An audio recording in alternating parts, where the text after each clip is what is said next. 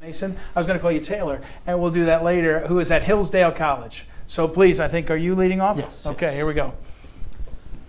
I pledge allegiance to the flag of the United States of America and to the republic for which it stands, one nation under God, indivisible, with liberty and justice for all. Thank you, Mark. And Mason, please lead us in prayer. Please bow your heads and join me in prayer. Lord God, please bless this night. May we have a bunch of wonderful interviews that educate everybody watching. Please inspire people to tune in and join us for this wonderful evening of much education and learning about conservatism and the defense of liberty. Amen.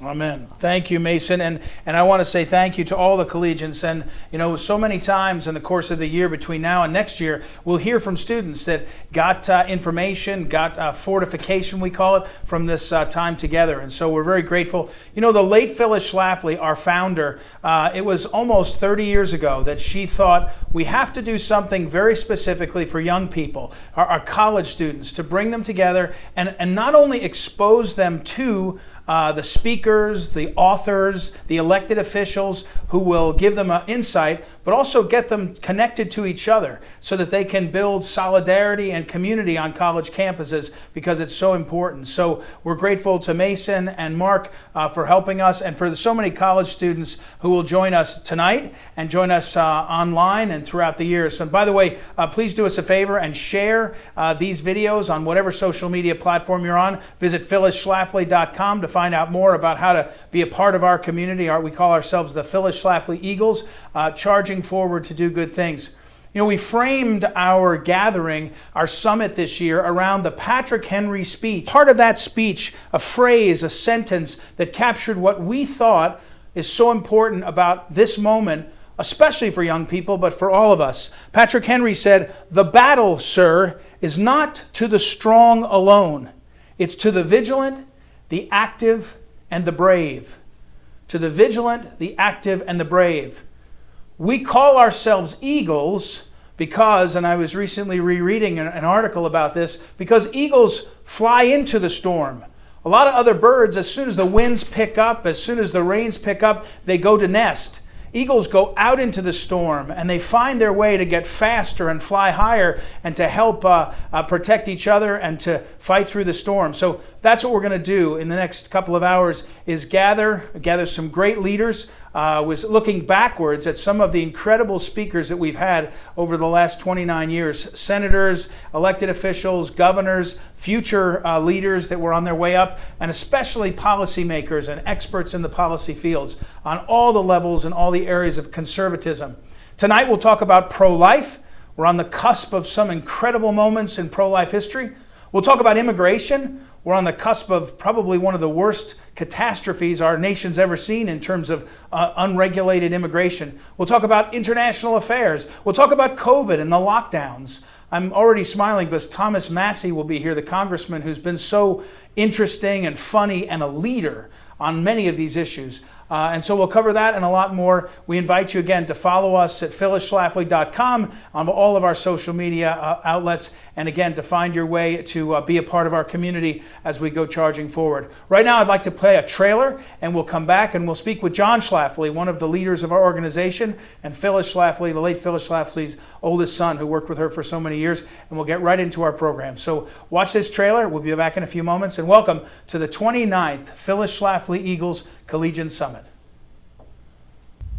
This is no time for ceremony. Should I keep back my opinions at such a time through fear of giving offense? I should consider myself as guilty of treason towards my country. For my part, whatever anguish of spirit it may cost, I am willing to know the whole truth, to know the worst, and to provide for it. They tell us that we are weak, unable to cope with so formidable an adversary. But when shall we be stronger? Will it be the next week or the next year? Will it be when we are totally disarmed? Shall we gather strength by inaction? We are not weak if we make a proper use of those means which the God of nature hath placed in our power. The millions of people, armed in the holy cause of liberty, are invincible. The battle, sir, is not to the strong alone. It is to the vigilant, the active, the brave. Is life so dear, or peace so sweet as to be purchased at the price of chains and slavery? Forbid it, Almighty God. I know not what course others may take, but as for me, But as for me, But as for me, But as for me, But as for me, give me liberty or give me death.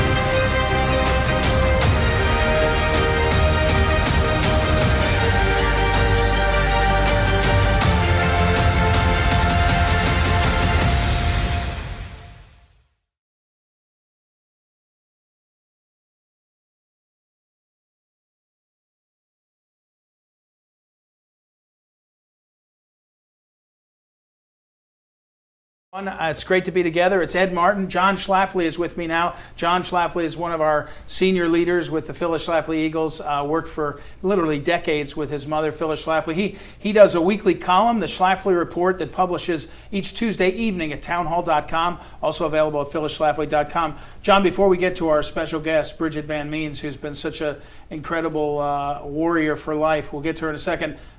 Your thoughts? You've been coming to Collegians, well, since you were almost a collegian, but many years now. And why did Phyllis want to do this? Why was it important for her to speak to collegians?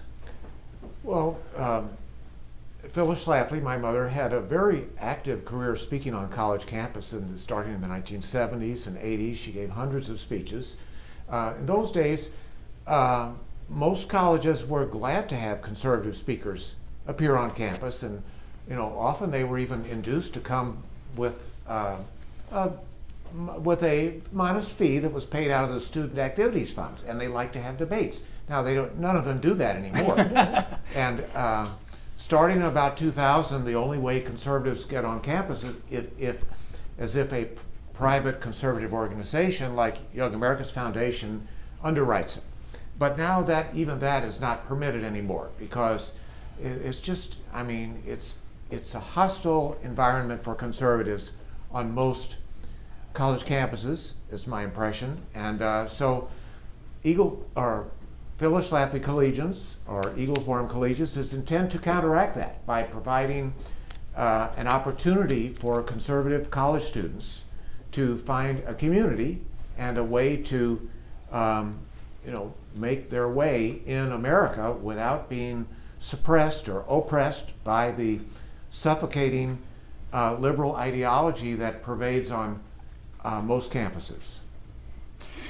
Well, okay, thank you, John. And all night, John will be in and out with us asking questions. By the way, if you have questions, you can email them to us at info@phyllisschlafly.com, info@phyllisschlafly.com. On Facebook, Phyllis Schlafly Eagles, Ed Martin Live, also on Facebook, and then Phyllis Schlafly Eagles on YouTube. Many of you are watching there. Twitter, @EagleEdMartin is me, Phyllis Schlafly Eagles, Ed Martin Live, and again, YouTube, Phyllis Schlafly Eagles. A lot of places to get to us. If your questions are coming in, we've been asking people along the collegians in the last month or two what issues they wanted to talk about and some of the questions. And so our next guest is Bridget VanMeans. And Bridget VanMeans is one of the leaders in the pro-life movement. Her organization, I call it Thrive Nation.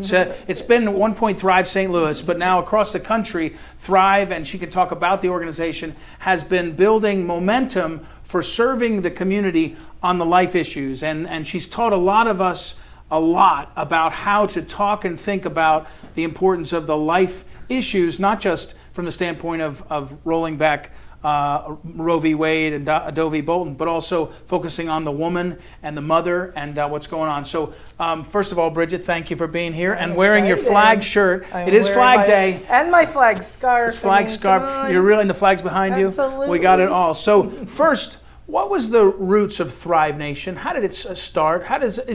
When people think of like, oh, one group is doing advocacy, one group is doing serving the women in need, where does Thrive Nation, how did it come to be? Well, you set me up for one of my favorite questions because we love talking about our founder, Mary Nelson, as we love talking about Phyllis. These are auspicious women that were way ahead of their time. So the whole movement started with 3 words: I am available. She had seen a film by Dr. Francis Schaeffer, Whatever Happened to the Human Race. Right. And she saw it in a dusty library, and she was so shocked. So this was about 82. The Catholics had been holding down the pro-life movement for about 10 years. The evangelicals hadn't caught on yet.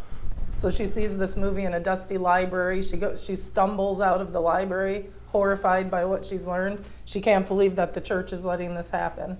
And so she says out loud, she says, Lord, I don't know what you would have me do about this, but I am available.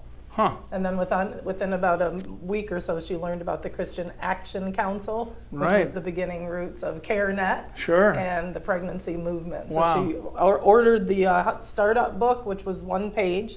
And on that page, it said, raise money, find a location, hire some people. And that was it? And she went to the first pastor, kind of a legendary story. She presented the idea. He whipped out his checkbook and wrote a big check to her. And she said, wow, this is going to be easy. The rest is history. So Thrive, by the way, thrivealivestl.org, is that the website? That's where our friends can get in touch with us and learn more about being active. Right. But I want to ask you now, we're talking to college students. So you one of the things that Thrive Nation's done so well is focus on who is in need, not focus on the argument. Focus on, you've taught me. Although we love to argue too. I know, well, I mean, There's especially, but in terms of your service, you've often taught us to talk about the woman, for example. Don't, if you're talking only about the baby, you're missing somebody. Two people are in this predicament, more than that, of course. But so what happens when Roe v. Wade is reversed in terms of what's next? Nothing's done. So what happens then? You're asking all my favorite questions. Well, I mean, it's as if we know each other. Exactly. And enjoy conversations. Right. So I'm going to do the same thing. I'm going to pivot a little bit because before we talk about her and what we're going to do, I want to talk to you, and I want you to kind of go like this. I want you to go, who, me? You. I'm talking to you because really that woman and that mom, there's a third party. Of course, we know the dad. But it's really people like these that are watching tonight, because these are special kids that are tuning in, taking their time. There's something special going on in their mind and in their heart and in how they're choosing to live their life. And I just always want to remind you of who you are. And you were placed on this planet at this exact time by a fearful and awesome God. And he has given you skills and traits and personality traits. Phyllis is such a great example of that. Personality traits, skills, interests, bents for this time. And you're going to be the difference between life and death for so many kids. And so as we talk about that, it's easy as we remember who we are to advocate for the unborn. Once that's squared away, once I know I'm made in God's image and I'm here for a purpose, it puts a zeal beyond the argument. Right. And it really helps us get in the right paradigm shift to defend. So what's going to happen when Roe v. Wade is overturned at the end of this month, we're believing, based on how the testimony went, it looks that way and the leak looks that way. Well, here's the thing, really the war is just beginning. So I was one of those people, and I'm all for overturning Roe v. Wade. It's going to be an incredible moment for so many who have fought for it. It's going to be a day of celebration. We have Juneteenth coming up. It's going to be that same kind of day. But immediately we're going to become a country that's at war because we're going to have a half slave, half free nation. We're going to have about 25 states that are excited about this decision, and we're going to have 25 states that are going to be 4x, 5x, maybe 10x more active, more vicious. We're just seeing little tastes of that now. Right. And so it's going to be really important. If we thought we needed to be equipped before with things like talking points, advocacy, it's going to be really important that we are very well equipped we have to pre-decide how we're going to talk about this topic, because the energy that's going to be coming at us is going to be forceful, it's going to be volatile, much more so than even as we sit today. There's going to be an immediate ramping up. So that focus on the woman, we try to teach around, we like alliteration, so we focus on T's a lot. So the first thing is talking points. You mentioned that. Right. We want to keep the focus on caring for the mother, but even caring for the woman. Sometimes it's even too far to push her into that mother role right away. But what about the woman? And so we have to really decide for ourselves, what's our testimony? How did we become life affirming? That's another talking point, right? Yeah. We usually don't use pro-life except with our friends, because pro-life will tend to kick up a lot of triggers and a lot of resistance. Right. But it's hard to resist the concept of life affirming, right? You want to start with reason. God says, come, let us reason together. So let's stay calm and be reasonable, but have ourselves squared away. There are political reasons, perhaps, that we're pro-life, but each of us has that moment where we knew that we knew that we knew that life was worth defending. And that moment is a powerful talking point, because nobody can argue your own personal experience, especially you woke Gen Ys. Everything's about personal experience, and these are my feelings. So get in touch with that. What was that moment? We've all had it. Sometimes it was a progressive thing, but everybody at one point had that moment where it's like, you know what? I'm not going to sit back. I have to fight for these kids. That moment's a powerful moment, because first of all, it's personal testimony, but it's also a time where for sure you intersected with God, because that concept only comes from our wonderful maker. So there's power in that. And sometimes we'll just sit in a room with 50 pro-lifers. We feel like we've heard it all. And we give each person 30 seconds to tell why they're pro-life. And the room is just filled with magnificent stories. You could ask me, I would say, because my mother was a frightened 19-year-old who chose life for me under difficult circumstances. And I remember her being afraid, but I also remember her being thrilled with motherhood. And I also know that she tells me I saved her life 3 times, 30 seconds. So square that part away. And then the other thing is, let's focus on the trauma. A woman who's experiencing an unplanned pregnancy is in a trauma. And she needs people to not politicalize her situation. She needs people that are going to come alongside. So it really doesn't matter. It does matter. But in a talking point moment, whether Roe v. Wade has passed, it didn't pass, it's pre-Roe, it's post, the bottom line is, what about the woman? Where are we coming alongside her? Are we having understanding from both sides? Here's the thing that we never want to do, is put a woman in a traumatic situation where she makes a choice that was not informed, where she makes a choice that she felt forced into. 95% of the women that we speak to who have had an abortion, pro-choice or pro-life, will say, I didn't feel like I had a choice. And so that's an easy place to start, is, you know what, I don't really want to argue with you about the laws. The laws are settling themselves. But what I do want to talk to you about is this. Do you think that any woman should make a choice like that and feel she has no choice? And what we're about is advocacy. And that's what's so cool, isn't it? The politics and the advocacy and the frontline stuff has all become together. Right. And so now you don't have to separate it anymore. And you can say, yes, I care about the law, I'm excited, but what I care more about is this woman, and not politicalizing her, and making sure that we're providing authentic choice, and that's what we do. Did you see when she made that face where she said it's all personal to those kids? She reminded me of Phyllis. Phyllis had that way of like this kind of like gently mocking this kind of. John, chime in if you want to, because I'll get carried away. Bridget, tell the collegians about the Missouri Miracle, because people need to know it's possible to succeed when you're not supposed to, right? Yeah, exactly. So it was possible. We talk about miracles. It is a miracle. Right. So not to get too lengthy, but the shortish version is that in 2012, I try to read my Bible at least once a day, and I want to ask John a question about his mom before you kick me off. Okay. But I try to read. Oh, good. John on the hot seat. That's one of my favorite segments. We'll do that later. I'm an 18-year-old, and I want to figure out what Phyllis did right, so I can make sure I did it right. Go ahead. So in 2012, I was in my Word, and I tried to read a little bit of the Bible every day, and I just really felt this. I started reading the Gospels, and I saw how Jesus was healing everybody. And it didn't say, and then there was this one guy, and it was too hard, so then he didn't heal him. Yeah. And so it was always, he heals them all, he heals them all. And I just really felt like I had an encounter with the Lord. It wasn't like an audible voice. Right. But just this impression of, do you think that I can rescue them all?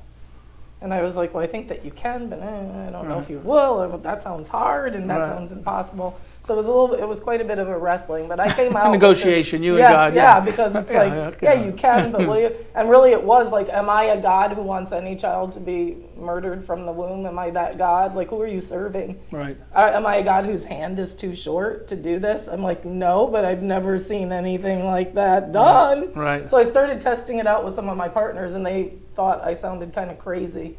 But it became a real vision, and so in 2010 it got kind of legendary because we had a dinner where we usually raise about $60,000. Here's something you'll want to hear. We usually raise about $60,000 a year, and that night I said, hey folks, I know this sounds crazy, 280 people in the room, but I think God has said, I'm pretty sure God has said that he's going to make Missouri the first abortion-free state in the nation. And instead of people laughing, the room went up for grabs. And I said, I don't know exactly how we're going to do it, but I think we're going to start with a mobile unit in front of Planned Parenthood. I think they'll really love that, like when we show up with a mobile medical center and park it right outside. And the room went up for grabs for a reason that only God knows. And we raised $2.8 million that night. Wow. And that was the shot heard around the world, because that was a record for that size group. That's money that even Obama couldn't raise in his peak, because I've checked. And so that really sent this message that, I think God's up to something. And then kind of the rest is history, because then we have that very cool bar graph that just shows the numbers just start plummeting, ratcheting down year after year. October 21st, 2019, Missouri became the first abortion-free state in the nation, and we've been holding them down to under 50 abortions a year since then, from a high of 20,000. Wow. So it really Amen. is a Yeah, miracle. it is a miracle, yeah. And you, of course, were part of that. We were all part of that. And that's also what makes it exciting, because we all came together. Right, and that's one of the messages, Bridget, you've done so well, when we talk about this quote that we wrap the collegians around from Patrick Henry, you know, and the famous part is "Give me liberty or give me death," right? We know that, but the other one is "The battle, sir, is not to the strong alone; it's to the vigilant, the active, and the brave." In other words, the strong are going to be there, but not all of us are strong enough to do it all. But if you're vigilant, you're active, and you're brave, and you're together, the solidarity part of it's so important. I need to ask you, because over the last weekend I went to Gettysburg, and my wife, after we're done, said, when are people going to say, you alluded to it, that just like they talked about slavery, you could be for slavery and the demeaning of the person, they were not the same as us, and you can be for abortion, which is a demeaning of the person. Can we say that? Can we make the comparison between slavery and abortion? Well, I certainly think we can, especially since racism is at the core of abortion. And we know that actually the Dred Scott laws, the language from Dred Scott, is really a lot of what eugenics and Margaret Sanger camped around.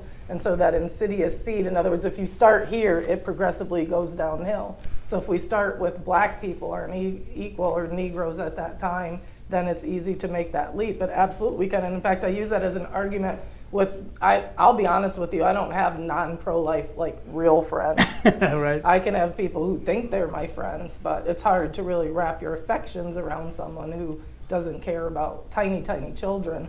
But with that being said, if I get into a conversation, sometimes one of the things that I will say with fervor is, because they'll say, well, I'm not pro-life myself, but it's not an issue or I'm not pro-choice myself, but I don't want to get into the politics of it. Right. Something that breaks my heart is when Christians will say, I'm pro-life, but I don't vote that way. Or they don't tell me that, but then you can see it reflected in your data, by the way. Right. We need the Gen Ys that are even the March for Lifers that then break in the voting booth. So that's kind of one of my soapboxes. Right. And so one of the arguments I'll make is, you know what, if we were back 150 years and we were sitting at a table and you were telling me that you're not for slavery, but you're not going to do anything about it, then you and I would have a really hard time keeping fellowship. Right. Because you're looking in my face and telling me, not only do you want me to be a slave, but it gets real messy when you start talking about my child, right? Right. So I need you to understand that this issue matters and that you're going to have to step into it. And in fact, the country that we live in is about people who were very brave. Right. But finally then the active kind of caught up as well. So yes, it's absolutely, it's the same issue. How do you tell college students? What does it look like for college students? What does it mean to be among the vigilant, the active, and the brave? What do you invite them towards or challenge them towards? The mouth, not allowing themselves to be canceled. You, myself, and every single person that's watching today somehow someone's ideology and words struck them, whether it was a priest, whether it was your mom, whether it was a politician. Many of my partners will talk about being pretty liberal in college, and a friend kind of took them on about it. Right. Our words are incredibly powerful. And actually, right now, we have the blessing where it's possible we could solve this issue with words. But once we become a half, and I do this on purpose, a half-free, half-slave nation, how much more time will there be? It'll be very hard for the country to live under that. So let's make sure we're using our words. That's what I'm saying to you. Master how you talk about the issue. Put the focus on your heart and intellect, why you made this choice. Science backs us up as well. Most of the girls that come into our centers, Ed, they have no idea that this is a child with a beating heart. Right. They've actually, it's been propagandized. This whole lump of cells is actually a weaponized talking point that they're taught from very little. They have no idea that this child has a heartbeat. They don't know about brain waves and things like that. So ultrasound, God's given us ultrasound for a reason. So we have to be very, very firm on how we got where we got. We need to be firm on our science. And then we also have to be absolutely focused because, and I'm not a lawyer, but I'm surrounded by brilliant ones. You could be one. I always thought You're like I should have Phyllis. been You're one. like Phyllis. You should I go get a always law thought I degree should so have they been stop one. Yeah, saying God to you. just said Yes, stop. they stop telling you that. Yes, All right, yes. go ahead. But what we want to make sure that we understand is that I like engineering. So how I got to a thing is how I'm going to undo a thing, right? How they got to the thing was putting false compassion on pregnant women, right? So when I like to examine people's thought process. So I'll talk to someone who's a pretty decent person, and I'll say, you know, you're a devout Catholic or you're a devout Christian. How in the world did you let Roe v. Wade get passed, like to a 7-year-old? They'll say, you know, I was against it, but gosh, the rape and incest, right? So in other words, they weaponized this false compassion on women. Right. So what I believe that means then for us to undo it, we must bring true compassion. We have to replace that with true compassion. In other words, if we got there by emphasis on the woman, we're going to get out of it through emphasis on the woman. Does that make sense? Yeah. John's an engineer. John, what do you have? I love engineers. I always have at least 2 on my board. Yeah, they John, ask me all the hard questions. Exactly. And give me a hard time. John, well, that's right. He asks hard questions. John, any thoughts? Well, I do want to pick up on one thing you said, Bridget, about your friend. One of your casual friends said that they didn't think, or she didn't think, that abortion should be a political issue.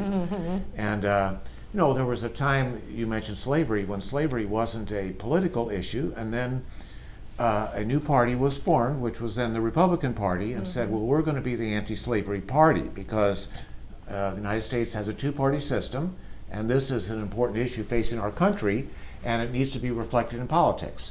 Well, fast forward a century, and when Roe v. Wade came out in 1973, abortion wasn't then a political issue, and feelings about that subject were pretty much divided equally between the 2 parties. And that's when Phyllis Schlafly decided that one of our 2 major parties should be a pro-life party, and she set about to make it that way. And you know, 50 years later, I think it's fair to say that the Republican Party is the pro-life party, and candidates seeking election, you know, maybe they haven't thought about it, but they realize that political reality is, from Donald Trump on down, is that to be successful as a Republican candidate, you have to take the pro-life cause.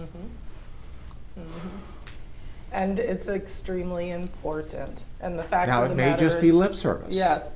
Because But they it's- don't really understand the issue, many of them. But we'll take the lip you start service. with lip service, Yes, and we'll then you take it. move towards the reality Yes, of it. and the thing I know that I'm preaching majorly to the choir, and obviously you guys are listening because you understand, but you know, it's really important that we never forget Phyllis Schlafly's, her legacy, and that there were critical times that God put her in a place for such a time as that. And if she hadn't used her mind, and particularly her words, she was a brilliant orator, Right. and she made brilliant cases. And if I truly believe that history proves that if she hadn't used those skills at critical times, the party could have been lost. And so we must not underestimate the power of thoughtful arguments. Well, and Bridget, the whole conversation, I thought you were doing this training, and I think we'll go back and look at this video where you said, here's what you need. What Phyllis taught was words matter, just what you said, Yes. right? So the Word of God Critical. matters. Yes. I mean, we know Yes. that, but then you come out of that and you say, if you can train yourself to communicate, if you can understand what the other side is doing, as you said, then you have the ability to think through what's next. And I will say, John, you heard her say it, in the latter years of her life, Phyllis would often say, perhaps the greatest achievement she had politically, because there are people that attribute Reagan and Goldwater and the ERA fight to her. She said was this battle to keep one political party to have the words that make clear the pro-life, because the words are a starting point. If you don't have the words, you will just water down into nothing. I And mean, she you'll used data brilliantly Yep. to make the case so that even if someone was giving lip service, she made that case that if the Republican Party departed from the little ones, we would lose our power. And so replicating that idea, replicating that concept of well thoughtful arguments, but again, keeping the focus now on that woman and on your story, your personal story. Bridget VanMeans, it's thrivealivestl.org. One last question. After Dobbs, I know you said... I'm asking John his quick question. Oh, It's a well, you very go and quick ask one. his Can I do question. that Yeah, one? let's do that one first. John So on the I'm hot gonna seat. put you- Here we go. John, I have an 18-year-old daughter. Oh. It matters to me very much that she lives out the values that we share. Yeah. As a son, can you just tell me, as a mother, what is one thing that Phyllis did that made an impact on you? Now, I know she did many things, but would you give me a bit of advice as a mom? What's one thing that Phyllis did? We should that point out allowed Phyllis you- Schlafly had 6 children. How many grandchildren, John? 17, 18, 19? Something like that. And so she used to say, I had it all, just not all at once, meaning great husband, 6 kids, all these grandkids, books, TV shows. Anyway, okay, good. John, what's the Can you answer? tell me one thing Mama did that imprinted her values on you, that you're sitting here today as you are? Well, gosh, Bridget, I'm not. This is I'm excellent. Not sure This is my favorite. This is my favorite Don't collegian. don't overthink it. You know your mom. Yeah. John, you have an answer? I'm not sure I can answer that question. We had a very, I think a safe and secure childhood. My brothers and sisters and I, and we had a solid family life with both of my parents, and it was, there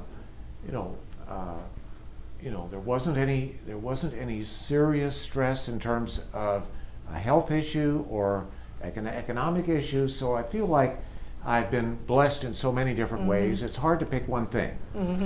Maybe she should have spanked you more. This is a What different about question. Corporal punishment. Corporal punishment. I could tell. I would guess that her living out her values so boldly and committing it to her values must have made an impression on you.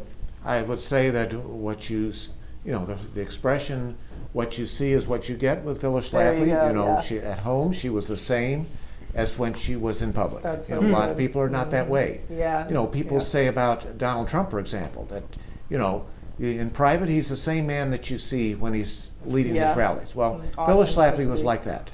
There you go. Oh, that's interesting. Authenticity. There you Kids go. will spot hypocrisy, so there you go. All right, so last question then, Yes, Bridget. okay, now you can do these college kids, after Dobbs happens, where's the work? What's their job? Because now they're going to mail abortion pills to kids, right? Then when they catch them, they're going to try to do apps where you can put an app and get a free trip to California, and it'll be on the beach, and you can get your abortion. I mean, they're already saying this. I mean, so where's... But the work is going to be in skillful communication. I think we've established the value of that, and looking for ways to advocate and come alongside women, whether it's formally through your pregnancy center, which of course these pregnancy centers are experts at that, but also being mindful of your college campus, making sure you're a safe place for women and guys who are experiencing an unplanned pregnancy. And again, the main thing is that bringing a heart to the conversation while you bring a sword to your politics. Be firm with your politics, but be soft with your conversation, person to person. All right, Bridget VanMeans. Bridget will be with us throughout the Collegian Summit. She'll be back in that chair helping us with some of our guests. Maybe she'll put more people on the spot. Or, awesome. That'll be great. He So pulled thank it you. out. Did you see him? Yeah, he pulled did. It He's an engineer. I don't know. We'll have to write. And thank you. Thank All right, you, guys. we're going to take a quick change of seats, and we'll have Hans von Spakovsky, an expert on election fraud and elections and the Constitution at the Heritage Foundation. He'll join us next, so just give us a moment. We'll trade chairs, and we'll be right back.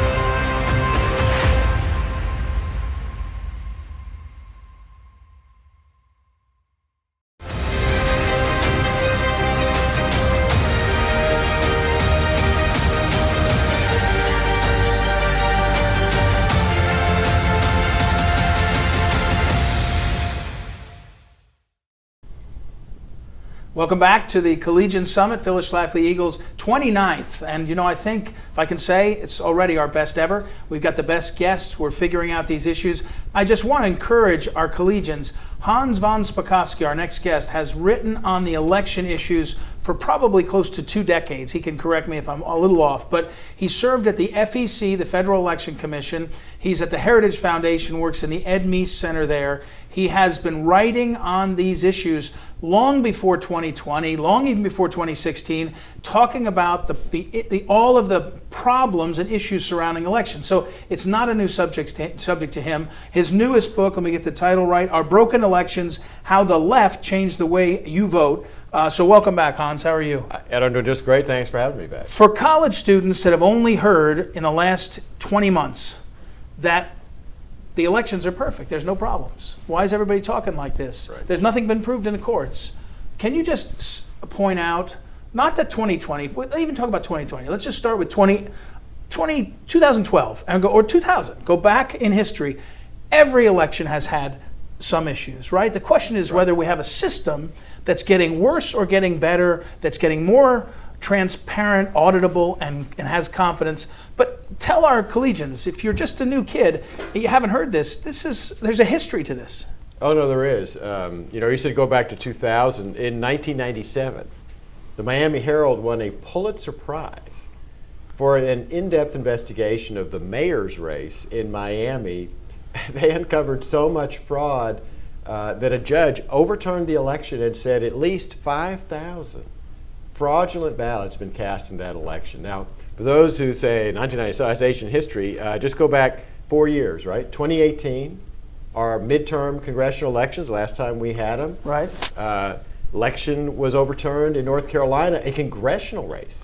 Right. Because of absentee ballot fraud.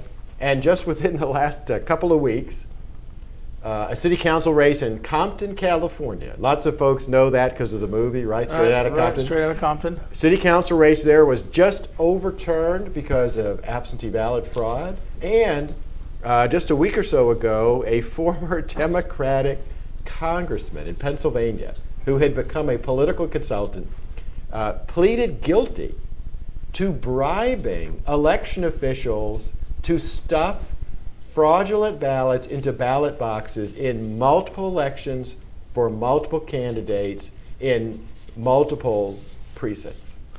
So now tell our collegians not to give up hope, that somehow the system works, it's going to work anyway. I mean, or is it? I mean, well, what I'll say about that is, look, the one good thing that came out of the 2020 election was it finally made state legislators in a lot of places realize, oh, we do have holes in the system that need to be fixed. And the result of that was that something like 24 states have passed election reforms, good ones. And you know how we know they're good ones? Because the left has been complaining vociferously about them. Joe Biden, as you know, went down to Atlanta and said, well, if you're in favor of a voter ID law and election reforms, that's Jim Crow. Well, those reforms that they've passed are good reforms. They have improved the system. So I actually have a lot more confidence in the upcoming midterm elections than I did in the 2020 election. We're talking again, Hans von Spakovsky. I'll put up on social media and all. His Twitter handle is von Spakovsky. Also, heritage.org is a website.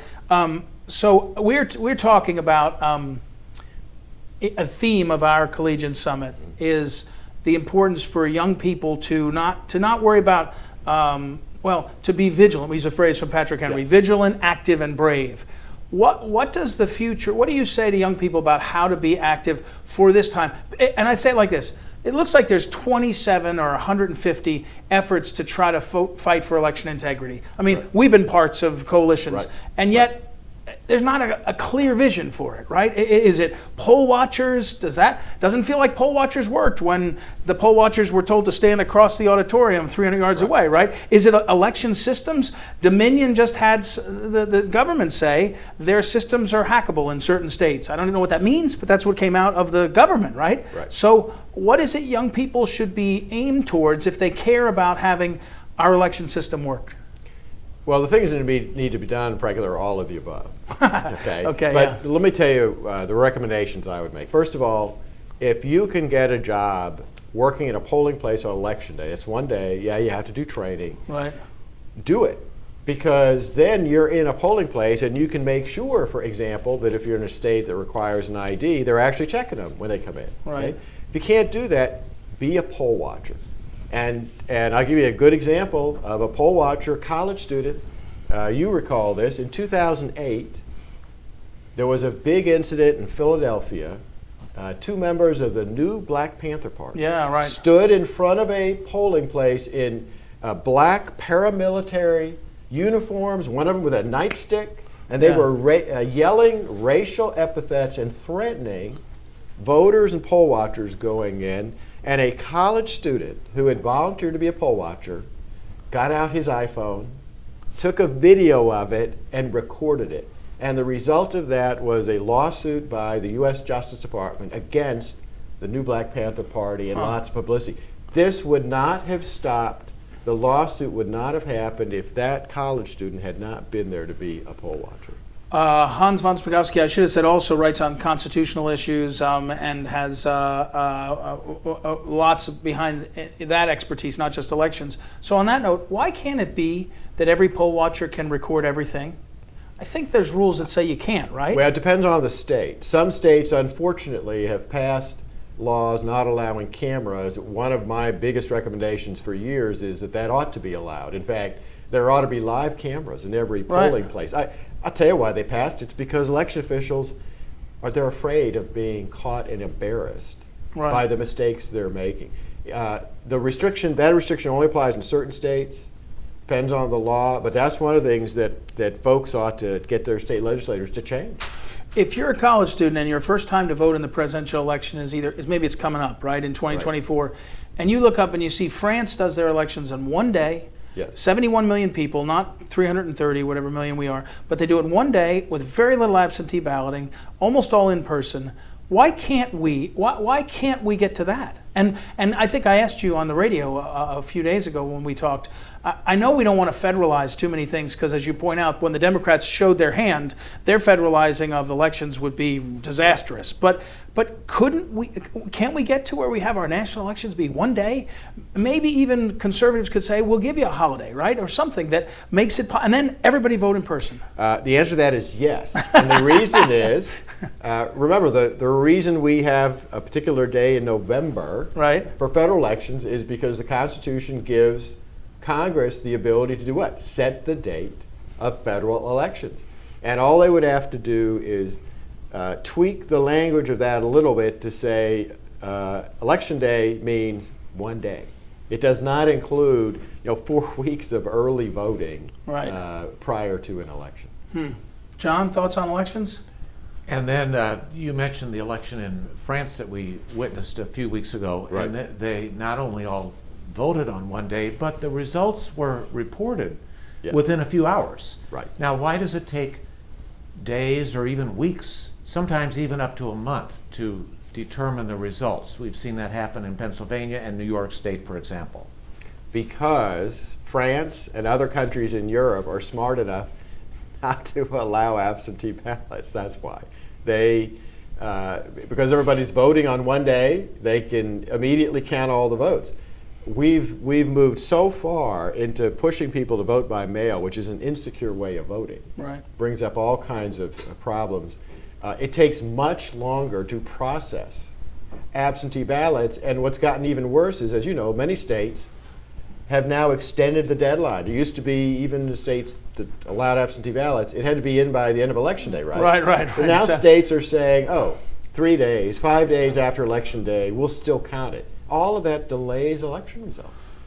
Is the when you look back again, Hans von Spakovsky, also an attorney, and I mean, at what the left did, the stuff they admitted they did that was legal, meaning they went in and they got the Pennsylvania courts to give them law changes that arguably were unconstitutional, but it never got adjudicated that way, and the Supreme Court never took it up. When you look back at that, Hans, do you say, part of you say, yep, it may not have been illegal, and it may have been skeezy, it may have been dishonorable, but it was good, smart, hardball politics? Yeah, it was, even though it shouldn't have happened. Right. I mean, the best example in Pennsylvania was Pennsylvania had a law saying absentee ballots have to be in the hands of election officials by the end of Election Day. And instead you had state officials coming in and say, we're just going to ignore that law. We're going to keep counting ballots coming in for several days after Election Day. The voters didn't do anything wrong, but those election officials changed the rules set by the state legislature, and those ballots shouldn't have been counted. Hans, you also, though, so you played a role you were nominated by George W. Bush in 2005, right, to the FEC. Correct. So you would have been identified as a Republican, a lawyer active in that. Then you were an advisor to Trump in his campaign. You've written these books. One of the books before this most recent one, the most recent one is Our Broken Elections. One of the other ones, I did this on the radio with you, that had to do with the bureaucrats, who's counting our votes, and you were talking about who was actually in charge. So you're a publicly identified guy casting at least light on the election system. But after 2020, if you said what you said for 10 or 20 years before that, now you were a you were a traitor. Yeah, Right? Not you necessarily, but right. people that say what you said for 20 Right. years are now traitors. And I don't know if you got subpoenaed or got pulled before the select committee. You probably were smart enough not to write any memos that you sent into the White House. But I mean, my point is that what you used to say as a discussion, as a serious conservative academic with a background, MIT graduate, blah, blah, blah, now you say that and you're quite literally called a traitor. Right. No, in fact, not too long ago, Facebook removed an interview that was done of me where I was talking with a guy about election fraud. And look, we weren't even talking about the 2020 election. I was just relating to him actual proven cases of fraud in other cases, like the ones I told you about, like in Miami and stuff. And Facebook pulled it because, well, my goodness, you can't relate actual facts about real cases of election fraud. That's just not acceptable. It's incredible. Our theme, for what I mentioned earlier, for this Patrick Henry speech from 1775, "Give me liberty and give me death," the famous part of it. But he also says, "The battle, sir, is not to the strong alone; it is to the vigilant, the active, the brave." Young people are pretty impressionable, our collegians, and they look up and say, "The systems look pretty rigged, right?" If you're Hillary, you don't get any trouble for doing things that if you're Mike Flynn, you're on the hot seat. If you're the Marine General at Brookings, you get to resign, but you're probably not going to get charged. I'm not arguing to charge anybody. I'm saying the people look up and they say, the kids especially are impressionable, they look up and say, the system's rigged.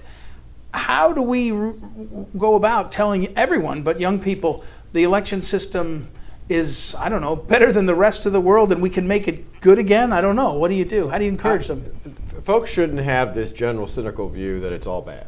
Okay, yeah, election fraud does occur, but does it occur massively in all our elections? No.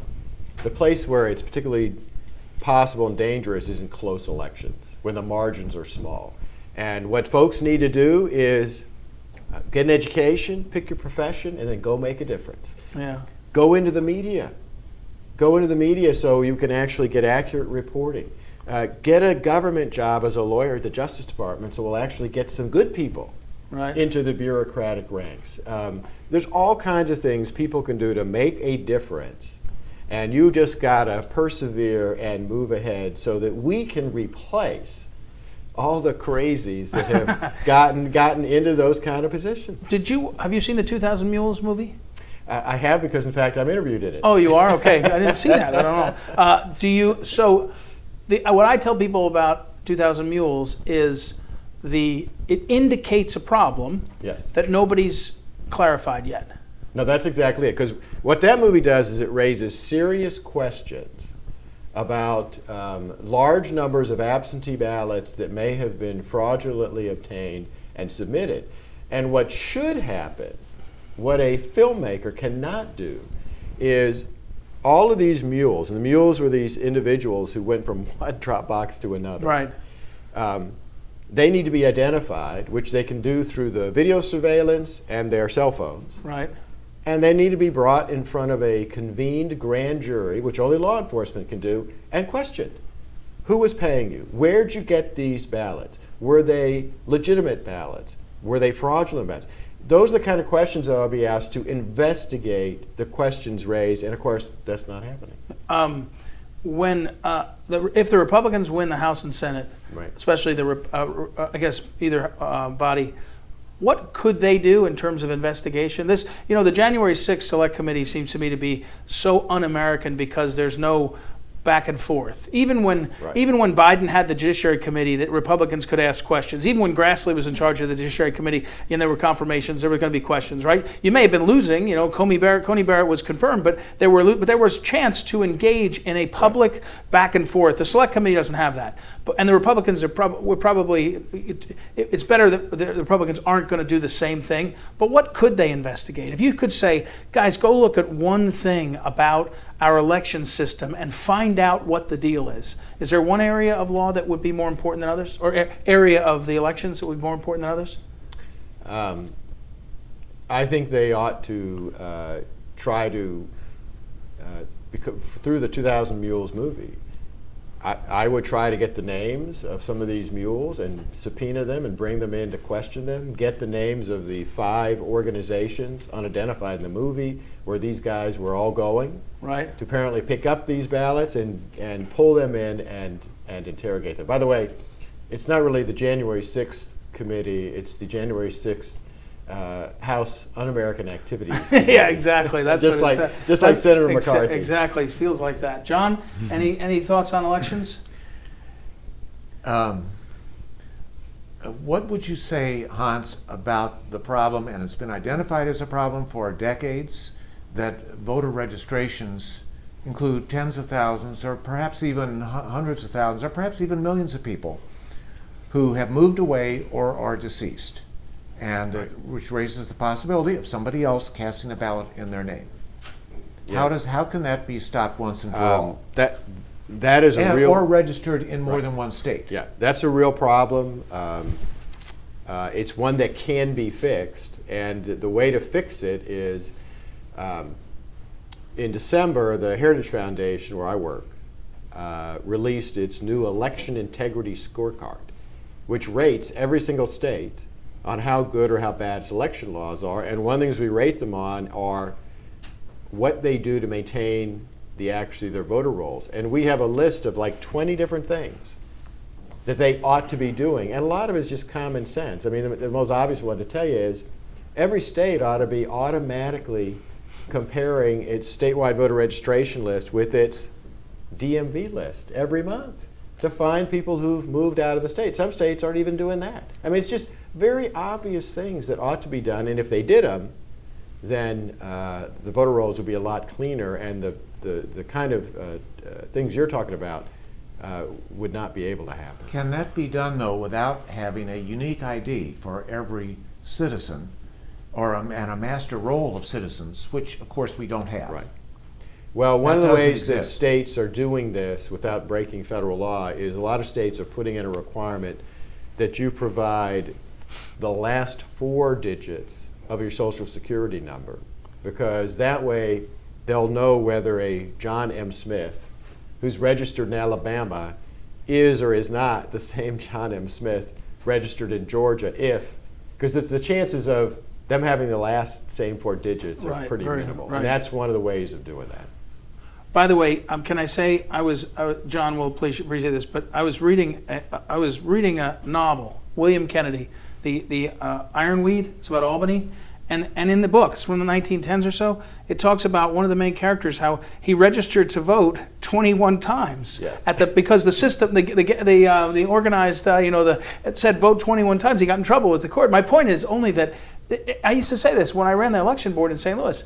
And Acorn dumped 2,000 registrations, and they did, and we threw them all out. And someone said, just because they're voter registration fraud doesn't mean that they're committing voter fraud. And I said, what else would they do it for, right? I mean, you don't do it for fun. You don't get any more money out of the census by registering voters. It's clearly positioned. Now, how do you, Hans, at this moment, now with your arc of history, you've seen it and experience, how do the electric machines fit in? Because any computer is hackable. That's just the facts of life. That doesn't, just like any ballot could be stuffed, any ballot box could be stuffed, or any ballot could be insecure if you didn't track the ballots 100 years ago. But the computers are easy for us to worry about. What do you do about it? 2 things. Okay. One, you ensure that both the electronic voting machines that are in a polling place and the computers at the central headquarters where votes are counted are not connected to the internet, in fact don't have the capability to be connected to the internet, and are not part of a network. For example, inside the county government, that if somebody can get into that network, they can then get into that. Right. The second thing is, if you're going to use electronic voting machines, the only kind that should be used are one that after you cast your ballot, it prints out a paper ballot with the names of the candidates you've chosen, and then it's run through a computer scanner that reads the names. Not a barcode, nothing like that, but only can read those names. That way you've got an audit trail to ensure that if somebody says, oh, somebody got into the electronics system, they hacked it, they changed the vote, what have you got?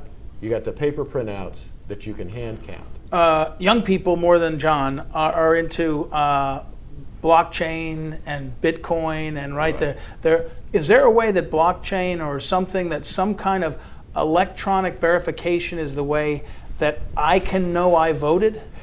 A lot of folks are saying that they've come up with ways to do that, but so far nobody has proven that they've got a really secure way of doing that. And for everybody who uses their phones constantly to do all kinds of things over the internet, every task force that has looked at this, including the National Science Foundation, has said the internet is too insecure and too dangerous to have internet online voting. Yeah, feels like it would be, but I mean, I know that I run into young people that talk about the blockchain's going to solve all our problems. I don't know anyway. Plus, you can't have a secret ballot by voting on the internet. Yeah, that's one of the big problems. Yeah. All right, Hans von Spakovsky, thank you. As always, heritage.org is the website. You can track down him. I'll put it up on social media. His book, Our Broken Elections, How the Left Changed the Way You Vote, clearly a treasonous, traitorous book designed to distract us from I don't know what. But you'll be busy. You'll always be busy every 2 and 4 years. So we'll look forward. By the way, I hear from some people, they say, November 2022, there's no way it's going to be free and fair election. It's going to be all sorts of corruption. Do you subscribe to the theory that it's like Georgia, where now you have to have an ID to vote through absentee ballots? That's a big correction. Okay, Hans is confident. All right, we will thank you. Thanks very much, and we'll put all that up on social media. We will take another break here, and we'll come back. It's the 29th Phyllis Schlafly Eagles Collegian Summit. We hope you're learning a lot, learning from these experts on this. We've got some elected officials. A break right now, and be back in a few moments. Stay tuned.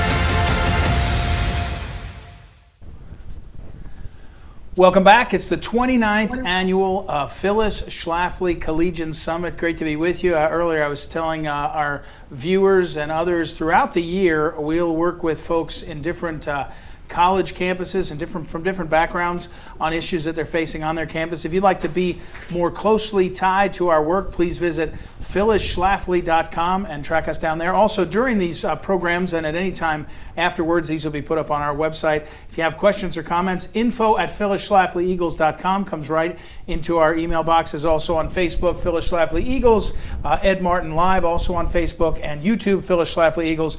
We're going to go now. We're going to do a bunch of this program we will be doing virtually to get access to experts on key issues that really we think matter. And our next guest is Todd Bensman. Todd Bensman is the National Security Fellow at the Center for Immigration Studies, CIS.org. He's an extraordinary investigator and a reporter, a journalist down towards the border, spends a lot of time at the border of Mexico and even further down into Latin America looking at what's going on. So first of all, welcome, Todd. How are you today? Doing great. Thank you for having me. Good to be here. It's great to have you, Todd. Different than a lot of times we've talked, and even we've had you be an expert at our Eagles events. We're talking to college students. Todd, why do you think college students should care about what I'd say is chaos on the border? Well, for one thing, the mass immigration that is coming over the border is historic in nature. I mean, it's in scope and in diversity. And it's going to have a lot of long range and medium range impacts on your lives, on everybody's lives in the country. There's a financial, fiscal impact on taxes. There's impact on labor markets. There are impacts on housing, healthcare, every aspect of American life is going to be impacted by what's happening right now down at the border, just because of the sheer numbers of families and unaccompanied minors and really even single adults coming over that border right now on public safety, crime, terrorism. So if you care about your country, about what happens to it as a young American with a long future horizon ahead of you, you ought to pay attention to what goes on down at the border, in my opinion. Todd, we're talking with Todd Bensman, and Todd's book is called America's Covert Border War, The Untold Story of the Nation's Battle to Prevent Jihadist Infiltration. I find the book so interesting to read now. It's a year and a half old or so, because we've seen so much happen at the border. It's almost like national security is forgotten to some extent, in a weird way. But tell these collegians, what's the reality at the border? What's happening at the American border today? Regarding national security, or what's the border look like in terms of what the Biden administration's policies are, the number of people? What's the actual description of what's going on every day? Right. Well, it depends on where you go. But if you were to go to anywhere along the border in South Texas, from about Laredo south, right, you will be able to watch immigrants pretty much all day and all night pouring over the river, being crossed into the river. Right now, because it's so hot, they prefer to go at night, in the middle of the night, or at 3 and 4 in the morning. But you can also see them crossing during the daytime. These are going to be immigrants who are from all over the world. They're speaking all different languages. 40% of all the immigrants who have landed on the Texas side of the river are from places other than Mexico and other than Central America. They're from all over the world, Middle East, Africa. And so it's really interesting to kind of get a load of who's. I was just down there a couple of weeks ago, and I met a bunch of Peruvians for the first time. I've met Mauritanians and Senegalese and Ghanaians and people from Guinea and you name it. They're coming across. And what you'll see is Border Patrol will be accepting these very passive turning themselves in, presenting themselves immigrants, and they'll be accepting them in directly from the cartels down there. They'll all have these wristbands that they had to buy from the cartels for $2,000, $3,000, $4,000 a piece. It's like buying a ticket to a water park or something, an amusement park, in order to get on the raft across to show that you paid. They all have these wristbands. Even the infants and children have them on their legs. So you'll see that. And then the Border Patrol will just take them directly from the cartels and process them at a hard facility inland. And then you can go and watch them all day long get on buses. They're being released into the interior of the country by bus, by plane, charters, and they're going to all over the country. Pretty much every state in the union, and you can watch that conveyor belt happen. This is all done by design and by policy. Todd, we're talking with Todd Bensman, Center for Immigration Studies, CIS.org. I'd encourage our collegians on this issue, immigration. There's been such a lack of education on the question. One of Todd's colleagues at the Center for Immigration Studies, Mark Krikorian, wrote a book about the case for immigration, why you should have a little or a lot. Real serious discussion, and what Todd covers is what's actually happening on the border. Todd, would you describe for me and for our collegians especially the contrast between the Trump administration and the Biden administration? I know you have an opinion on how poorly you think it's working out. You know, there's sex trafficking, there's drugs, there's national security threats. But I just mean the description of what they were doing under Trump, and it wasn't perfect, right? They didn't build the whole wall, but what they were doing, how they were using the system, the laws, and what's happening today. The contrast is stark, and it's not being covered by the mainstream media, not even by Fox News. And I will tell you that in the last 12 hours, a coalition of big donors has come to the Republicans and said, you're about to get back to power. What you need is to do more immigration amnesty, more immigration open controls. That's from the Republican Party. That's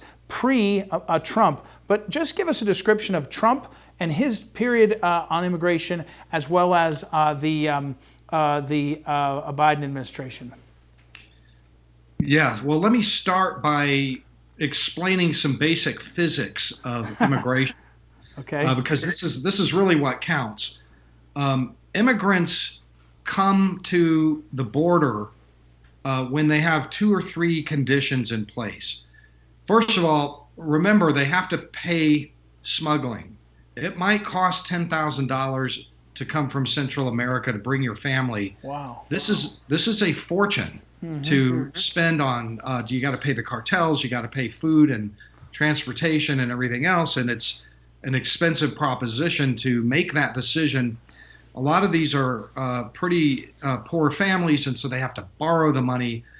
And so before any of these people lay down that kind of money, they want to know 2 things. One is, am I going to actually get across the border, A, and B, will I be able to stay inside the United States and work to pay that debt off, and many multiples of that debt? It's a really basic calculus that you and me, we all make this calculus when we consider a job across the country, or pick a school to go to, or whatever it is. It's cost consequence. And so the key thing about getting into the country is, can they access the U.S. asylum system, which is the system that bypasses detention and deportation.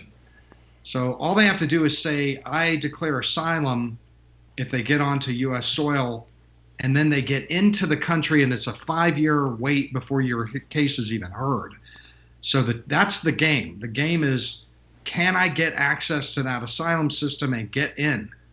So what Trump did was he built a series of policies that hit those opioids, those narcotic draws square on. So one of the policies, for example, was remain in Mexico, where you could apply for American asylum, but you're not getting in to wait that 5 years out because you'll disappear. We know you'll disappear.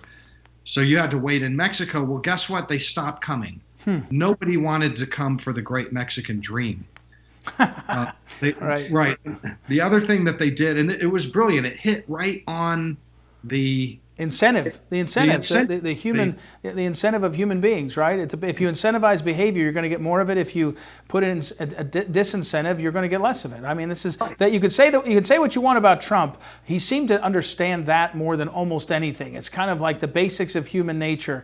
And it's like Kim Jong-un, Chairman Kim Jong-un. The guy clearly just wants to feel like he's something big. And Trump said, "Oh yeah, you're huge, you're great. Just stop doing dumb stuff." And Kim Jong-un's like, "I like this action." So, all right, back to your point. So they changed the incentives. Now Biden comes in. What happens? So Biden comes in, and so remember, that's what, if you're going to lay your $10,000 down, you want to get in and stay in for a long time. Right. Well, when Trump had all of those policies in, and they were like devious in the way that they really nailed that.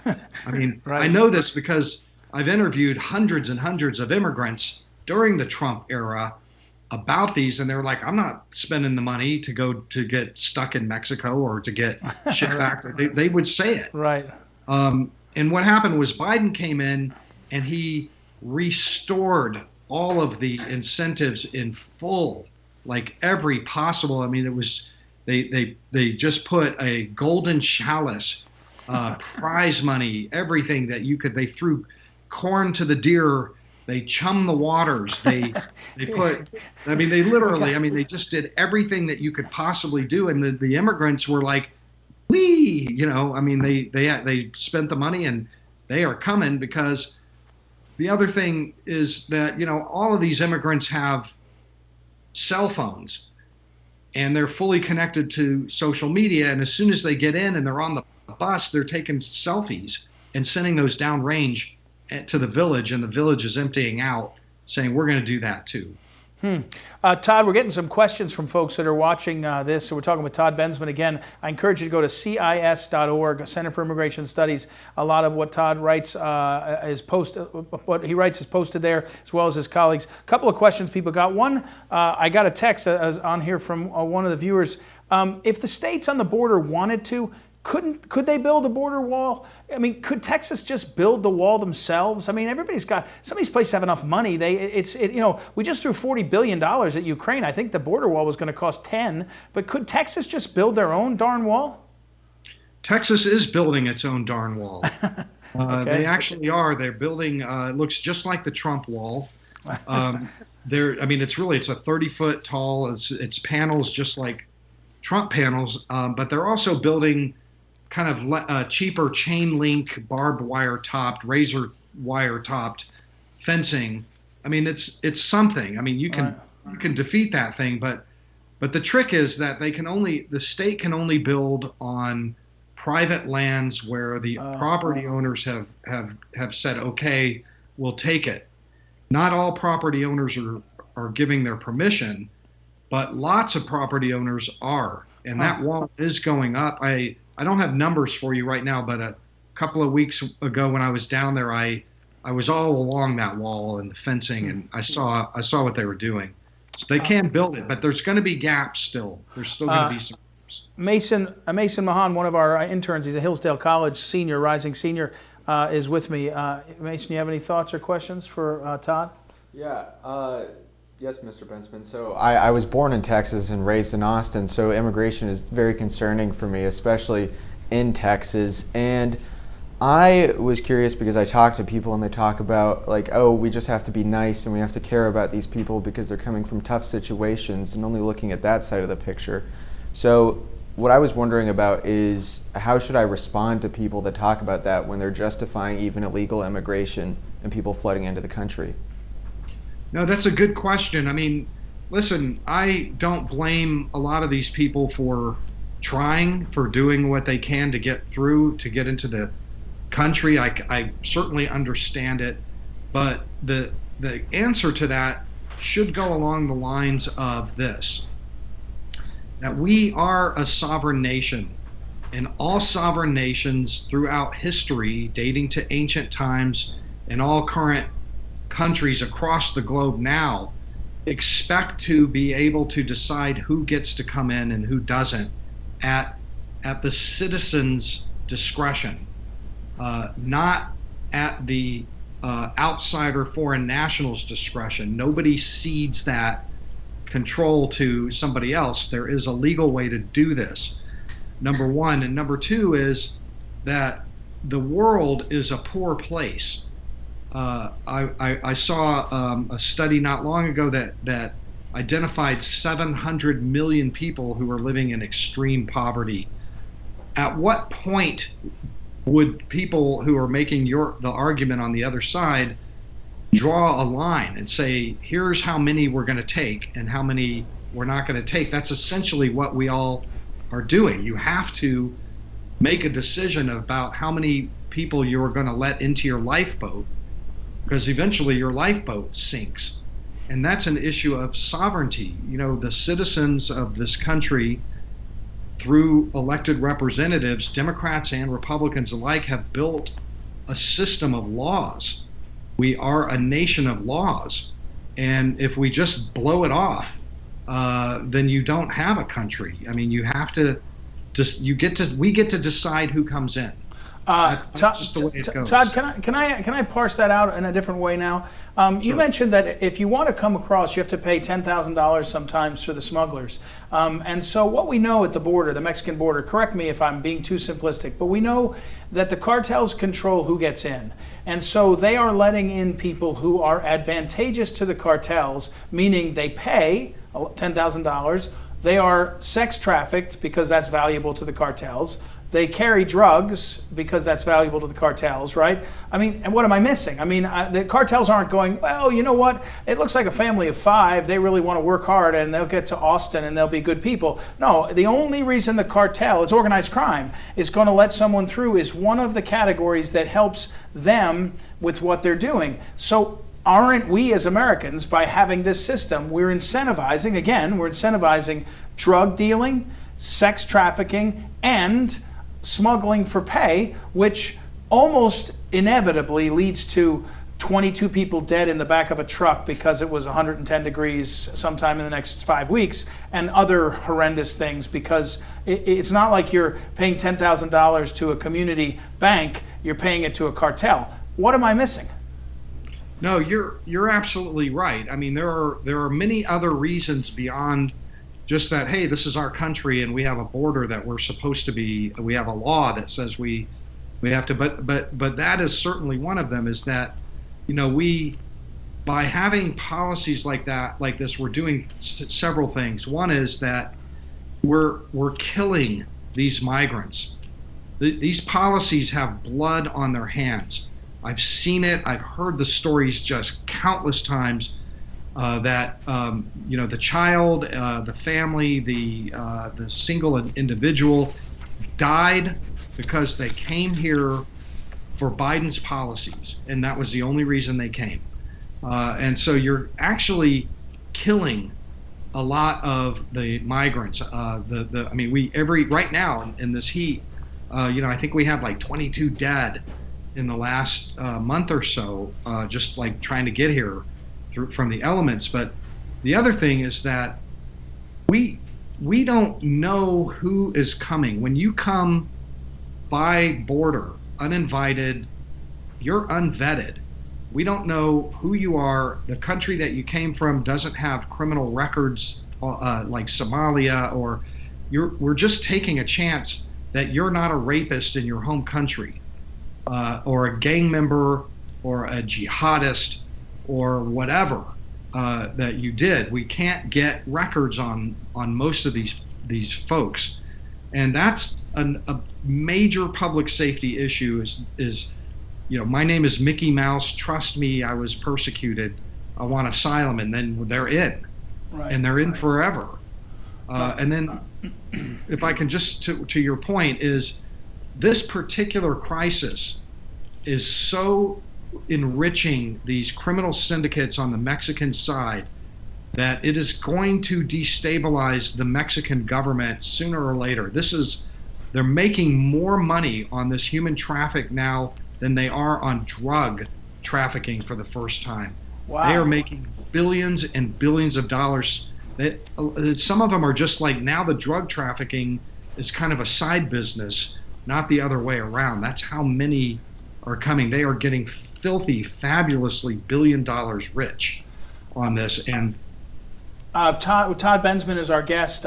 CIS.org. I encourage our collegians. You can go to that website. It's very, let's see how to say it. It's a non-hysterical, very smartly presented set of papers and facts and policy arguments. The Center for Immigration Studies does an important job. So Todd, can you give us a view of the future? Because even if the Republicans get control of the House and Senate, they can't get things signed by the president. So is the power of the current, the power dynamic of the current setup all in the executive branch? And therefore, are we looking at this incredible inflow of immigrants that are unaccountable, or at least likely to be uncounted?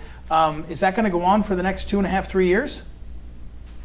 Well, I'm not terribly optimistic. As you know, we've talked about this, about the the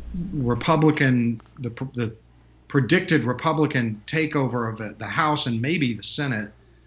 I think it'll help, but ultimately, all power on this issue extends mainly to the Oval Office. That is the main control stick is in the Oval Office. So the Congress can do certain things if they get together and they will it. They could, negotiate a bill, appropriations for something that the Democrats really want, near and dear to their heart.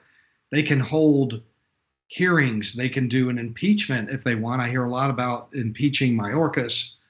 They can kick up some policy trouble and maybe some leverage to get the Democrats to pull the stick back, to close it up, to end those incentives, to stop the selfies going back down trail.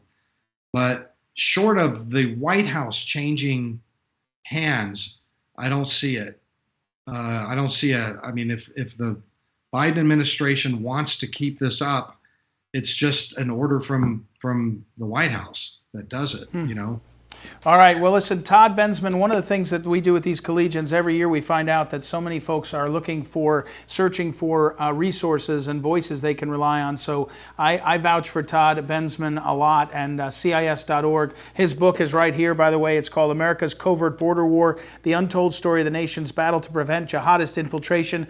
Our enemies, our real enemies, are happy to have an open border where they can send people in. Lord knows they could be spying, they could be bombing, they could just be undermining us. They could do lots of things. It's an important book. So thank you, Todd, as always. And I will encourage people to use you as a resource. You don't have anything else to add, do you? No, thank you so much. Okay, great. All right. Thanks, Todd. We appreciate you very much.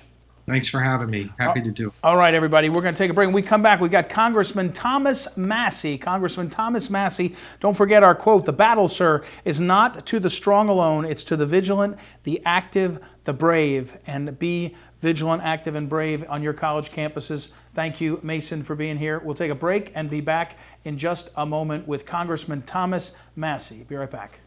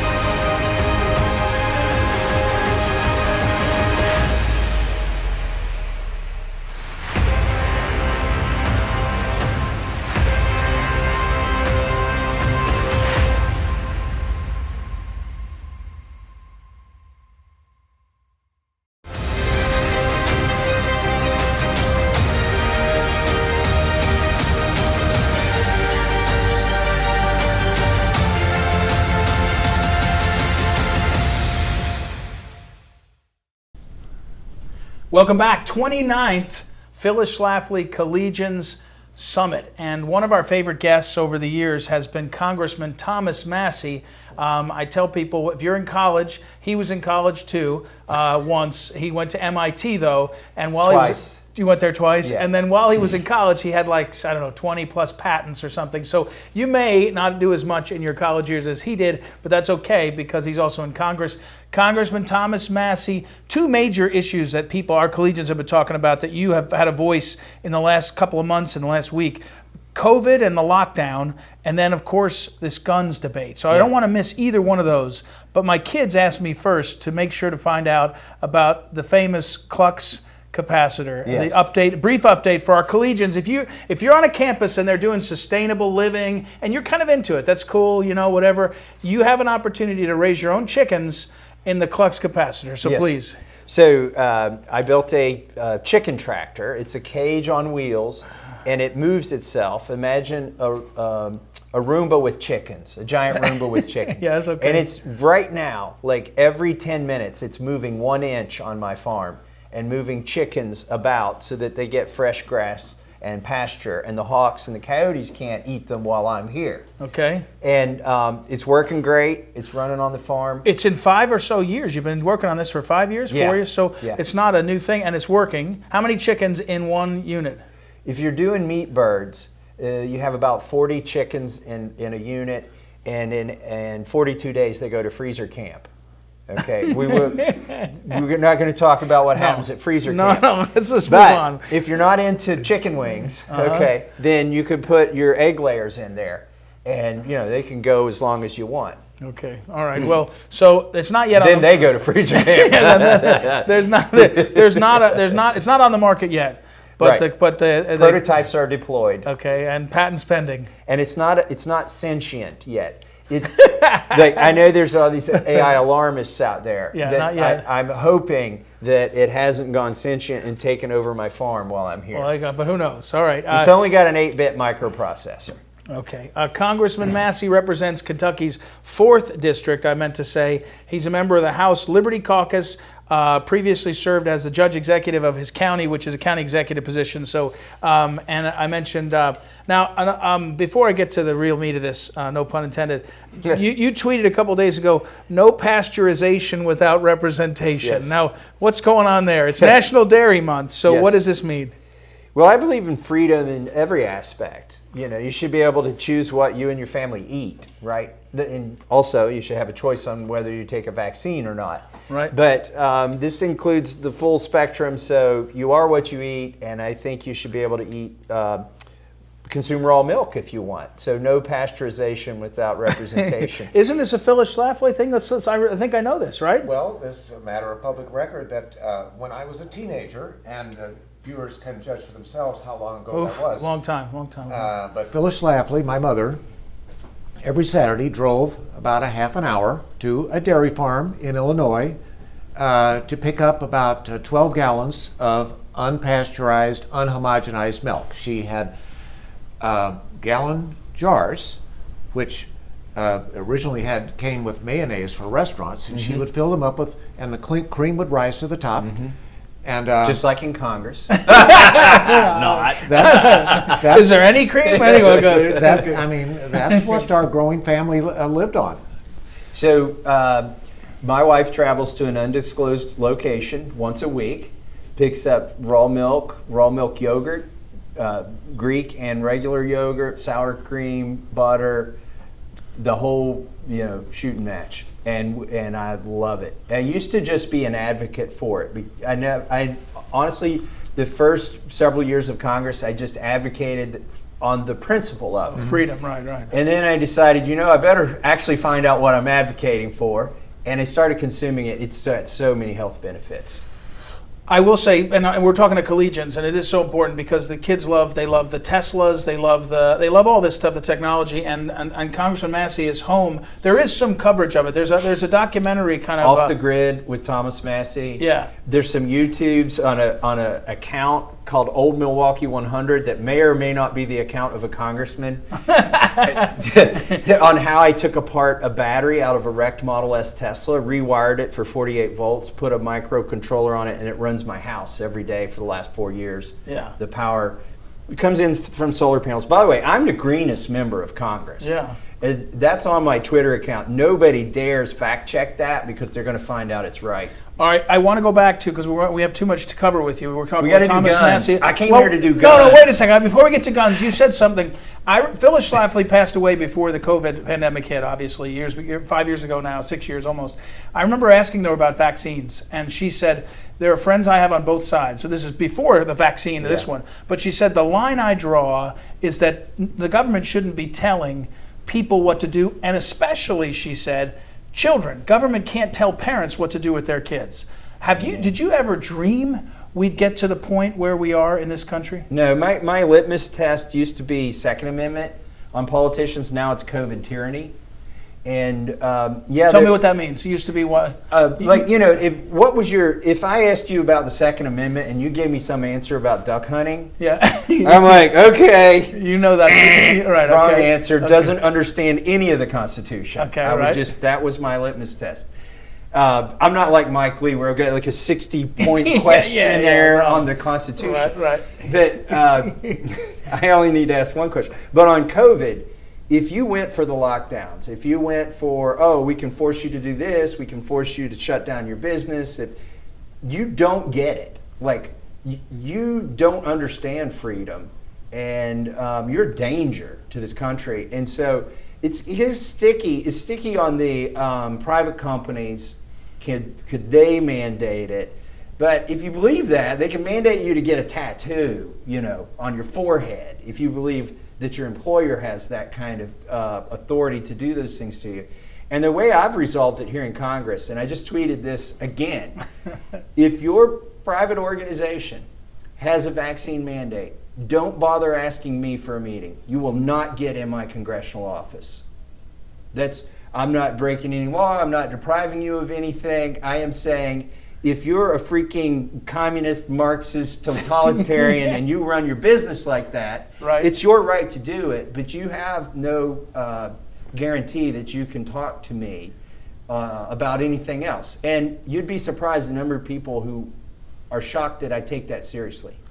And it's kind of heartbreaking. There's some organizations, I'm like, you get your organization straightened out and we can have a meeting. With Congressman Thomas Massie, who we're talking to, but now we're through the COVID stuff, supposedly, and yet there's a million ways where they took a foot and they gave us back an inch. Yeah.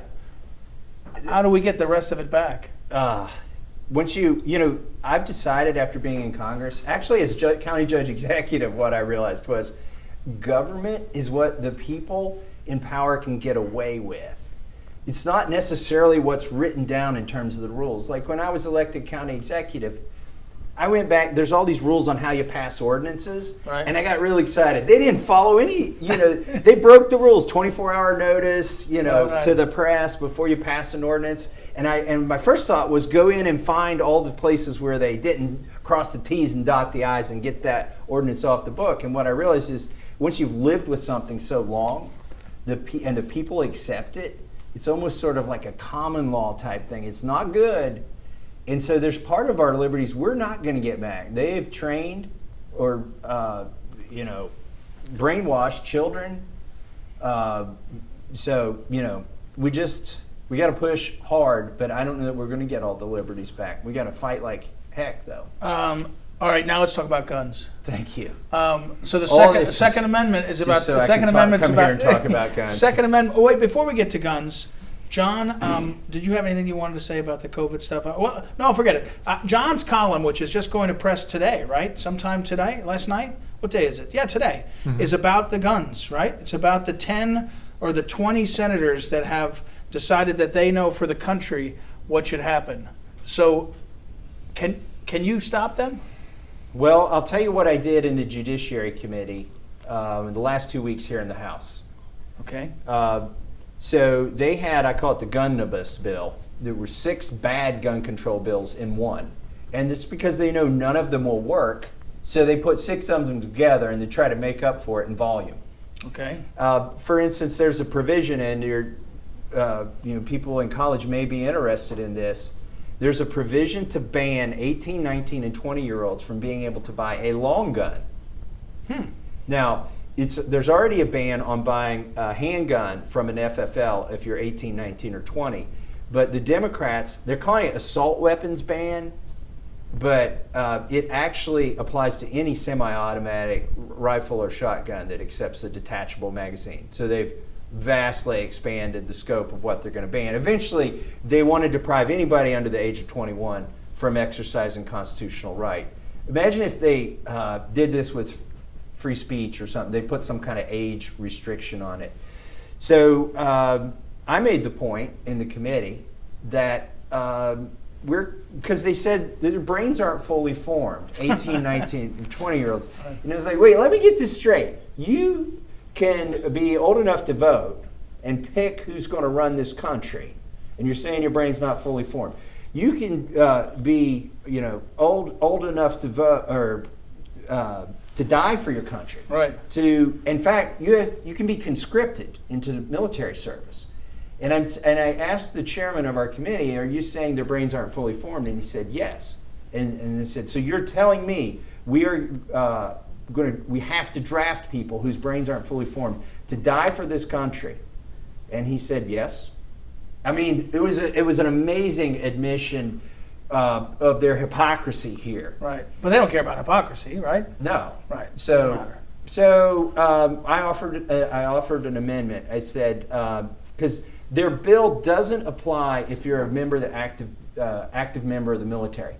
And I said, well, let's extend that to anybody that's registered with Selective Service. And every Democrat voted against that. And so then I said, well, let's extend the exemption to a spouse who's 18, 19, or 20 of somebody who's in the military, maybe deployed. Why would you deprive a spouse of somebody who's deployed of their rights to defend their family when the head of household may be overseas standing up for the Constitution? They all voted against that. I did get one Democrat to vote for one of my amendments. They seek to create this new gun trafficking law. If you give a gun or receive a gun and you are not a family member or a business associate, you're guilty of gun trafficking under the House bill they passed. I said, well, let's exempt victims of domestic violence from this. If you're a victim of domestic violence and your neighbor's a good Samaritan and they are able to get you a gun for your own defense, let's not prosecute the victim of domestic violence with a 10-year federal sentence. And every Democrat voted against it except for one who voted for my amendment. I think he's got a close election or something. Oh, I see. So, go ahead, those John. were such excellent amendments, Congressman Massie, and it's a good example of how you can use the amendment process to hold their feet to the fire. Right. I actually got one amendment passed. After battling with me over 3 of these amendments, when I offered the other one, they just accepted it. And it actually became part of this bill that passed the House. A lot of people don't know this. I haven't done a press release on it. If you are an African American male and you go to buy a firearm and you go through the NICS background check, the NICS background check is so faulty. Okay, there are 112,000 denials every year and only 12 prosecutions out of 112,000 denials. It's because most of them are false. But if you're a black male, you are 3 times more likely to be denied your constitutional right to acquire a firearm by the NICS background checks through a false positive, because you may share a name. Within racial and ethnic groups, we share a lot of names. In Kentucky, there's a lot of Bubbas, okay? Go figure. Some of them are locked up, and if you've got a name that sounds like somebody who's locked up, you're denied. So I offer ATF. On that yellow form, you are collecting the race, sex, and age of the individual. Tell us statistically, I don't want to know by owner, tell us statistically how many false denials happen by race. And I offered this amendment. They accepted the amendment rather than debate it, because there's inherent racism in this system and it needs to be exposed. And on the floor of the House, the Democrats wanted individual votes on all of their titles in this gun control bill. Well, guess what? There was a 7th title that showed up. It was mine. So they forced a vote on 6 gun control bills and my amendment. So I got a standalone vote It passed 380 to 44. Massive bipartisan support. We made sure it didn't say Massie amendment on it. But it wouldn't even get Republicans if it said that. Yeah, right. But no, and it's. I know I'm laughing, I'm joking about it, but it's really important, this issue. If you're falsely denying somebody something because you have a sloppy computer check that goes by phonetic, names instead of the actual spelling and the actual birthdays. Can you beat the Senate bill that's coming over? If it comes over? We can't beat it in the House. The House, we got to beat it in the Senate. We can. It's going to be even hard to amend it, like under the House rules, since it's already run through somebody's committee, not a House committee. In Schoolhouse Rock, the way they say a bill passes is, there's a committee in the House and a committee in the Senate, and you come up with your own bills, and then you pass your own bills, and then you go to conference with this bill, and you hammer out the differences, and then everybody goes back and votes on the same bill. What happens more often than that is one chamber, i.e. the Senate, hammers out a bill, passes it, goes over to the House, and the House says, you know what, we'll just vote on your bill. And if we vote on their bill, it becomes, and the president signs it, it becomes law. And that's probably what's going to happen. There may be no chance to amend it when it comes to the House. We're talking with Thomas Massie, the congressman. Thomas, the congressman, the quote we've been talking about, famous Patrick Henry quote from the "Give Me Liberty or Give Me Death" speech in 1775. He says, "The battle, sir, is not to the strong alone. It's to the vigilant, the active, the brave." We had a question from a college student. For you, what does it mean nowadays for college students to be among the vigilant, the active, and the brave? It's not. It's not clear, right? This game seems rigged against we the people. I hate to say this. It sounds like I'm being squishy here.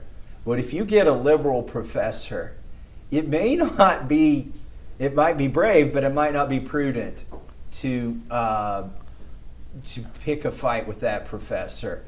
I had a professor of economics named Paul Krugman at MIT. Oh, really? No lie. Wow. They tell me he wasn't as bad back then, but I wasn't even political in this class. It wasn't, I was 19 years old, and it was macroeconomics, intro to macroeconomics. I wasn't thinking Republican or Democrat, but he started saying, we believe in our department, this is what happens, and in Chicago they believe this. And I'm like, beliefs? I thought I was here for science. This is MIT. Right. Why were you asking me to accept a belief system? But I think, what does it mean to be brave and vigilant? Don't let your brain get infected by those ideas. I like the movie Cool Hand Luke.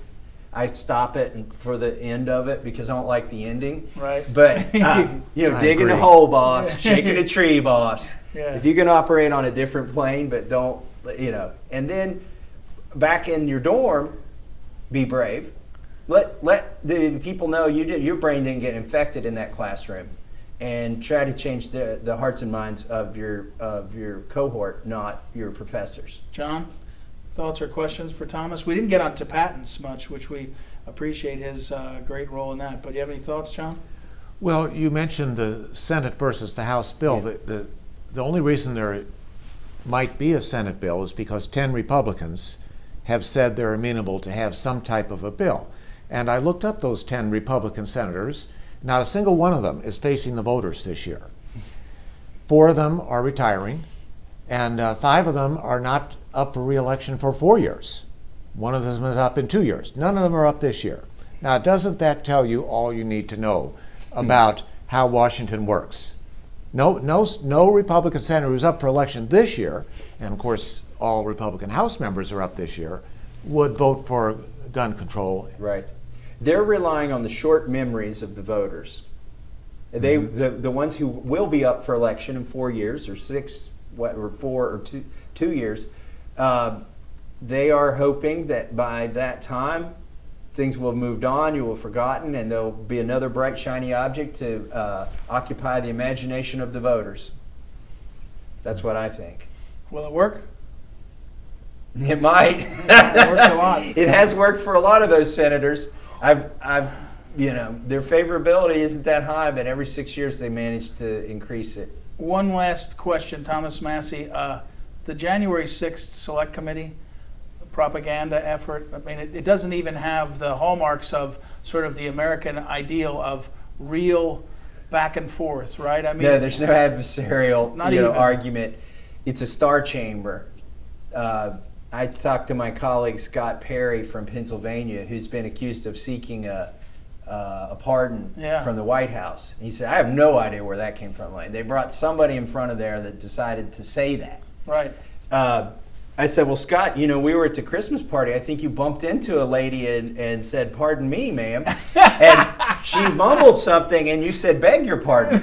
I said, they've got you square in their sights now. Yeah. But that's the kind of something that, is probably, and here, and on a serious note, on the Judiciary Committee, I had the Attorney General, Merrick Garland, sworn in and sitting in front of me. And I showed him some video clips of some questionable things that looked like federal agents on January 6th and asked him to tell me how many agents or assets of the federal government were present on January 5th and 6th and agitating for those protesters to enter the Capitol. Fair question, given that what we know about the Michigan kidnapping plot. Over half of them were agents or assets. Right. He refused to answer. He said, well, we don't comment on specific cases. No, Mr. Attorney General, I'm asking you generally, not about any specific investigation. How many were there? He wouldn't answer. When we get the majority, I'm hopeful that not answering is not going to be an option. All right, Thomas Massie, getting the majority will be entertaining, I would think, in lots of ways. We'll see you. Appreciate it very much, and Thanks. Keep working on the clutch capacitor. Our college students will need that, especially if we go into a full-blown recession and everything else we're going to need. I'm trying to solve the supply chain issues, inflation of food. I'm doing it on the farm. I'm doing it here in Congress. It's a lot of work. Thank you for your time. Thomas Massie, everybody, and make sure to follow him on Twitter. Always very lively. We're going to take a break. When we come back, I think we'll have another congressman. Let me find out from the schedule. And so we'll be right back. 29th Phyllis Schlafly Collegians Summit. Be right back.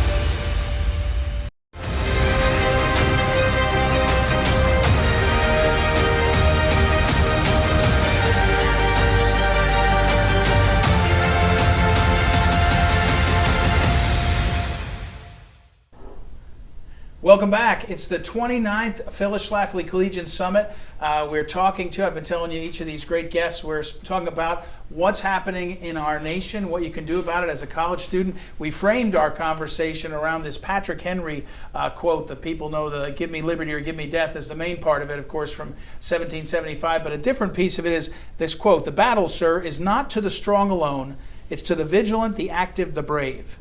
So our next guest is Congressman Matt Gaetz, and he represents the, let me get it right, the 1st Congressional District since 2017. Did they redistrict it to a different number? Or No, just stick to- I thought the reason you were inviting me was because I was Patrick Henry when I was 10 years old for Halloween. Is that true? So, yeah, I didn't Can know you do if I that was in speech? Can you do that Congress. speech? I know not, what was it? I know not what course others may take. There you go. All right, maybe that could be. I didn't know that, but that is good. That's but here's how I want to ask you. Maybe singularly, except for President Trump, there's been nobody that's been beaten on by the media like you. And is it because, I'm being serious, is it because you're actually really effective for a Republican? I think that the media tries to shape behavior by showing the negatives that come with kind of swimming away from the school. Yeah. You know, in Washington, D.C., I'm increasingly of the view that it's no longer just the red team against the blue team. It's kind of the establishment against the rest of us at times. And I'm one of the rabble-rousers. I think there are many of the institutions that my colleagues in Congress continue to support that don't serve the American people well, that have been corrupted. And that seems to get me a fair amount of attention from the media. But you know what? I wear it as a badge of honor because I think there is a very ignitable movement of patriotic Americans who love our country, who want to be engaged, who want to do positive, productive things to see our nation move forward. And if we got to get a few scabs and bruises along the way, so be it. Well, I think that's the other thing. The late Phyllis Schlafly, they used to go after her and pummel her and all the things. And she, like you are, she just seemed happy joyful. I mean, so it doesn't not that all the hits aren't fun, right? But I mean, it's like, hey, if you're doing this for a reason. But the thing that was so unfair, they hammer you and then they go away, and half the country goes away going, Matt Gaetz did whatever, and it never and there's never on page A17 it's there was actually a extortion scheme against him. Yeah, that scenario manifested just today when my colleague Barry Loudermilk, after having been called an insurrectionist, that he had led recon tours under the Capitol. Of course, today the information came out that was all nonsense and bogus, and we were lamenting that at times your vindication does not always get the same attention as untrue things that are said about you. That select committee, though, January 6th select committee, Thomas Massie called it a star chamber just now, but there's nothing more un-American about that, is there? I mean, it's totally unfair, and it's weaponizing lie after lie after lie against the American people. And I think our side knows that, and I think their side is largely committed to the theater anyway. And for that small group in the middle, I would ask, don't you want to see our country resolve disputes in a process where both sides are presented? I'm a lawyer by trade, and I found that the adversarial nature of the litigation process and the judicial process, it did a lot to kind of ferret out the lies and the phonies and get the truth to the top. And here, if there was sincerely a search for the truth, I think you'd see folks like my colleague Jim Jordan, they're able to ask the tough questions. I certainly take my occasion to ask tough questions in the House Judiciary Committee, and I think that the American people deserve that. I think it ultimately gives us a more honest and transparent government. Well, and when the Judiciary Committee in the Senate was controlled by Joe Biden, he was the chairman, there was questions from the Republicans when Grassley was in charge. I mean, the system is more sort of, but it's gone so far past what anybody, I think, could expect, but it works. Right? I mean, for half the country, they still think the Russia hoax was a real thing. They never got the memo that at the end of it, Mueller said there was nothing there. How do we get our way out of that? I mean, you're a star, being serious, on the conservative channels, relatively, although, can I say, since you're not quite on board with all the wars, you're not quite as much of a star on Fox, right? I definitely am not for the never-ending wars, and that does put me at odds with some hosts and really on all the networks. But that's okay. I find people invite me on at times even when they disagree with me. But you talk about how to break through the lies, and I think that is an important issue for our activists watching to really understand. We have to build an ecosystem of truth. And we have to be unafraid in advancing that truth. And then we have to proselytize. Like, too often, my conservative friends and my Republican neighbors will want to spend all their time with each other. We learn at church, right, that it's not enough just to go and worship with your congregation. You have to evangelize. You have to be an inspirational hope to others to want to join that movement. And I think that's what President Trump did so well as the leader of the Republican Party and what he still continues to do, people feel like they're a part of something. We were making America great again together. It was a movement that invited people to join. It seems like the left more and more, it's all about who they can exclude from stuff, who they can cancel, who they can remove, and it just sounds exhausting to have to kind of always be chasing your tail on that, and I think it presents a great contrast and a real opportunity for us to grow our support. Well, and for college kids that are looking up and they're saying, I don't want forever wars. I don't want all this punitive conduct. There was a point where what Donald Trump did on criminal justice reform felt like to a lot of young people what they related to, right? They're looking up and they're saying, Joe Biden wants to put everybody in jail from his crime bill for things that he doesn't understand. That's what, now, can we really talk? Can we seriously, why can't we have Speaker Trump? I know you talk about it, but legitimately. Well, there's one person I haven't convinced yet, and it's President Trump. I think you haven't? He won't go there? He won't go there? I think he's got his eyes on a different gig. Oh, man. I tried to sell him on the notion that you only have to be Speaker for 20 minutes. Yeah, just take the exactly, job, exactly. watch Nancy Pelosi melt down, give a great speech, right. And then we'll pick Jim Jordan. Yeah. But I think he's called to a different thing. But the question I get most from a lot of college activists is, where's my role in the movement? Yeah. What do I do to put my shoulder to the wheel and really help out? And the principal message I wanted to get across is that youth is an advantage in politics. And a lot of people try to tell you to wait your turn and that it's not your time yet and you got to go do these other things. I first ran for office when I was 26 years old. I ran against someone who was 81 and had represented that district for 28 years previously. And I just found that there's a certain dynamism that young people can bring to politics that is encouraging and motivating, and people want to join it. And the other thing is, we got to become more capable as operatives and as activists. There are all these skills of all these people that are watching us right now that they have. If you're a researcher, how can you become a better communicator? If you're great in the real life campaigning, how can you scale that with a digital enterprise? And if our activists are constantly challenging themselves to build that skill stack in political advocacy, just like you would in your career, we're going to be the unstoppable force. Mason Mahon is our intern. He's a rising senior at Hillsdale College. I thought you were our bodyguard. No, that's all these other guys. There's other guys. That's Cynthia. Cynthia Hughes, our bodyguard. But Mason, when these kids got to pick who they get to sit in on, he jumped at sitting with Matt Gaetz. So there you go. The youth are looking up at Matt Gaetz. Oh, so man. What kind of question do you have for him? Well, you stole it for me, so I guess I'll ask another one, because I was going to ask about what young people can do. But what you said about the endless wars also interested me, because there's obviously the conflict going on in Ukraine. Obviously the media is onto their next thing at this point, but and there was that ridiculous spending bill. So I'm a little confused as to what America should even be doing about a conflict between two different countries on the other side of the globe. What's wild is as we are sending $40 billion to Ukraine, the Biden administration's Custom and Border Patrol Agency only requested $15.7 billion for our own border.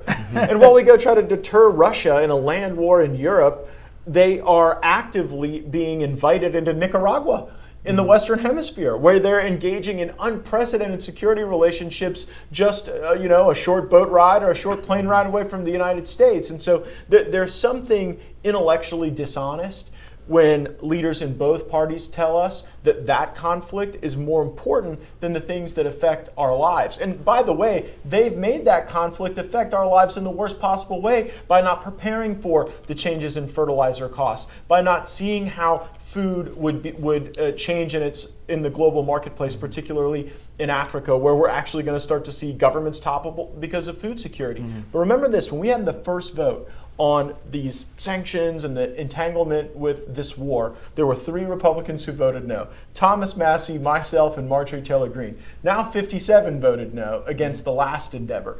And so while that progress is probably too slow, it is progress. We are winning the debate more and more each day with Republicans that there's something special about America that can't be replicated in some faraway land just because people at the National Security Council think that that's possible.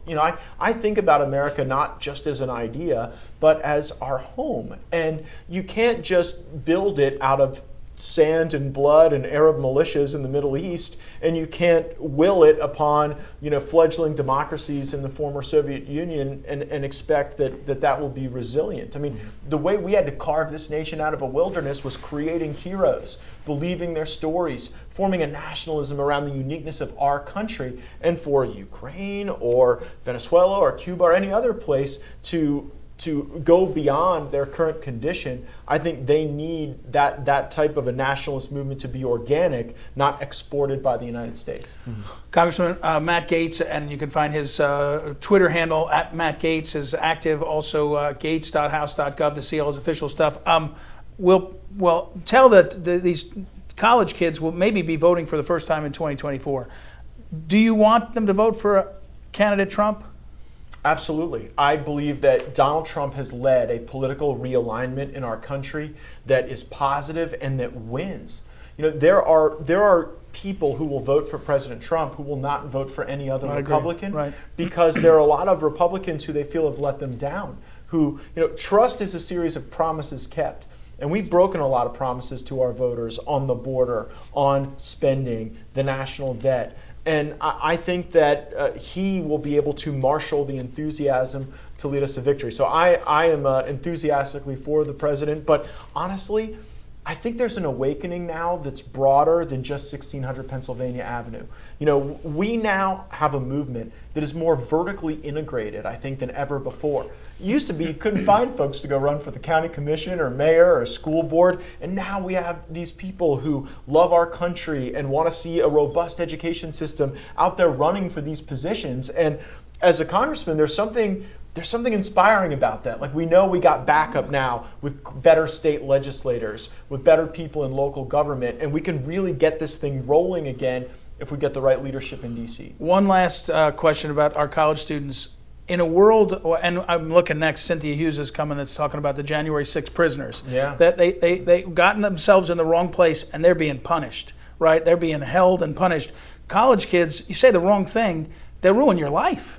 It is the principal difference between like my geriatric millennial generation and this Zoomer generation. Like, we fought with our fellow students in class about cultural, social, political, economic issues, but it was sort of like how we fought about college football. You could get really mad and really angry about it, and it wasn't going to affect whether or not you were friends or acquaintances or associates or able to be partners on other projects. And there's something so absolute about the way that the woke left is looking at politics right now that ends up kind of being their own demise. And there's a lot of that I wish wasn't happening, but the byproduct of it is that the activists we're getting in this Zoomer generation are hardened, and they are fierce, and they are ready to go, and they are unafraid because they have been through stuff in high school and college with the cancellations and the coercion and the punitive measures that like the elder millennials did not have to go through. And so I'm kind of excited, when they start filling these positions, and they already are on congressional staffs, when they start running for office and mounting spirited campaigns and running spirited campaigns, there's just going to be kind of a whole new energy to the fight that I think didn't exist with the crowd that would have a debate and then go drink foreign beers at the Harvard government school afterwards. One last question then. The Republicans get the majority. Do you expect that they'll do it differently than the past? We have to. It's the only reason I'm sticking around. Honestly, I miss my beloved Florida so much, but I do not want to see our voters betrayed again. And I really believe when we had the House, the Senate, and the presidency, too many in Congress stood in President Trump's way, especially on the border, but on a whole panoply of issues. And the reason I am here is I don't want to see that backsliding to the neoconservative mean. I want us to continue to forge ahead under the America First policy banner. And the reason I'm sticking around is to try to recruit candidates who will hold the line on those issues and that will animate our conference, our fellow Republicans, to actually believe in stuff. What makes me so depressed is when I see people get elected and then they just sell out to the lobbyists and special interests. I'm like, why did you even run if you don't even want to cast votes based on what you believe, but you want to just come here and be a pass-through for some other entity? And we can't get back to that. We have to be faithful to the promises we made our voters. And if we do that, we will have the energy and the power and the tools to be able to get And the one country on promise track. you made, you've always held too, is you've never taken PAC money, right? I swore off PAC money years ago. When I got here, it was part of the thing, and I just like found myself so turned off by the notion of like going to 3 lunches a day and having people hand me their business card, a donation, and then the request for the appropriation they wanted or the bill they wanted me to sign on to. There was just something so unsavory about that. Well, Congressman Matt Gaetz, I'm glad you're sticking around. Thank you for coming to see us and for inspiring all these college students. They're drawn to your energy, and we'll look forward to a bright future with guys like you. Thanks very much. Let's go get them. Okay, 29th Phyllis Schlafly Eagles Collegiate Summit. We'll take a break. We'll be right back, and thank you for tuning in. Visit phyllisschlafly.com to find out more. Be right back.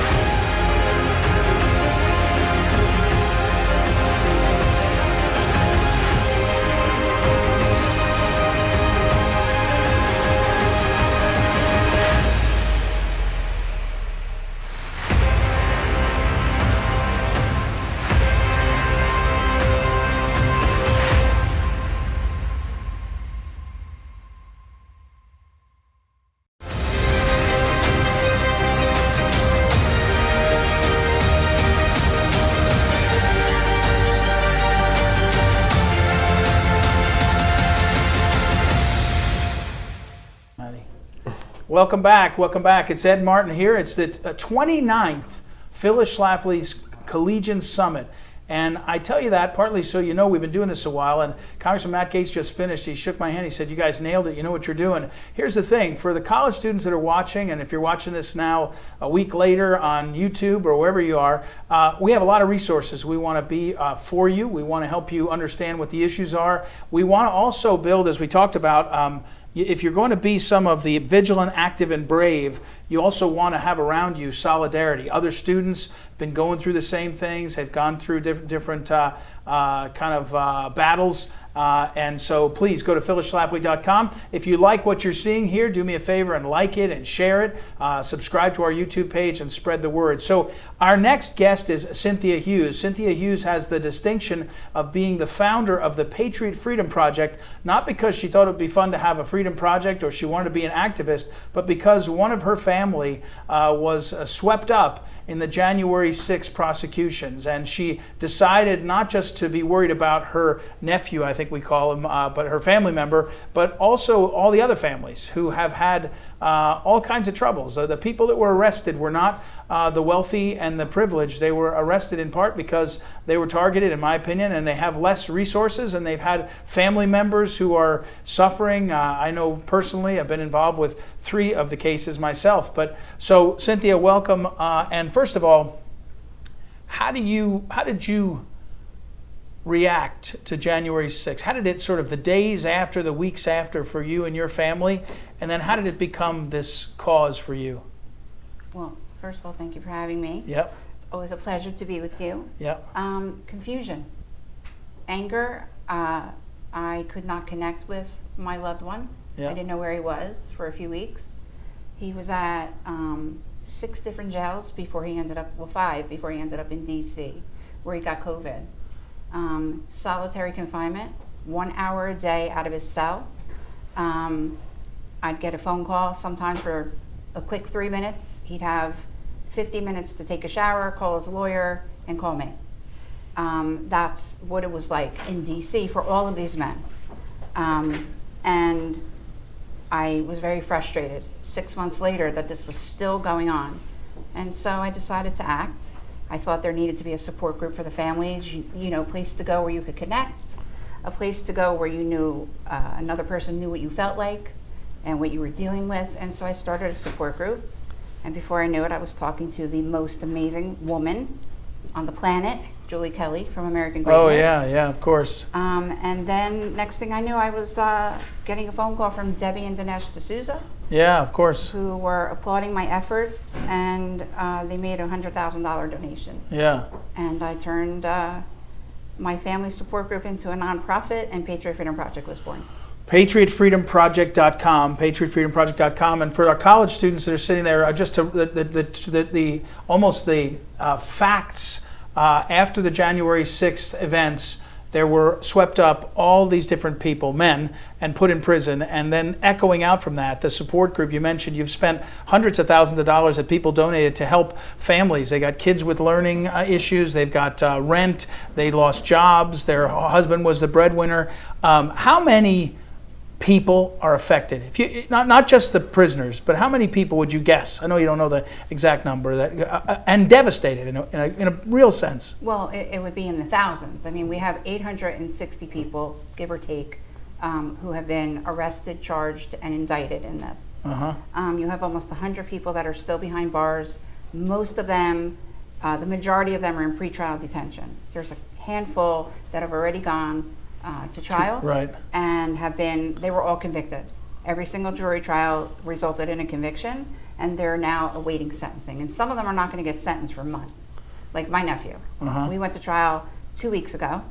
He was convicted for wearing a suit and tie and picking up a Trump flag on the floor inside the Capitol and waving it around. So now he is facing a few years in prison. He was found guilty on obstruction, a very important charge. And we had a good lawyer, but we needed another good lawyer. Yeah. He needed help. But before we get down to that specific, these families that are facing it, as you mentioned, it's pretrial detention that's gone on for months and a year, and their family's upside down. The uncertainty is almost worse. When you watch the January 6th Select Committee, if you can watch it, I bet it's almost impossible to watch. It's hard to watch. I can't really stomach some of those people. Do you look at it and say, the reality is so far from what's being portrayed? You know, what's portrayed is like a out of a movie, like some sort of, I don't know, Tom Cruise movie of an insurrection. And the inside, it's a bunch of people that came to a rally, a few that did some dumb things, no denying, Yeah. but it's portrayed one way, and half the country seems to believe it. Well, it's more like a horror film. Let's not do that to Tom Sugarcoat it, Cruise. yeah. But it's more like a horror film. You have all of these people sitting in pretrial detention, people that are arrested. They could be on home confinement. They have very strict rules they have to follow. People have lost jobs. So it falls to the wives or the mother, the father, whatever, mostly wives. And, now most of these women are working 2 jobs. Some weren't working. Maybe they were pregnant when their husband went to jail. Maybe they had just given birth. Now they're working. Some 2 jobs, 3 jobs. We have, young teenage boys that are working now to help their mother. Maybe they're paying the electric bill. So there's devastation across the board for so many families. These families are collateral damage in this. You don't keep people in pretrial detention for 17 months, especially with no criminal history. Everybody, no matter what crime they are accused of, deserves due process. But this group of people has been denied due process because they support Donald Trump. And that is the main reason. And the hearings that are being televised right now for the next few weeks is simply to try to create shock and awe and anger the American people. I think it will backfire on the select committee because all you hear is Donald Trump, Donald Trump, Donald Trump. I say to the American people, there's a total other side to this. There are 2 sides to this, and this select committee only wants you to know their side. There is a lot behind the scenes, so much fallout, so much collateral damage, so much pain and heartache for a lot of women and children. Right. Children, Ed. Right. So Nick Smith is one of the things that happened was most of these prisoners did not have any representation, and so one of the things you've done, raise a bunch of money and help pay a lot of pro bono lawyers too that have done it for nothing. But you get good lawyers, you get what you pay for, and so you've had to have. And so a lot of these guys, Nick Smith is one of those lawyers that has been active in paying attention to this. When you look at what just broadly what these college students that are being a part of this, what these men have been charged with, and how they've used the legal system against political actors. Again, you break a window, you get charged with breaking a window. But you break a window, you get charged with obstruction of Congress or whatever. Right. It's categorically sedition. Right. What's your legal analysis of what's gone on? Yeah, so I think Cynthia, I just want to say, first of all, has done a really good job describing the human and emotional conflict that these prosecutions have taken, the toll. Right. But I think from a legal perspective, there's 3 fundamental unfairnesses in how these prosecutions are unfolding. And the first one is that the government doesn't have proper charges to use for this scenario, because I think everyone can agree from all sides of the political spectrum that this has never happened, something like this has never happened before. So what the government is trying to do is use crimes that don't fit these scenarios in order to charge people with felonies who wouldn't be charged with misdemeanors if this were any other kind of political context. Right. And the main charge they're using is obstruction of justice. And you don't really need to be a lawyer to know that obstruction of justice is interfering with evidence in an investigation. You're stopping information from reaching a proceeding where people are making judgments about whether someone should be found guilty or not. Right. That just didn't happen. If there's a criminal investigation of you, I find the documents and I go burn them.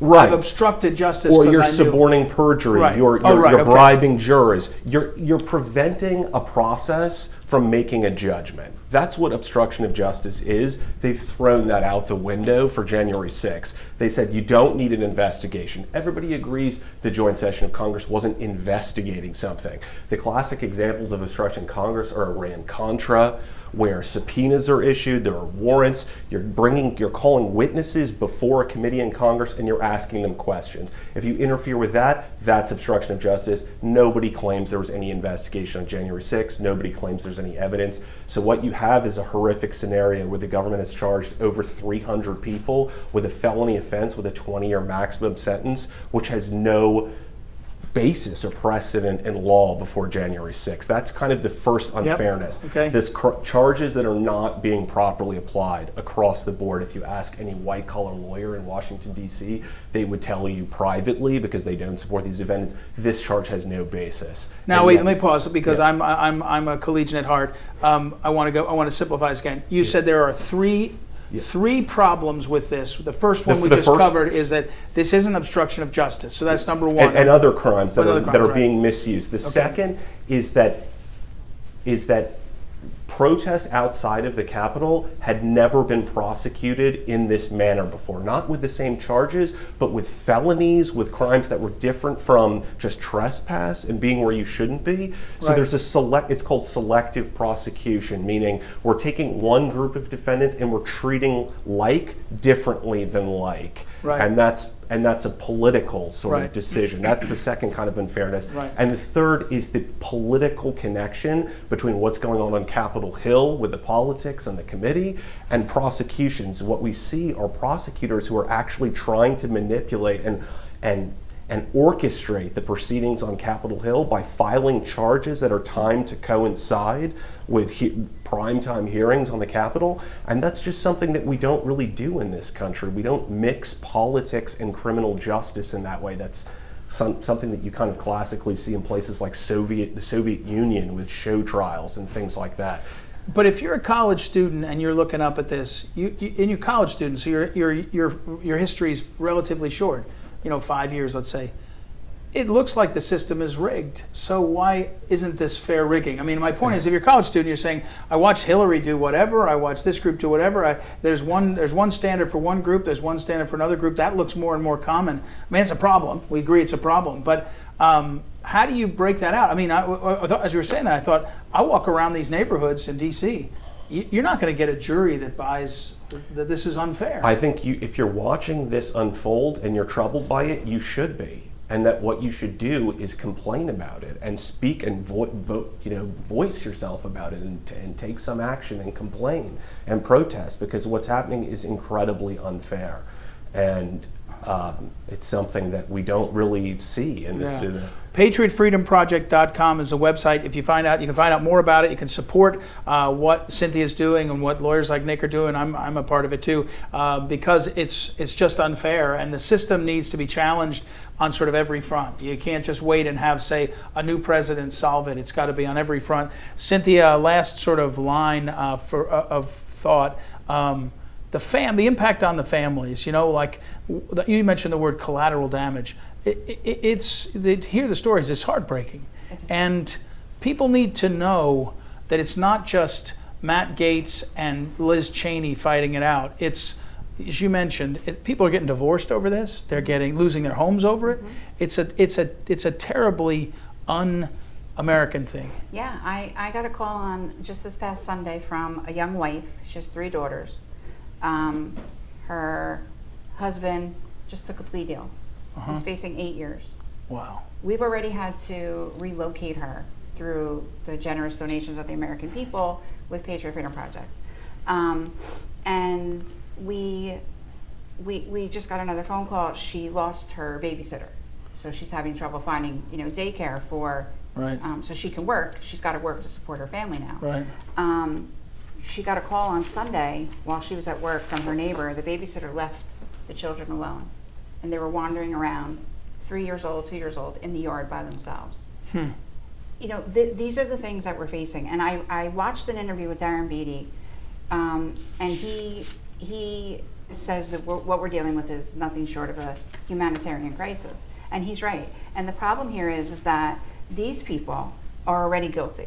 They're guilty according to the prosecution, and they're guilty, according to the Democratic Party and maybe even some Republicans. You're not supposed to, be, guilty to prove your innocence. It's the other way around. And they're being tried in the media, and that is a big problem. Here in D.C., nobody's going to get a fair trial. Nobody is going to get a fair trial. When my nephew went to trial 2 weeks ago, it was an absolute circus. I never saw anything like it in my life. I knew by the vetting of the 6th juror, we were going to be done. that he was not going to get a fair trial. They made it very political. Do you know the prosecution asked him, do you like President Joe Biden? That was the questions that he was being asked. Wow. He wasn't there for the trial, on trial for the charges. He was there because of politics. Yeah. The American people need to know what the fallout is from this. It's not just these guys in jail. It's their families. It's their children. It's bad lawyers. It's Well, and just wrong all the way around. it's a degradation of the system. If you're a young person and you look up and say, "Oh, this is the way it is," it's not the way it is. It's not the way it's been, and it needs to not be that way. And if you're a 20-year-old and you're looking out in the next 10 or 15 years, the echoes of what they're doing to these families and others will be echoing out through the ages, through generations, really. PatriotFreedomProject.com. Go there and check it out. Cynthia Hughes, thank you for coming in. Nick Smith, a surprise, thank you for joining us. And we'll put it all this up on social media also. And this is an important moment. I think the January 6th Select Committee hearings are falling apart this week. It looks like they know they're not getting the ratings they want, but that's not going to stop them. They're not. They put in motion some really some terrible machinations of not justice. So we're going to take a break. We come back. Congressman Burgess Owens will be joining us from Utah in a moment. It's the 29th Phyllis Schlafly Collegians Summit. So much to learn, so much to do. Be vigilant, be brave, and be active. We'll be right back.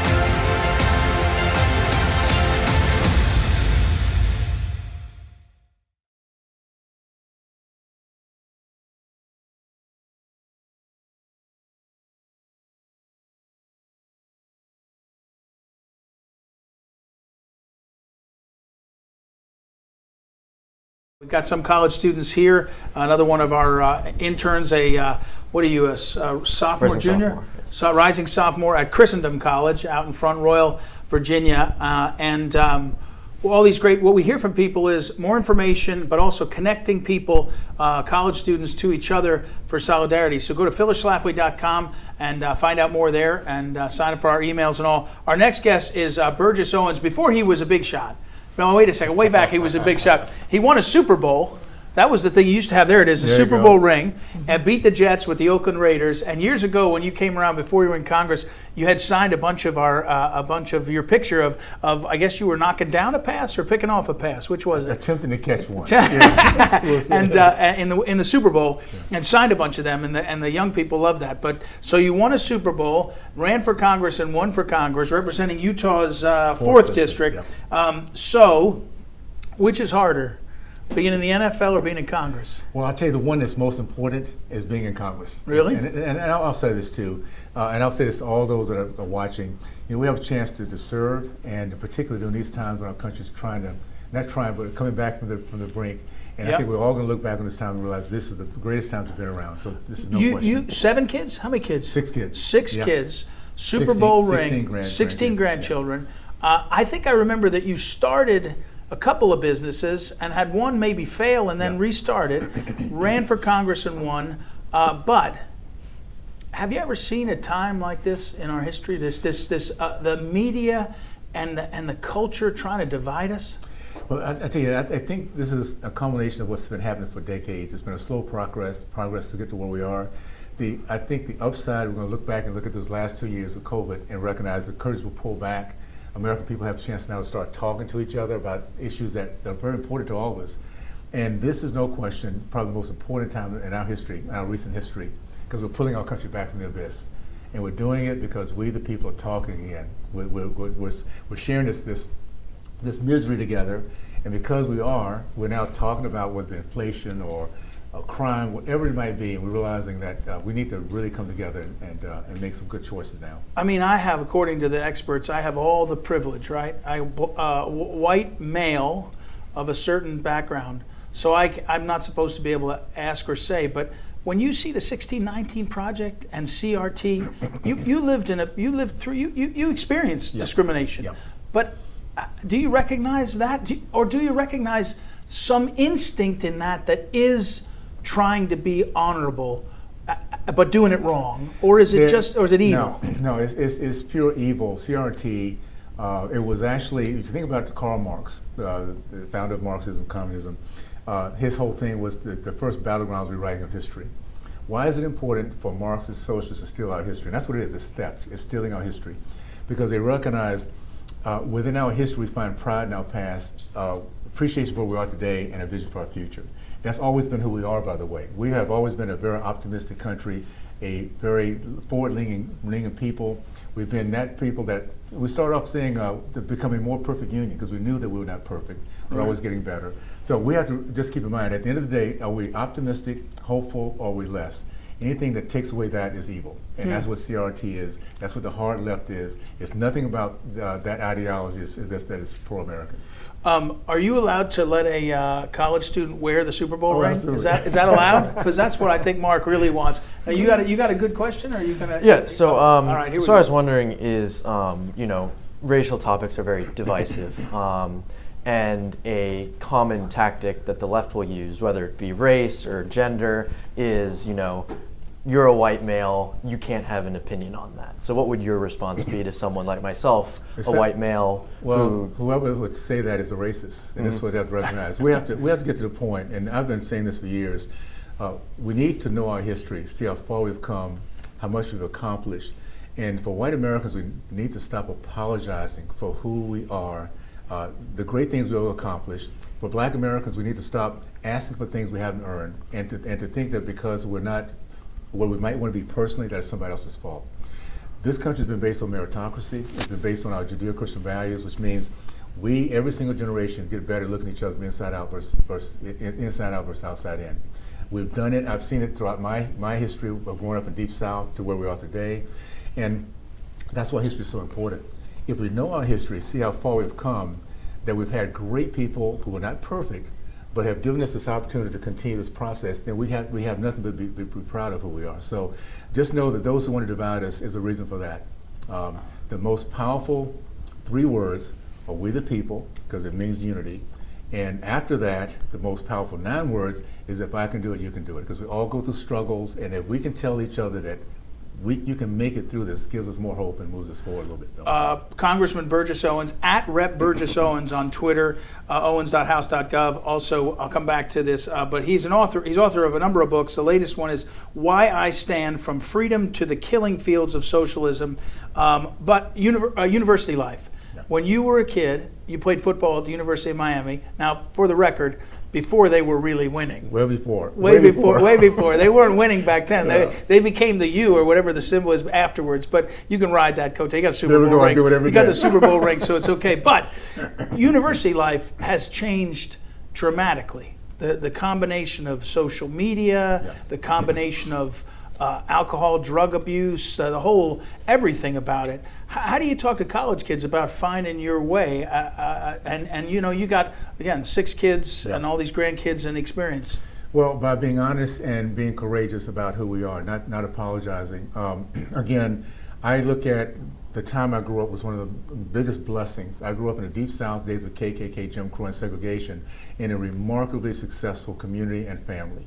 Because in those days, every community, no matter was black, Jewish, Italian, we had a few things in common. First of all, we loved our country. Our dads had just come back from World War II, so we had that in common. And we believed that we can earn the respect of our fellow Americans by winning, through meritocracy. So the 4 tenets that I was raised with, and that we have to get back to start teaching, particularly our kids, and those tenets are faith, family, the free market, and education. Anyone that comes to this country, I don't care how they get here, what language they speak, how poor or rich they are, it literally within one generation being middle class if you focus on faith, family, free market, and education. What's happened over the years is that's been stolen away from us by the hard left. They're like little termites. They get into our institutions and they turn everything upside down and they destroy our kids' faith in particular. So right now, one of the things I'm excited about, I am on the Education and Labor Committee, which will soon be Education and Workforce once we get it back in power. I'm the ranking member for pre-K through 12. Wow. So we have a chance right now to start looking at those ways that the left has been attacking our kids. This has been over generations, this is over, decades, where they come in excited, just excited about the dream, and they leave not only in debt, where a degree means nothing, but also hating our country. And we need to stop funding any education system that does not give our kids a chance to go out and compete. And that's what we're going to start dealing with. Don't you think, can we say this, the greatest systemic racism in this country is the teachers' unions? Yeah, absolutely. The teachers' unions that trap lots of kids, mostly just poor kids, but they happen to be black. Look at what the teachers' union has done to black people, black youth. In 2017, state of California, a report came out that 75% of black boys in the state of California cannot pass standard reading and writing tests. You go to Baltimore, you have a whole city in which there's zero proficiency in math. The left has been attacking my race for decades. And this is why I'm so excited about being able not only to understand where we've come from, but it's not hypothetical what we can accomplish if we're given the right tools. So just to make this one point. Yeah. It's something a lot of Americans don't know because they don't know our history.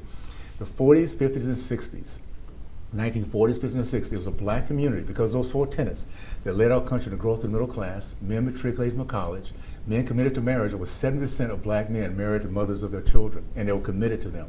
And percentage of entrepreneurs, we had over 40% of black Americans were business owners, which equated to 50 to 60% of black Americans throughout our country were middle class. Because the money stayed within the community, the leadership stayed there before we started getting into this integration and pushing our influence out. If we understand that that's what can happen during the worst of racism, what can we do when racism is such a small part of our society? And we're always going to have it, by the way. Yeah. And the worst racism are those I call elitists, those who look down their nose at everybody else. And by the way, it's black and white. Uh-huh. The worst thing that happened to the black community was not white supremacists, it was black elitists. Huh. Those who looked down on us, they put together policies that made sure that they kept the power, the profit, and meanwhile they kept us poor, hopeless, and a lot of people hapless at this point. They have no idea how to get up and take care of themselves. Boy, that's exciting. That you talk. I was going to ask you if the Republicans take the majority in the House, what's on your wish list of things to do? And now I think where you're going to go. Education is it. My dad was an educator for 40 years. I do believe, and it was Thomas Jefferson said, ignorant and free can never be. The more we're educated, the more we have critical thinking skills. A couple things happen. We can be on two separate sides of the aisle in terms of the way we think, but if we're educated, we feel comfortable and confident about our way of thinking, we give each other space. We can literally say, let's agree to disagree, because we feel comfortable. If we're nice, we work out a little strategy, we can bring that person over to our side. When you don't feel that way, you feel you have nothing to say, you get frustrated, you pick up a stick and hit somebody. Yeah. So you talk about Antifa and Black Lives Matter, that's what they do. They pick up a stick and hit somebody because they cannot have the critical thinking skills have been. I thought Oakland Raiders hit everybody over the head. That was That's what true. I thought. I That was forgot about Oakland the Raiders. Raiders. I mean, I don't know. Old school. Old school. Raiders. Yeah, now old school Raiders. But I want one last line for college students. A lot of things going on, but the pro-life movement. If you look at your Twitter feed, look at your writings, you're obviously a man of faith, and that informs your opinion and your positions on abortion. Absolutely. But young people have a chance, I think, to be, as people call them, the pro-life generation, because they see the science. Yeah. They're like, wait a second, don't tell me it's a clump of cells. I can see it, heartbeat going. How do you think this next period with Roe v. Wade being reversed and all is going to be an opening for winning the hearts and minds? I have never been more excited about our country than I am today. Wow. There's a couple things. First of all, we as a people waking up. The curtain's been pulled back over the last 2 years. We recognize how close we came to losing our freedom. We can't go to church, can't go open a business, can't put our kids in school without them being indoctrinated. And we have young people that not only are now being part of this, they're taking some time to think through, should I go to this college and spend 6 years to get indoctrinated and come out with all this debt, or can I do something else? Maybe there's a trade school I can go to. So there's a new thinking in that process. The other thing is the fact that we're alive today, 50 years after Roe versus Wade, and we're here at a moment where it's about to change, where everything's going to go back to the state. We can now talk about the power of the state versus the federal government. These are conversations we've just not had in I don't know, forever. Yeah. And we're now having them in a way that's very helpful. I think young people that are curious, they're going to want to understand it. And one thing about youth, once they get it, there's going to be such an excitement and such a boldness that this generation is going to see. Now, in the past, that boldness has been on the other side, very much rebellious. I think right now we're going to have this new turn of young people. I see it in the black community, by the way. Yeah. That's very patriotic. They believe in who they are, and they see that they're not by themselves. They look around and see other young people like themselves. Last question about this select committee, the January 6th committee. You're watching it. No one's really participating from your side of the aisle because the two that are on there aren't. It's got to make you crazy, does it? It's a farce, but here's the thing. It's also showing the people where the priority for the Democratic Party is. As we deal with milk baby formula, we deal with all the issues, inflation, the savings leaving, and dropping like crazy, crime. Everything that right now that deals with our lifestyle is the last thing that the Democrats care about, because they never have. And I'll be honest with you, I think when I see some of these policies that double down, know that a lot of it is on purpose. With the hard left, those who hate God, family, free market, education, misery is a political strategy. And so what we're seeing right now is in the past is work. We have miserable people and they just lose hope, so they look to the government for help. What the left forgot is that the American people are not there. We're simply without DNA to always want freedom. And when you start pushing us too hard, we're gonna push back. And that's what's happening now. Democrats, independents, and Republicans feeling the same pain. We're pushing back on the hard left. And I tell you, we're gonna come out of this in such a great fashion. I tell you, I haven't been more excited to realize that you'll be the chairman of that subcommittee on K-12 education. K-12, yes. That's a gift. Okay, Burgess Owens, thank you for coming in. Congressman Burgess Owens, Utah's 4th District, University of Miami graduate back when they were not quite so strong, but he won a Super Bowl with the Oakland Raiders, and a fearless fighter for both life and conservatism. Thank you for coming to see us again, as always. It's 29th. Phyllis Schlafly Collegians Summit. We'll take a break and be back in just a minute again.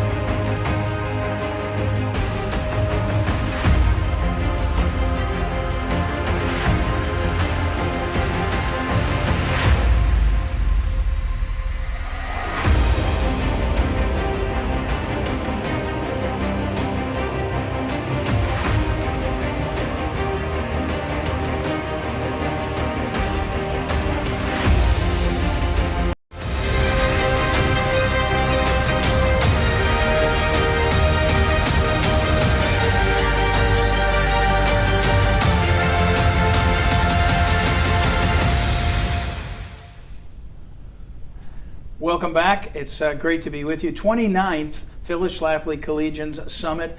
Our next guest, Jonathan, I didn't tell you this, but we watched our conversation last year, and we're very interested in the topic and your presentation. I think it's partly you're younger. We get a lot of the old, don't tell anybody else who's here, a lot of older folks that come through. But Jonathan Alexandre, he's a senior counsel for governmental affairs over at Liberty Counsel.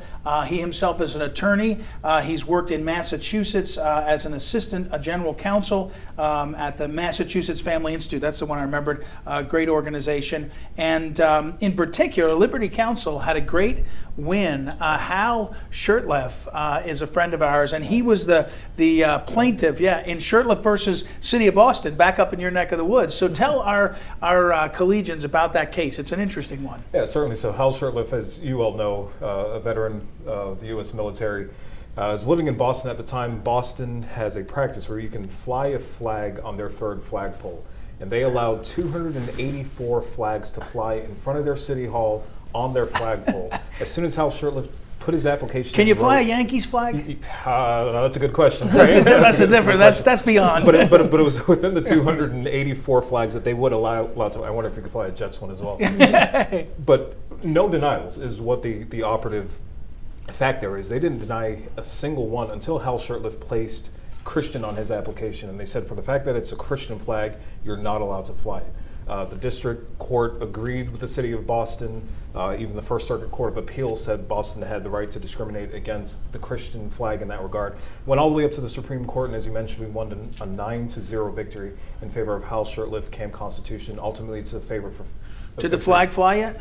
The flag has not yet flown. It'll be put in the schedule. And I think Boston, incidentally, has tried to change their policy in reaction to what's going on. A very similar flag flew, the Bunker Hill flag flew, which is the identical flag, just inverted colors. As soon as the word Christian was placed on the application, they said you can't fly that flag. Thankfully, the court said no to that. Jonathan Alexandre and Liberty Counsel, it's important. The quote we used and the way we framed our Collegian Summit this year was vigilant, active, brave. And we're taking that from this quote from Patrick Henry: "The battle, sir, is not to the strong alone, it's to the vigilant, the active, and the brave." And Liberty Counsel, tell our folks a little bit about that, because Liberty Counsel is that, earlier I said, the first part of this being vigilant, active, and brave is you got to stand up. And once you're standing up, you got to have some people that'll hold you up too. And that solidarity, Bridget's a friend of mine for a long time. We have that. I mean, it's a solidarity. Liberty Counsel is actively in that fight for Christians. So tell our collegians about Liberty Counsel. Yes, certainly. So we're a constitutional litigation firm. I think more examples would better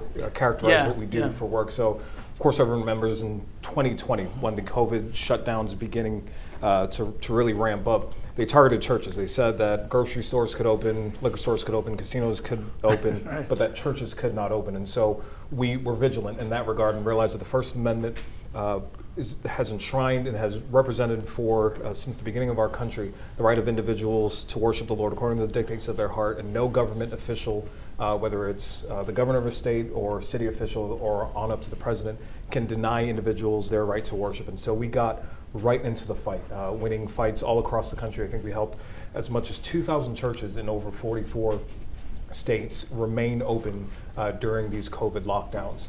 But that transition, right? So churches are able to meet after we put this fight forward, but that transitioned to individuals who now are forced to take these vaccinations in order to keep their job. They have the same religious convictions against taking these vaccines that are chocked full of aborted fetal tissue, both in their development and in their design.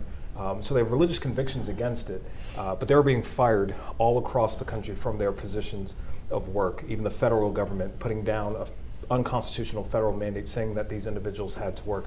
Even folks in the military. So we represent folks in all 6 branches, including the Space Force of the military, that are being let go, removed, separated from the military based on their religious convictions. So in the past 2 years, our work that has been consistent for 30 years really saw an uptick in a new area where individuals' faith received full assault. because of what they believed and how they wanted to go about their day. And so that's really examples of the type of work that we do. And it's often our clients and our cases that make it more evident the need for what we do. I'm going to ask Bridget to comment in a moment, but I'd say one of the good things about the persecution, if you can call it that, and I think it is it clarifies conscience, right? It clarifies the protection. What is it you're standing for? Why? It's not just because you have a preference. It's because you have a religious conviction that informs how you understand what's going on, and that's always been respected in America. Not every other place, but for young people, it's very unfashionable to be against the science. Right. And most college campuses are making sure that it's unfashionable to be against the science with requirements and all. What's the state of that play in terms of colleges? Well, I'm very encouraged. Just got off the phone today, as I've done almost every day since early September, with students who are saying, you know, I'm forced to take this vaccine. I believe that it violates my faith. It's used aborted fetal tissue. What do I do? Thankfully, Title IX does have strong religious protections. Schools have been cooperative. Other schools have been cooperative. But it's encouraging every time you pick up the phone and you hear a collegiate, someone between the age of 18 to 25, saying, I'm ready to give it all up. And unfortunately, a lot of them have been right at the precipice of graduation, have lost everything because of their faith conviction. And that fight is encouraging. Of course, we come alongside them. We arm them with all the material that we need. We put on legal fights. We've won cases all across the country for college students. But the encouragement that you hear is when that voice does not want to back off. And that's the encouragement that this generation certainly has and ought to be echoed. Yeah. Bridget, any thoughts here? Well, certainly in the last couple of years, I saw so many everyday people that clearly were having their constitutional rights resisted. Yeah. What gives kind of the person who's not naturally bold the courage to actually stand up, especially in cancel culture, because you've interacted with so many? What are some of those traits that you could encourage out from our college kids? Well, I think one phrase that often comes to mind is, this isn't right, right? I hear that so often. Individuals that realize that they've lived in a free country for most of their lives. Of course, as we know, well, it's eroding, and the Democrat Party is doing everything they can to continue to remove that. But someone says, this isn't right. That doesn't seem right. This doesn't pass the smell test, as it were.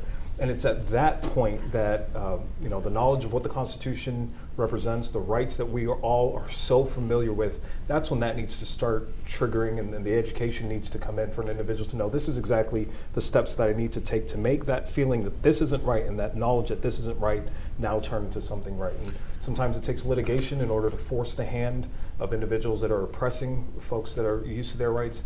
But it just continue to ask the question, what isn't right about the situation? And more often than not, you'll find a government, whether it's a petty officer on up to the president, has done something that is unconstitutional, that stands in the way of rights of Americans to live out and breathe really what they believe. Are the young people, by the way, it's lcaction.org is the place to go, because it's Liberty Counsel on the side of Liberty Counsel Action, which is the side that's, I think, more active than there's a C3 side. So lcaction.org, you can find out more about what Jonathan's doing. On college campuses, you said you were hopeful, or you felt encouraged. But is the momentum, earlier, was it Congressman Massie, where I used some line, I said, we lost a foot. And we got back an inch. Yeah. Right. So when but maybe the momentum's our way, right? That's the question. I think an encouraging trend. The University of Austin, a newly formed university, just recently opened a fellows program where they said, we're going to allow individuals to really debate the issues and have open academic freedom. They had 88 spots open for individuals to apply. They didn't think they were going to get enough to fill the 88. They got over 44,000 applications from students all over the country saying, get me in that program. I want, yes, academic discipline, but I want the freedom to be able to debate these difficult issues from whatever spectrum or position that I come from. So the encouragement is certainly there, and we are seeing groundswells across the country of young students standing up for truth. When the left was winning by judicial fiat, say at the Supreme Court until a couple years ago, they were all happy to say the Supreme Court's the ultimate law of the land and all. You know, it was really wise. It was serious. You know, Roe v. Wade, Obergefell, all these things. Suddenly, when there's a majority that's more conservative, and you know we're in the cusp of Dobbs' decision, whatever it will be, the left and the media is willing to run down the institution. That's got to be a challenge, right? In a literal sense, of course, a figurative sense of they're saying they want to pack the court, which just means Right. they want to expand the court, add a number of justices. FDR tried to do that a number of years back. Right. There's great amendments actually going through the House in order to stop that. But in a literal sense as well, right? The fact that they're protesting in front of a judge's and justice's house, the fact that they're this man being arrested with a Glock and with body armor attempting to assassinate the justice, there is an assault against our judiciary, and the left has tried to bury that story. They've tried to ignore that story. Chuck Schumer, you'll remember, as Caldwell standing out in front of the Supreme Court, says you won't be able to withstand the whirlwind that's coming against you justices if you don't rule essentially in our favor. So certainly the left has their eyes on the judiciary. Strong credit to Donald Trump and to the Senate that we're able to nominate and then confirm so many justices to the court so that we do have a judiciary. I will just say, in general, if we are waiting for SCOTUS, and they've done great things. Yeah, I agree with you. If we're waiting for SCOTUS to be the one backstop in Right. order to secure our rights, then we've already lost the fight. I agree. That comes every time, as we mentioned, someone stands up and says this isn't right and then follows through. And that's the conviction and the boldness that we need to see from this culture. I agree. I think that's very important. What you said too often, and for our college students, I always often think of the college students who come and say, I don't remember, not Reagan. I mean, they don't Reagan. Forget it. They don't even remember Obama's first election because they're so young, right? So but for young people, it wasn't always, and it's not preferable that the courts solve all our problems. It's much more effective. In fact, the late Justice Antonin Scalia, rest his soul, often would say, Roe v. Wade, once it's overturned, it's a different argument about whether life should be protected in the Constitution. We all have an opinion, but for a while it's going to go back to the states where there should be lots of debate and there's going to be lots of challenges. But you shouldn't wait around for black-robed folks to solve all your problems. Any last questions for Jonathan? Thank you for what you're doing. Yeah. I know that sometimes people get backed into a corner like we're talking about and feel hopeless, and I know people personally that you guys have helped, so just thank you for the work. Yeah. Keep on doing it. Yeah, Jonathan Alexandre, Liberty Council Action, lcaction.org. He's on Twitter at lcaction. John A.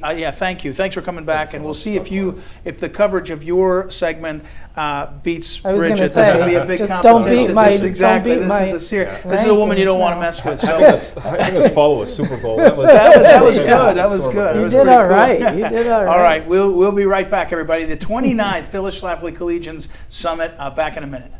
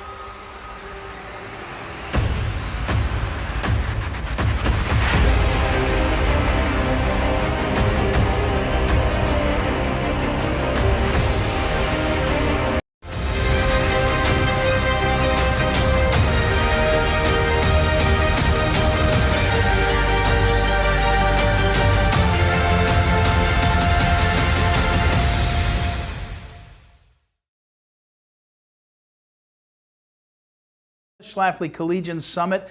All across the country, collegians are gathering virtually. We've had unbelievable people here in the headquarters of the Phyllis Schlafly Eagles. If you go to phyllisschlafly.com, you'll find out more about our work and what's going on. If you do me a favor and like what we're doing, share it, pass it along on YouTube, on Facebook, on Twitter, wherever you are. And if you have comments, you can send them in now. We take some questions that are coming in. Our next guest is Alex Newman. Alex, I brought the book. I didn't want anybody to ever doubt. Look at this. I always tell you about it. Alex Newman wrote a book. It's called Crimes of the Educators, How Utopians Are Using Government Schools to Destroy America's Children. It was he wrote it with the late Samuel Blumenfeld.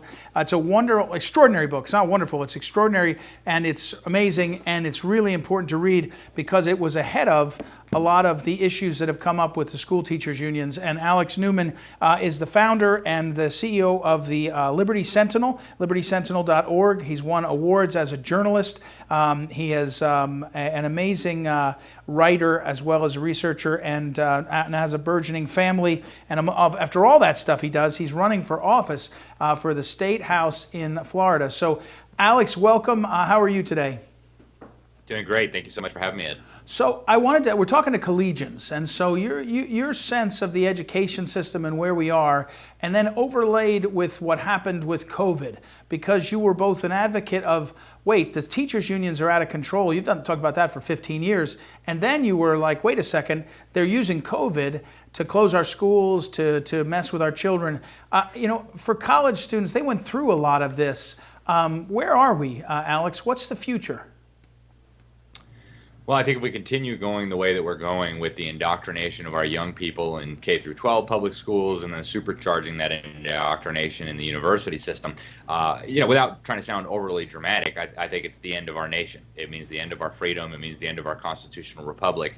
And the reality is, even though the homeschool movement is growing, and even though private schools are growing, we still have, depending on what state you're looking at, something like 2/3, in some cases more, government brainwash camps and government indoctrination centers. So I think that is probably the single greatest risk to the future survival of our nation. And again, I don't mean to sound overly dramatic. I'm just trying to be realistic here. All the other issues that we're fighting on, they're important, and we need to keep fighting these battles. But ultimately, every dictator of the last 100 years has understood and has said publicly that their key to obtaining power and to controlling the population is educating the youth and molding their minds. So we're now in a situation, and I think it's very hard for people who don't have the context, American history. What did education used to look like? What level of education did our forefathers have? It's very hard to see that decline because it's happened slowly over a period of generations. It is accelerating now, but if we look at where we're at, compared with where we were even 100 years ago, what you find very quickly is that Americans are now far more dumbed down than we've ever been, far more indoctrinated, far less Christian, far more apt to go with socialism. I'm a millennial, so I'm one generation above the current college students.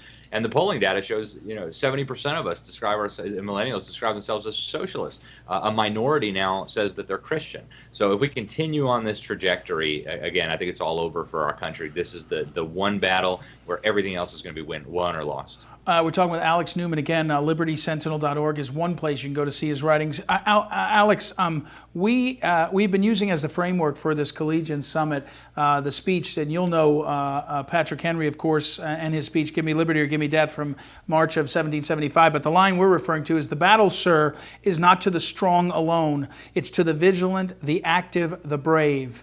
And how would you inspire, what you just painted? I believe you. Alex Newman, for my collegians that are listening and have been watching this, he's somebody I rely on for his judgment. So I believe you.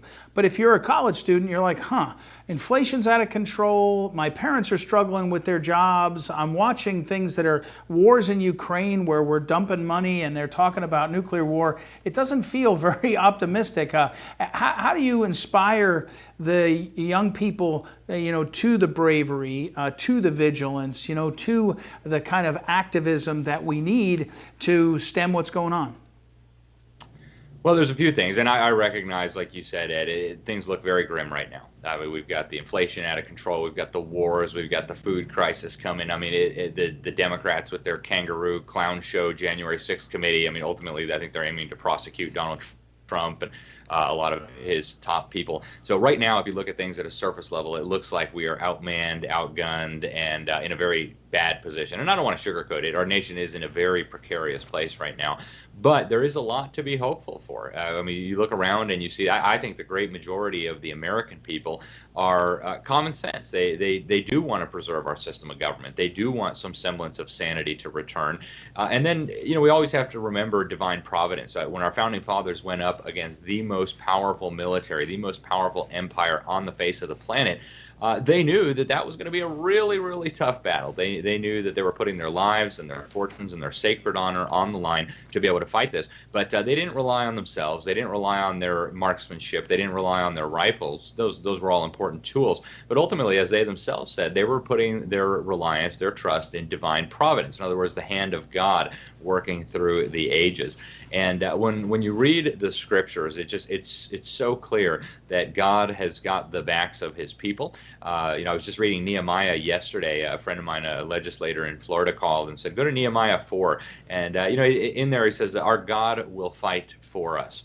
And that's been all through history. You look at the story of Gideon, one guy, and God whittled the army down to 300 men, and they took on this massive Midianite army.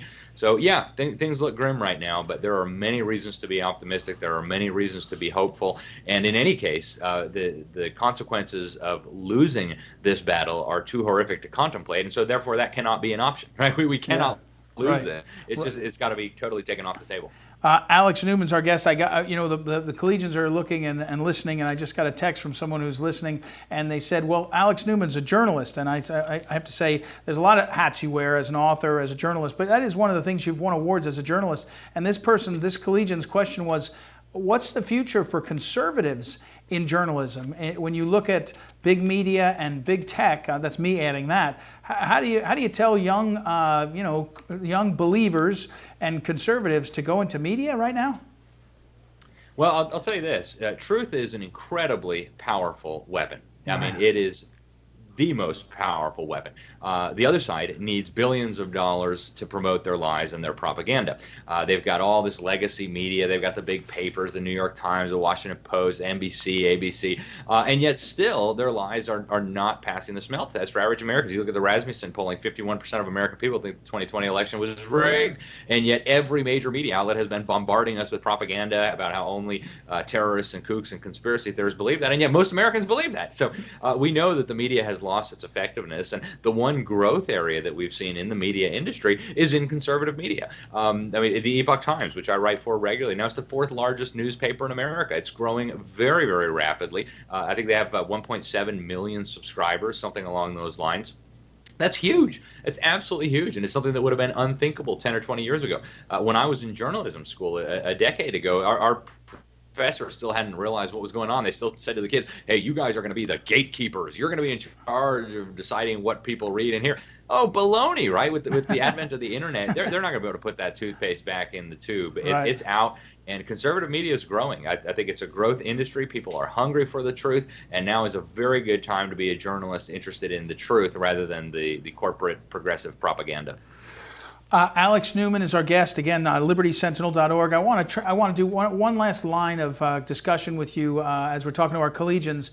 You described yourself. You said you were a graduate of journalism school, successful wife, a bunch of kids. Life is pretty good, and you're running for office. I actually think it's important. It was Matt Gaetz earlier. Congressman Gaetz said to these collegians, hey, don't let people tell you you have to wait till your turn. And that he said youth is an advantage.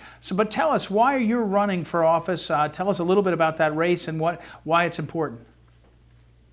Well, I think right now we need to be involved in the political realm. It's not an optional thing. If we continue ceding the ground of politics to big government people, to people who don't value our Constitution, people who don't appreciate the incredible benefits of our civilization, of our constitutional Republican form of government, we're going to lose those things. And that has been happening for way too long. So I tell people it is critical to get involved in politics. If you're willing to run, great. That's awesome. I can tell you it's hard work, but it's rewarding. But if you're not willing to run, that doesn't excuse you from being involved. You can go knock doors. You can go do phone banking. You can donate if you're a person of means. There are lots of ways to get involved in electing good candidate.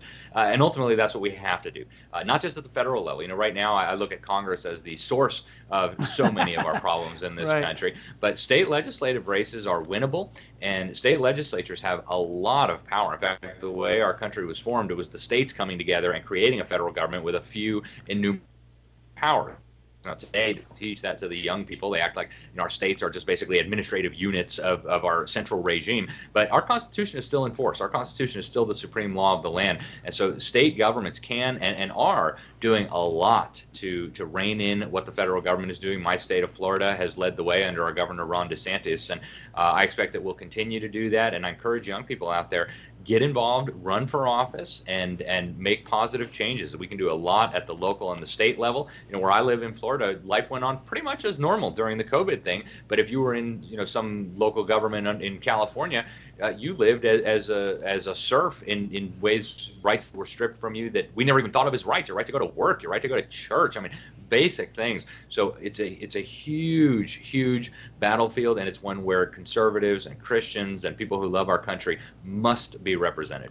Well, Alex Newman, I appreciate very much, and I hope I know how important it is to have candidates running for office that are making important arguments. I often tell people that are thinking about being candidates, the race for office is one whole sort of ministry where you're actually giving people an option and informing their lives. Then being in office is another whole challenge. So thank you for doing that, Alex. Alex Newman will make sure to share your information. We appreciate you very much, and we wish you all the best, and we'll be in touch again soon. Thank you so much, Ed. Appreciate it. All right, Alex Newman, everybody, and we'll take a break. And when we come back, we've got a lot more. We're coming up in a few moments. We'll talk with Armstrong Williams, who is a media mogul, among other things, and a lot more. It's the 29th Phyllis Schlafly Collegians Summit, and a lot happening. And please continue to share and like all of our stuff on social media. I'll be back in a moment. It's Ed Martin. Thank you for watching.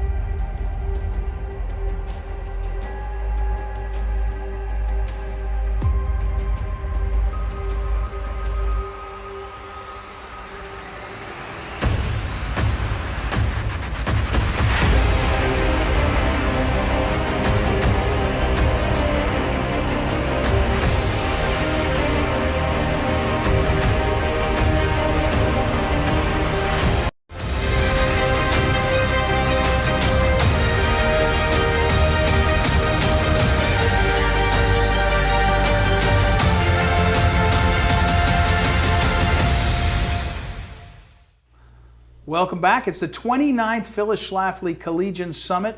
We're so grateful to have so many super guests, and we framed the conversation as you're watching this. A lot of times people will watch each of these segments around this quote from Patrick Henry: "The battle, sir, is not to the strong alone, it's to the vigilant, the active, the brave." That comes from the March 23rd, 1775, "Give me liberty or give me death" speech. Our next guest is a friend of mine for years now, Armstrong Williams. I think, Armstrong, you would be known as an entrepreneur for people that know your business work. You'd be known as a commentator for people that watch you in the media.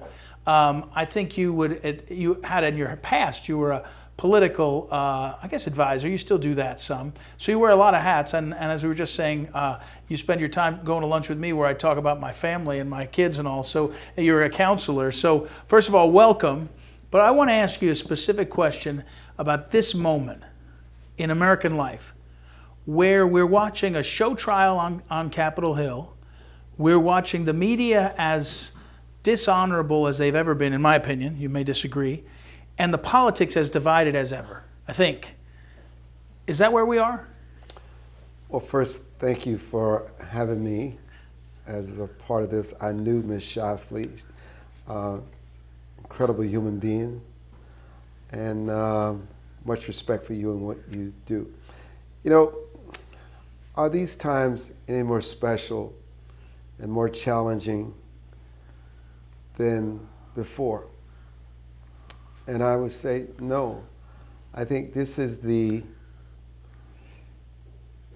struggles and the challenges of democracy, when democracy continues to move forward with the winds of change. I think sometimes we forget that America is a very young country at a very tender age. If you look at other great empires that have survived over time through chaos, through wars, through famine, through viruses.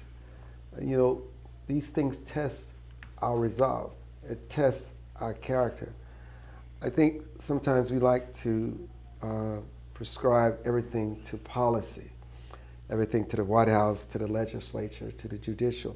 But I do think there is a spiritual illness that is often ignored and not talked about. I think what reflects all of us in our ideology is what informs us, what informs our decisions. Some people can say family, some people can say the books that they read, the mentors or whatever, but I think virtue still matters. I think character still matters. And while we see all this chaos, it's something that America can survive and become better. I think it makes us take a closer look at about who we are. I think what is so unique about this time, which is so different than any other time in history, is that the loudest voices, the minorities, they seem to dictate our laws. They seem to dictate our culture. It's as if the majority doesn't matter anymore. Whether it's the Proud Boys, whether it's Antifa, whether it's Black Lives Matter, whether it's those people who don't care to understand that politics change, and sometimes Democrats are in power, and sometimes they can control the Supreme Court, and sometimes the pendulum swing the opposite. Right. And so it's what democracy is all about. But I think what separated the Founding Fathers from so many other things, they had this great faith in God. They had this great faith in liberty, this faith in freedom in the individual. And I think sometimes what we want to do is assign this group thing to everyone, and where we our voices are sort of dismissed, and everything is about the minority voices, which really doesn't represent the culture that who we are. If you're a college student today, and you South Carolina State, is that where you went? Yeah. South Carolina State, 100 years ago. Watch Armstrong Williams has a Facebook Live, does those Facebook Lives. I've been on with you, and you know, you do your TV show, the Armstrong Williams Show, nationally syndicated. You're a communicator.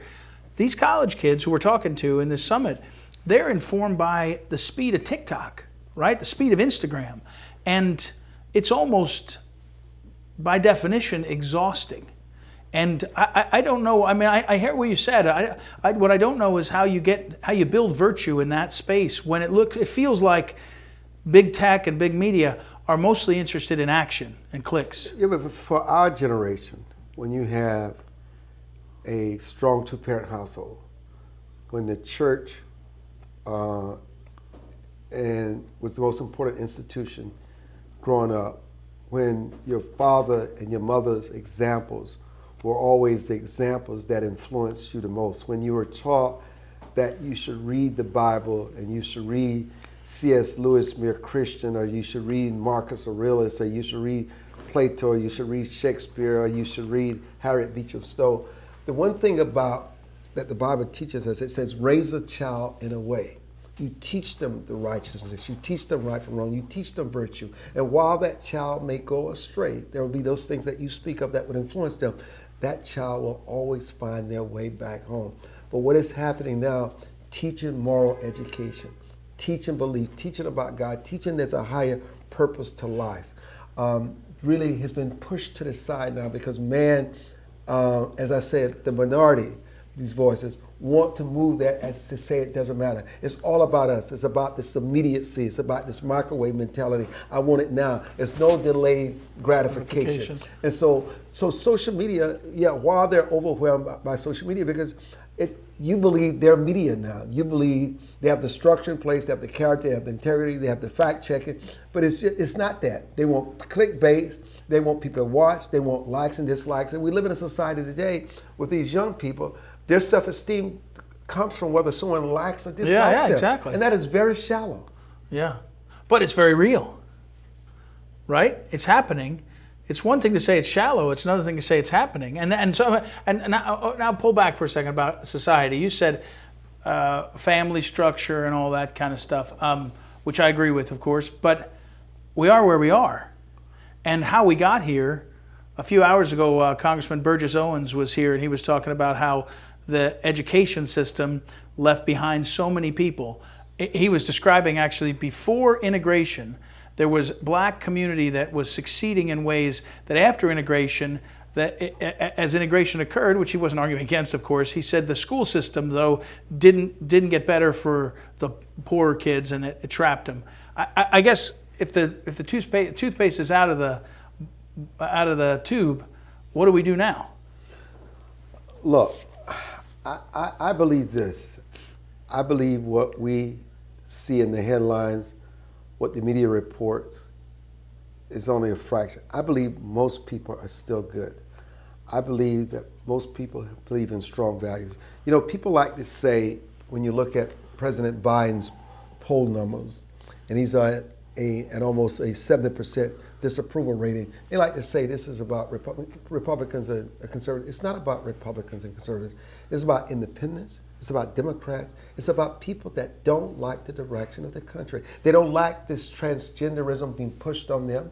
They don't like these drag queens going into the classroom on read a day and influencing their kids 3 and 4 or 5 years old when they're impressionable. They just don't like what they're seeing. Now, the media may conduct these polls, and and a lot of this stuff is corrupt and is pushed by special interest groups. But Americans know that virtues and values still matter. Just like I saw the Washington Post finally came out today with an article that said what we already know. We've known from day one. They don't want transgender women who are biological males playing in women's sports. To most people, that's just common sense. Right. It's just it. People have common sense. And eventually, as the clock swings, people like to say that Biden's disapproval ratings is because the Trump supporters. No, it's not. Americans joined to say your immigration policies, what you've done with the Keystone Pipeline, all this climate change and environmental at the expense of us are no longer all interdependent. This mindset where you allowed them to defund the police, while you may not have said, I support this, you said nothing. You allowed this on your clock, and all of a sudden, you're trying to will this back. Well, you cannot will this back because you and Pelosi and Schumer said nothing. And even these hearings that are going on where former President Donald Trump is being accused of inciting this violence, I mean, if you're going to accuse Donald Trump of the same, you cannot absolve Chuck Schumer for doing the very same thing. And what he said, standing on the steps of the Supreme Court, he called out Gorsuch's name, he called out Kavanaugh's name, and he said you would pay. And look at what has happened. You've had a judge's son, You had a judge who was killed, and you had an attempted assassination on Kavanaugh. If you're going to hold Trump accountable, you must also hold Schumer accountable. So Americans see the double standards. And guess what? Americans don't care. They care about their pocketbook issues. The gas pump, food, right, baby formula. These are the issues that Americans care about. And you can talk until the cows come home, and the media can be the biggest cheerleader for Biden and his policies, but it's not working. On a college campus right now, the woke police are off and out, right? And so here you are, one of the most successful media entrepreneurs, right? You own TV stations and is very successful. You have a nationally syndicated show for a long time. You've written a column forever, too, written books, and you're an African American. And, you know, I was thinking about the late Phyllis Schlafly, one of her proudest things, and it was in the documentary, Clarence Thomas's The Unequal, that documentary. There was a moment where Phyllis had gathered a bunch of the Eagles to stand in the hallway when Clarence Thomas was on his way to the hearing, and they were cheering him on. He always remembered it. They had this great rapport. But Clarence Thomas, another friend of yours, Ben Carson, these men are vilified for being black. And if you're on a college campus and you're not aware of the way they play the race card, how do we get past that? Well, I don't think they're being vilified because they're black. They're being vilified because of their ideology, their thinking process, the fact that they don't necessarily embrace the civil rights mantra, they don't embrace the affirmative action mantra. They believe in this thing you call capitalism. They believe a person should work for a living, that you should not have a child unless you have the capacity to care for that child. They believe that both parents, if possible, should be in the household. They believe that you should preserve a life in the womb, that somebody has to protect that life. And so it's the value system that they condemn. You know, I don't make much about race. You know, I say this, and it shocks people when I say this. I've never experienced racism in my life. It's never impacted me. I've never can say, I'm in the broadcast business, I'm in the real estate business, we own hotels, and I can tell you I have been in every scenario where it should have been possible, where I should have been denied, I've been slighted. I've never had that experience. I have Really? not. And we should not assume just because someone is black that they're discriminated against, just like I should not assume because you're white that you've not experienced racism. We just cannot make and put people in those boxes. People disagree based on ideology and what you believe in. It has less to do with race. Because if I believed what Ben Crump believed, if I believed what Al Sharpton believed, I would be a hero. I would be celebrated. I would be on the cover of magazines and newspapers, but my ideology, because I don't conform. They vilify me no more than they would vilify you because of your conservatism.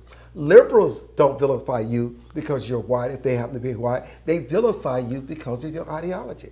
We want to make everything about race. And it's really not about race. It's about the battle for the soul of America. But what about 1619? When the New York Times rolls out the 1619 Project, when the Pulitzer Prize, or I think they gave the woman a prize, she gets a tenured professorship at Duke. I mean, I know that's ideology. North Carolina, Yes. Sorry. I know that's ideology, but it's also a way to make things about something that they're not. Well, they're pushing an agenda by the liberal elite, where they feel they know what's best to advance the education of what they call minorities in this country. You know, when you look at Baltimore and you look at the failing school system and you look across this country, and it's sad to say that so many minorities are failing in this educational experiment. Right. Instead of holding the schools accountable and the teachers accountable and the administrators accountable, it must be about race. It must be about, because when they read the textbooks, they don't read anything about their history. They don't see themselves in these textbooks. And so that must be the reason. I will tell you, you can teach them all the history you want to teach them, but unless you teach them math, English, writing, science, and history, that stuff becomes irrelevant. That is not going to get you a top-notch job, whether it's in engineering, whether it's a lawyer. You can be a lawyer, but at some point, you've got to have real skills. Race does not give you a skill, okay? Right, it does not. Right. Does if you were 22 today, graduating college, where would you look for opportunities? Listen, that's an interesting question. I have been blessed.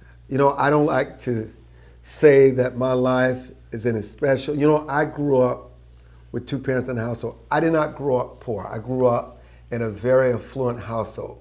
A lot of people like to think that people sometimes who look like me, my stories are rags and I struggle and poverty. None of that was my experience. And it's unfair to believe that Americans who happen to be black, who happen to become successful, their bio is about poverty. I had good parents who worked hard, who taught me what work ethic was. You know how they taught me? Because I saw it every morning. We were up at 4 and 5 a.m. in the morning. I saw it working the cattle on the farm, working the swine on the farm, working the chickens on the farm, working the tobacco on the farm from sun up to sundown. As the Bible said, a man should work by the sweat of their brow. They taught me what hard work meant. I understood why there was food on the table. I understood why there were clothing on my back. I understood why when I graduated from high school, my parents were able to give me a 4-year education that they paid for out of their pockets, even though I had scholarships. They paid for the education of any child that wanted to go to school. You had to get good grades, you had to have discipline. And so I understood why all that happened was by my parents' hard work. So one thing I learned, if you want something in life, you gotta work for it.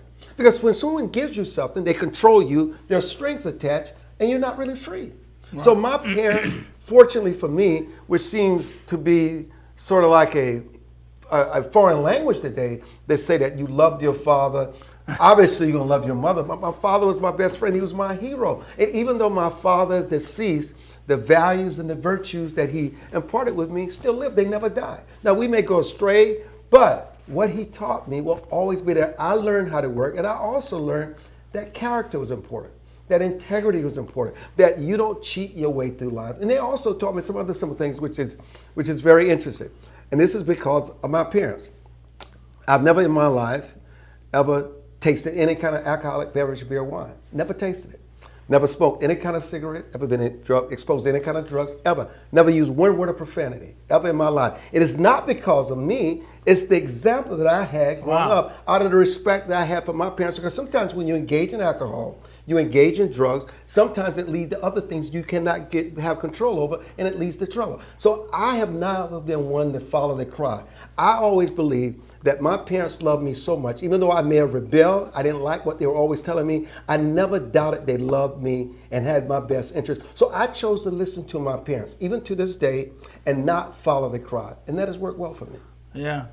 Wow. I think you need to write a memoir. Have you written another memoir? You got no time, I guess. You got no time. All right. Armstrong Williams, go to armstrongwilliams.com. His TV show is The Armstrong Williams Show, syndicated across the country, and also on Twitter at @RightSide, and on Facebook. Whoever one of my collegians said they were following on Facebook with the Facebook Live videos every morning or every morning at 8 a.m. 8 a.m. Yeah. So if you want to go in there, you get an earful like you just got here. So. No, listen. There's no secret to success, and there's certainly no secret to failure. Anybody can fail. Anybody can do that. Anybody can do bad in the classroom. Anybody can have a baby out of wedlock. Anybody can commit a crime. Anybody can steal. But the long game is restraint. Some people just don't see the value in sacrificing a lesser good for a greater good. Because when you steal, you have that immediate reward. Yeah. You rob someone of their good. When you lie, you have that immediate reward. You rob someone of their truth. When you cheat on your spouse, you have that immediate reward. But the true reward is the long game. I'd rather sacrifice the lesser good for the greater good in the long. And so, as my mother used to say before her death at 91, I want my best days to be my last days. And so life is pretty good, but it's what you're willing to sacrifice. And if you're not willing to sacrifice, you're just not going to find yourself having the peace, the joy, and the blessings that God promised you. Because he said he would bless you. He will pour out his prosperity upon you and bless you abundantly if you do certain things. Yeah. All right, Armstrong Williams, everybody. Track him down on his Facebook Live, 8 o'clock every morning. Thank you, Armstrong, for being with us. We'll take another break and we'll come back. It's the 29th Phyllis Schlafly Collegians Summit. Still got a lot more coming. I'll be back in a minute.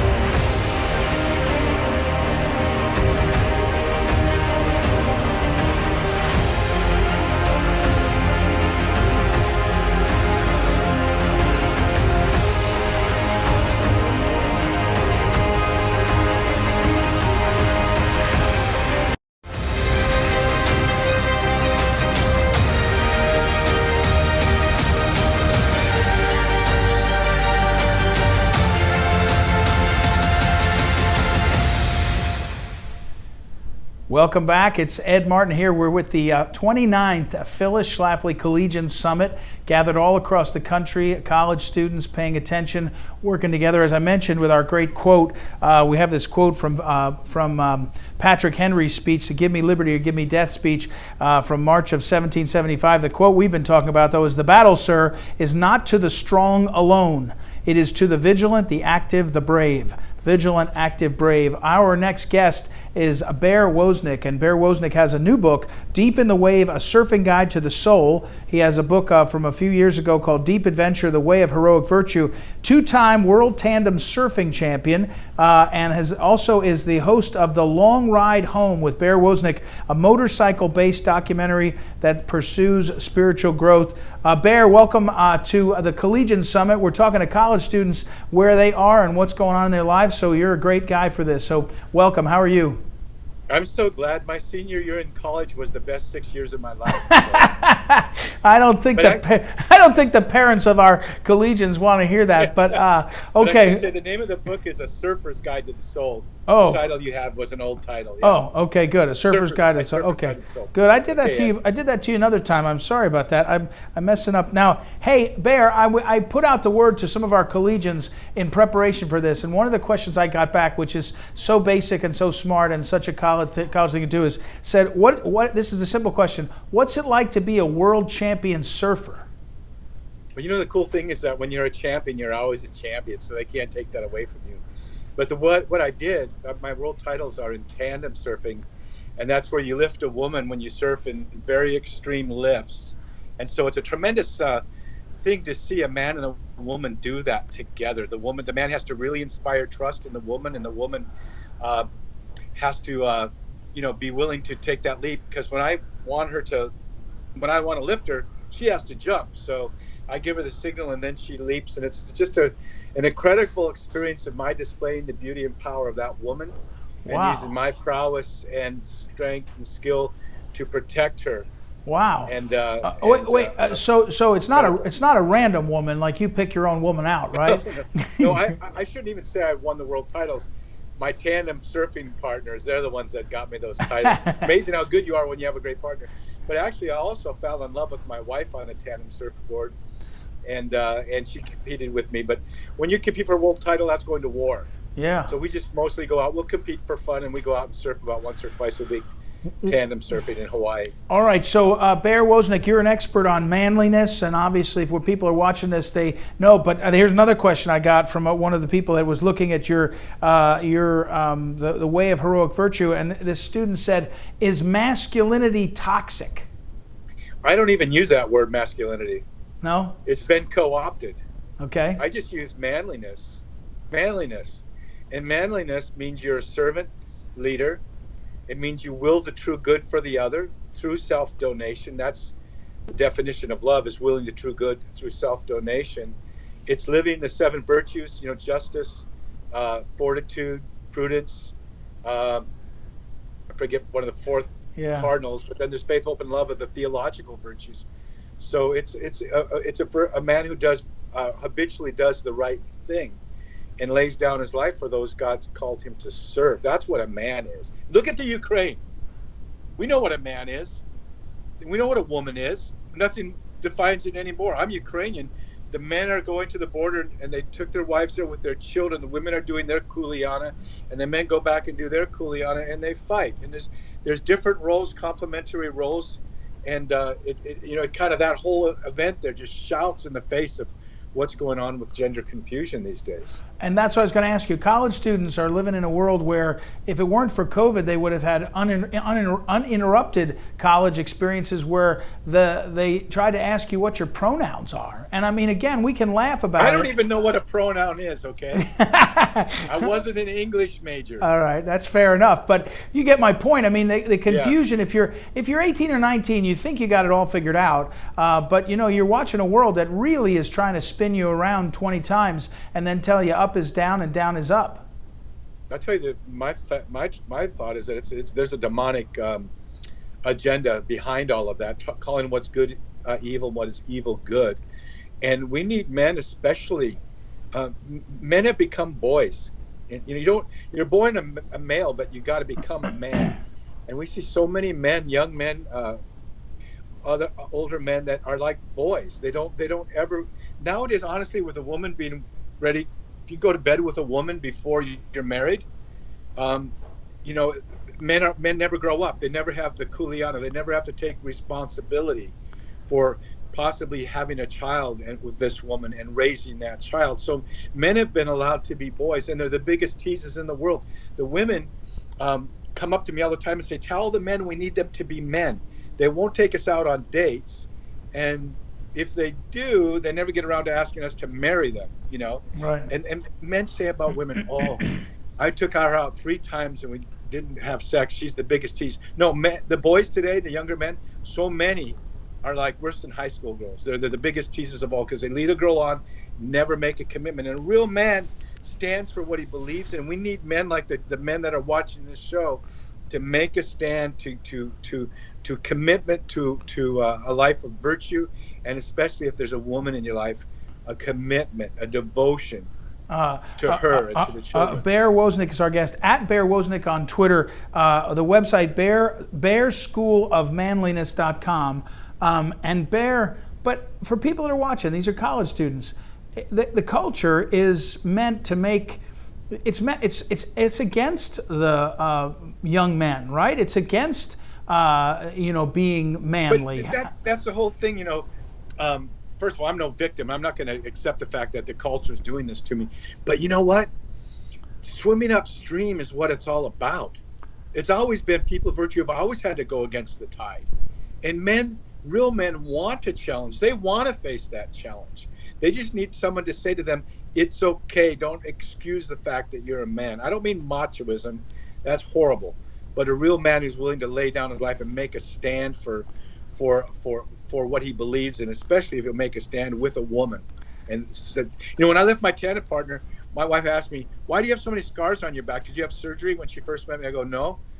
That's from when I take a woman out of a lift, or someone's dropping in on us, or if we're wiping out and I take her out, cradle her, and I jump off my board and I hold her to my chest and my ankle's attached to the board, I get drug across that reef. You know, I have stripes on my back. I have one right now, actually. So my job as a man is to protect and to provide, and not to be about me, but to be all about them. And we need men like that today. And I believe the men that I find when I'm out and around, the young men, I see them wanting to rise up to that. By the way, I got a text from one of our viewers. What is kuleana? You better explain that. I have to apologize for my lighting. We had a big, huge 100-mile thunderstorm here, and everything's out around me. I'm here speaking in Fort Wayne. Kuleana this is a good question, because kuleana in Hawaiian is more than to say it's my stewardship or my responsibility. To have a kuleana is to say, this is me, I own this, it's my possession. Like if I work side by side with someone, their job is to clear the dishes, and my job is to do this, and I want to go help him and clear the dishes for him, he'll say, brah, it's my kuleana, brah. I mean, you could ask me, but don't take my responsibility from me. And so it's and you know, I remember Pope John Paul II, the very first thing he wrote about, the very first book and play that he wrote was love and responsibility. They go hand in hand. Real love and responsibility, they go hand in hand. So it's more than responsibility, it's more than stewardship. It's something that you own and cherish, is your kuleana, your responsibility. So Bear, is what's needed now in your career, as well as this arc of your kind of, now you do this documentary, you're doing this these books, you do a radio show, but I'm interested in the School of Manliness. Is there a is there a, like, you know, the community colleges right now, if you go to a community college, St. Louis Community College is the one I can remember, and you open it up, the first 20 pages are all remedial courses that you should have done in high school, and these poor kids that come out, they have to start again, learn to read, learn to do math and all. Are we at the point where we have remedial manliness that you have to? Well, you know, so many boys have been brought up by women who have been betrayed by men. So first of all, those men who have not had real good father figures. But every man, you know, the School of Manliness is based on the Old Testament school of the prophets. I think of it as the cave of Adullam, where David went with all of his misfits, you know, men that owed money, or, you know, they were in trouble with the law, or maybe their mother-in-law, whatever. They were misfits, and they gathered in this cave of Adullam, and they formed each other, and also God formed them into being the mighty men of valor. So it's just a place, deepadventure.com, where we have the School of Manliness. It's the 3-year curriculum. We go through it together. You know, there's video and audio and written, but it's just men form each other. So, you know, iron sharpens iron, and men need to be in the company. You know, in Hawaii, my wife's she's from Florida. She says in Hawaii, there's men here, and there's a company of men. The men are together. You know, the younger people all call me uncle. You know, and we uncle the younger, not just their dads, but we uncle them. And there's so many young men that could really use an uncle in their lives. And in a sense, the School of Manliness, you know, is kind of an effort to kind of reach out to that. But being a man is just making a decision that you're not the center of the universe, you know, and you're willing to lay down your life for someone else. Okay, Bear, last sort of line of questions. Again, back to college kids. Where do you tell those college kids? I mean, we could all move to Hawaii and be near you, but I mean, where do you tell those college kids to find this kind of connection? Is it through the churches, back to the churches? I mean, we can wish that we'd have a two-family home, but a lot of people have split homes and all right? It's just the way where we are. So where do you point people towards? I think they've got to pray. I think the churches, of course, is the first place. But I have some real cool uncles: Thomas Aquinas, Augustine, the great classic thinkers, the natural law, and understanding that, and seeing. You know, I'll tell you what. One of the great places to learn what a man is. My first editor of my first book, this book, A Surfing Guide to the Soul. This is the second printing of it. Was the man who was the editor for Louis L'Amour, the last editor for Louis L'Amour. Wow. Now, young men don't know who he was, but he wrote 100 incredible Westerns. Yeah. And our whole school has a cowboy theme. My next book is called Where Have All the Cowboys Gone? And if you read a Louis L'Amour Western, you're going to see men of virtue that live by a creed that protect. Usually there's a woman who may be powerful, but she's still in a vulnerable place. They're protecting the woman. They're good financial planners. They're prudent. You know, the only reason you need to be prudent is if you're going to be bold. If you're just going to sit on the couch, you don't need to be prudent. But men are always called to be bold, you know. And so there's just that's a great place right there, just to read some of the great Louis L'Amour Westerns, because they're all about men of virtue. Well, maybe I did all right because my father gave me all those books too when I was a kid. So Really? I read all the Louis L'Amour. Yeah, Louis L'Amour. Anyway, all right, Bear Woznick at Bear Woznick on Twitter, BearSchoolOfManliness.com. And look up his books and watch him on TV, The Long Ride Home. Thank you, Bear, for the time and for all you're doing. We love you, students, and we're counting on you. That's right. On you. We need him. All right. Thank you, Bear. Aloha. Aloha. We're learning a lot of Hawaiian. I'm getting schooled. All right. We'll take a break. We'll come back. We've got a lot more still on the Collegian Summit. And don't forget, like this, share it, pass it on to other folks, and especially go to PhyllisSchlafly.com to get tied into our Eagles community. We'll be right back.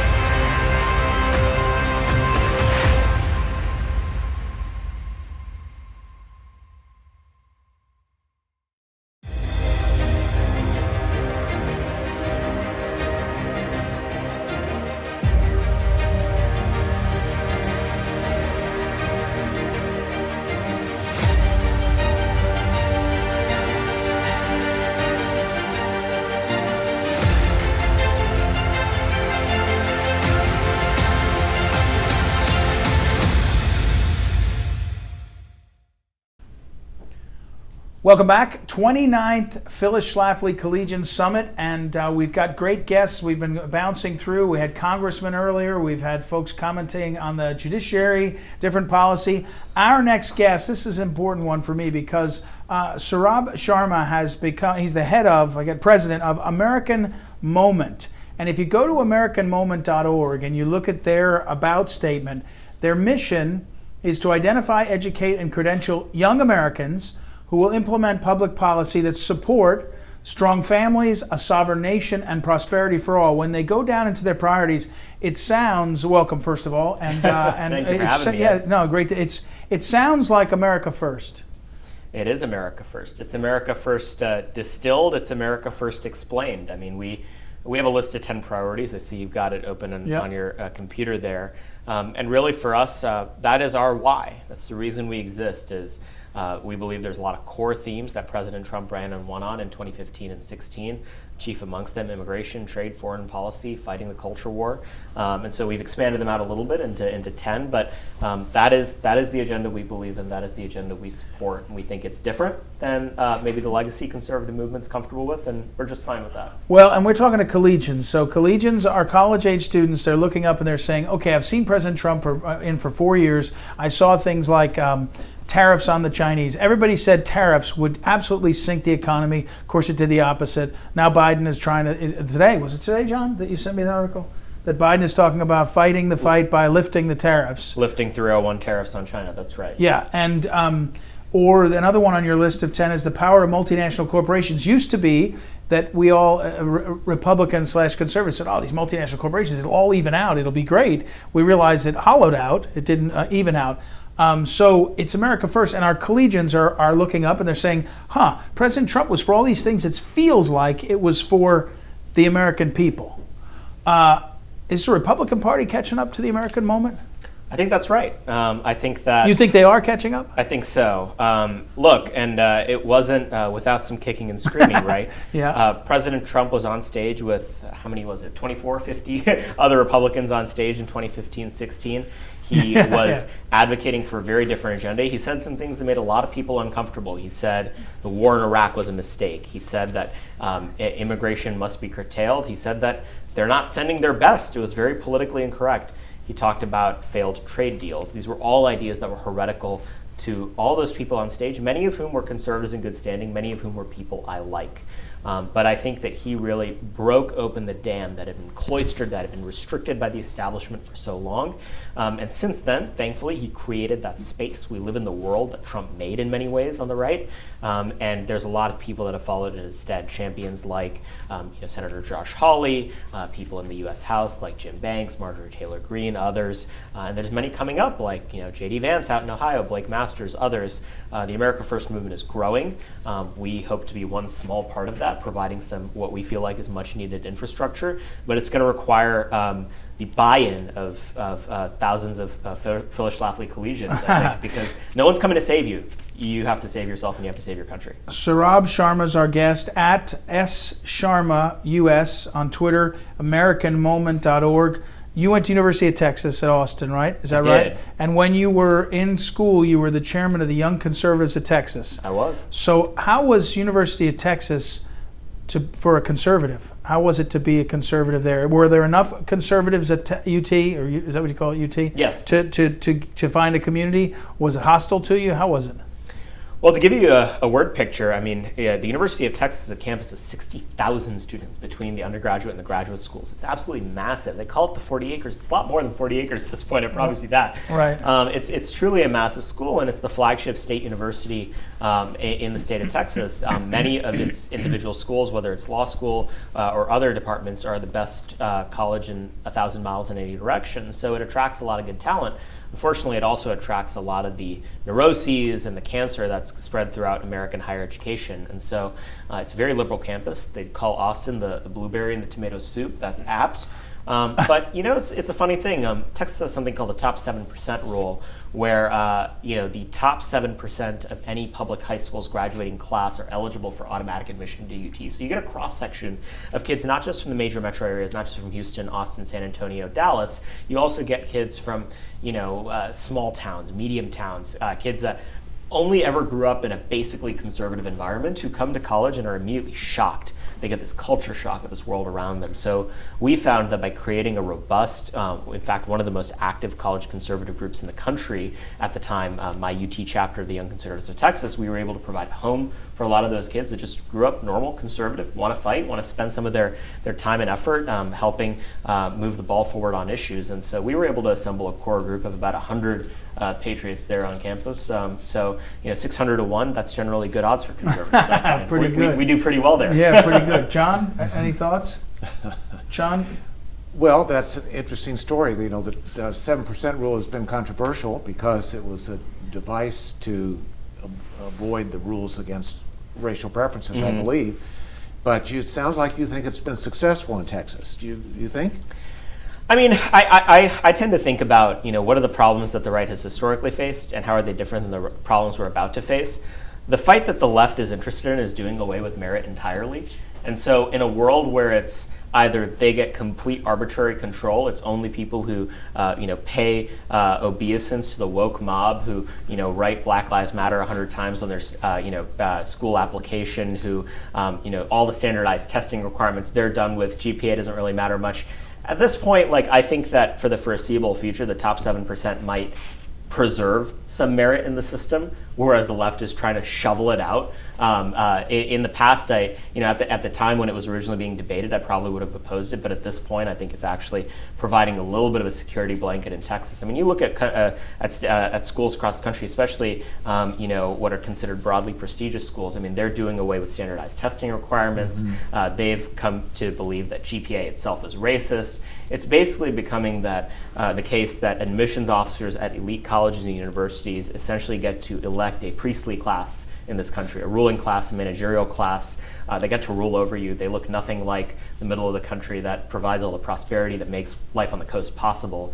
So it's definitely a complicated issue, but at this point, I think as a tactical matter, maybe a good idea. One of the other lists of the priorities for the American Moment, again, AmericanMoment.org, is immigration must be restricted to promote national solidarity and economic well-being of all Americans. Is there any issue that is in sharper contrast than immigration from Trump to Biden? No. I think that is the issue. It is the mainstream view on the left of center today that immigration controls of any kind, borders at all, are per se immoral. You would be hard pressed to find a left of center person in public life that can actually make an independent case for borders. Right. I think that's a disaster. President Trump believed in borders. He also, mind you, this is a great distinction between the old Republican Party and the new.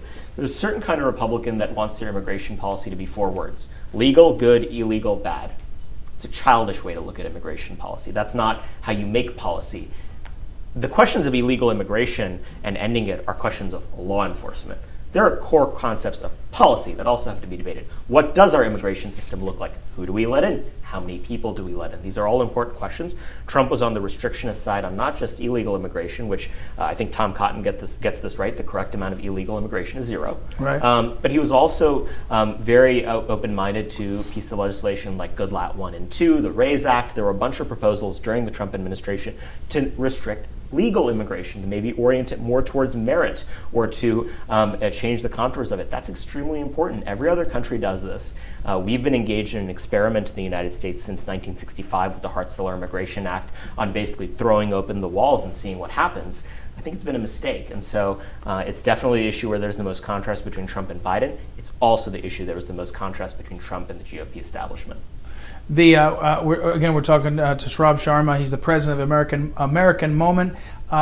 The college students today coming out. I mean, you're not that many years removed from it, but they're coming out of college or they're working their way through college into now a pretty drastic economy. The downturn is real, but they're also coming out into this incredible fake news and big tech dominant. How do you handle the tech question? Because big tech is not just changing the argument, they're changing the minds of these kids, right? They're using neuroscience.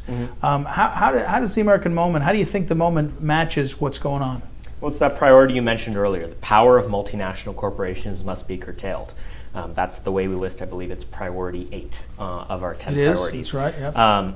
Look, to peel back the curtain a little bit, when we were drafting that original list of priorities, that one started out as the big tech priority. Okay, we thought about it, we realized, this is one of the biggest problems in the conservative movement. We wait until a problem gets so bad, never are proactive, and then whine on the back end about how oppressed we are, instead of ever dealing with the problem before it becomes a serious issue. And so when we were thinking about, okay, what is the actual concept we're getting to here? It's that there should be no Fortune 500 company in American life that gets to control the public square, period. And really that much concentrated power in the hands of unelected, woke CEOs is per se immoral. We believe that. And so, priority 8 deals with that. It also has to do with, priority 10, every American has a right to equal treatment under the law. We believe that the spirit of the First Amendment, if not the letter of it, through this coordination between the Biden administration and big tech is being violated when conservative speech is being censored. We also believe that this is just common sense politics. It is common sense for a political party, a conservative movement, to look out for the interests of its voters, its political activists, its values-minded people, and that a Republican Party that somehow creates this silly version of principle that's not principle at all, it's basically just cheap corporate obeisance, that tells it that it can't do anything about the big tech problem. That's a political party that doesn't deserve to win. It's a political party that's not representing the interests of its voters.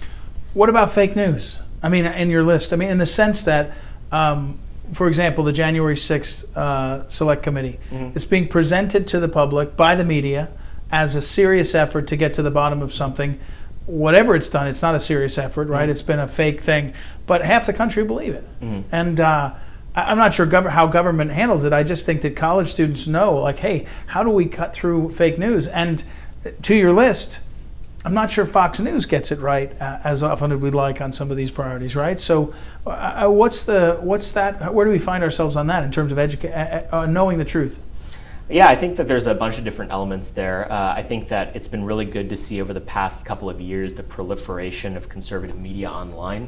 If you look back in the past 100 years of American history, the right, cultural conservatives are always the first adopters of new media technology because the mainstream always seeks to close them out of the conversation in whatever medium existed before. Right. And so before, if it's broadcast television, and then eventually becomes cable, it becomes the internet, it becomes radio. It's in every medium. The conservatives are the pioneers. They set the table. They get a ton of views. They maybe win some elections off of it. And then the establishment notices, oh no, people are getting information. They're not allowed to get that. We have to maintain this kabuki theater of lies that we've historically advocated for. And so they come for Americans' rights. Look, just a couple grab bag of policy areas. I think that on the fake news front, we should take a serious look at libel and defamation law in the United States. I think that the idea that the mainstream media is allowed to just ruin everyday Americans' lives by putting out these slanderous terms like white supremacist or racist. It used to be the case in the United States that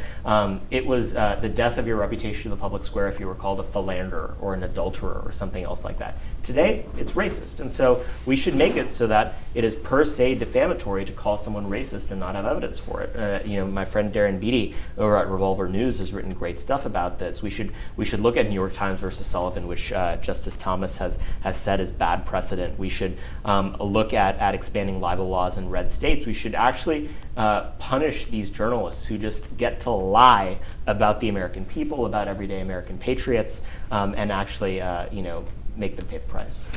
John? Well, that's. I noticed that Kyle Rittenhouse, having been acquitted of murder, has recently said that he has a lawyer looking at possibly suing the people who called him a white supremacist. I can't wait for him to make a bunch of money. And the suit hasn't been filed yet, and part of the problem may be there is no agreed definition, even approximately, of what that term even means. Mm-hmm. So how do you sue somebody for calling you? Maybe it's like calling somebody an idiot or a nincompoop. Mm-hmm. If it has no meaning to it, how can you be defamed by mm-hmm. being called a term like that? Mm-hmm. Yeah, there's definitely two sides to this coin, right? There's the existing legal landscape, and I think that, look, Nick Sandmann managed to get nine figures out of CNN and the Washington Post and some of these other news outlets. So there's definitely a case that I think Kyle Rittenhouse has to make on the existing legal terms. I also think that Republicans and conservatives should get a lot more comfortable at the thought of making laws and changing them, changing the legal landscape, recognizing that we live in a fundamentally different country than we did at the time that a lot of these laws were written, and maybe they should be updated to meet the threats that we're facing today. Again, the most evil thing you can be in American life today is a racist, and the left has weaponized that term to mean anyone to the right of Jennifer Rubin. I think that we should do everything we can to lessen the power of that term. That looks like changing the laws. That looks like fighting in the courts. It also looks like having the bravery to say that this term has no power over me. And when some left-wing interest comes to you and says, oh, that fellow conservative that you've been fighting with in the trenches, they're a racist. Instead of doing what the old conservative movement would do, which is disavow that person, say, well, I'm not anything like that. Please send me to the gulag last. Right. We should say, you people have no credibility. Well, you do not deserve. Except that, Saurabh, in order to be defamatory, the statement has to be false. Well, how do you demonstrate that accusing somebody as a racist or a white supremacist is false if those terms have no agreed definition as to what they even mean?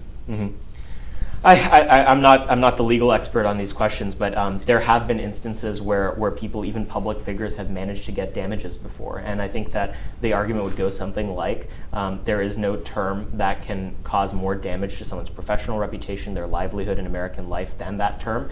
And so it's up to finding the right venue, making clever legal arguments, and proving that that constitutes real harm. Well, and let me wrap up. Saurabh Sharma, American Moment. I think for our collegians, one of the things about this list is it is a real challenge to the old guard. We had was a Congressman Massie, and earlier he said it's no longer sort of GOP versus Democrats. It's us versus the establishment. This is a real challenge. I think a lot of young people are looking up and they're saying, hey, I'm not the Democrats, but what are these people about, right? And I think that this is a great list and a great effort to sort of build on what Donald Trump did in office and talk more about it. So thank you for coming in, and people can find you at AmericanMoment.org and also be encouraged by his experience, Saurabh, at talking about at University of Texas, where, as you said, 100 good men. John Wesley said something about 100 good men. So even at UT, it worked out. So thanks very much for coming in. We're going to take a break. When we come back, we've got Congressman Jason Smith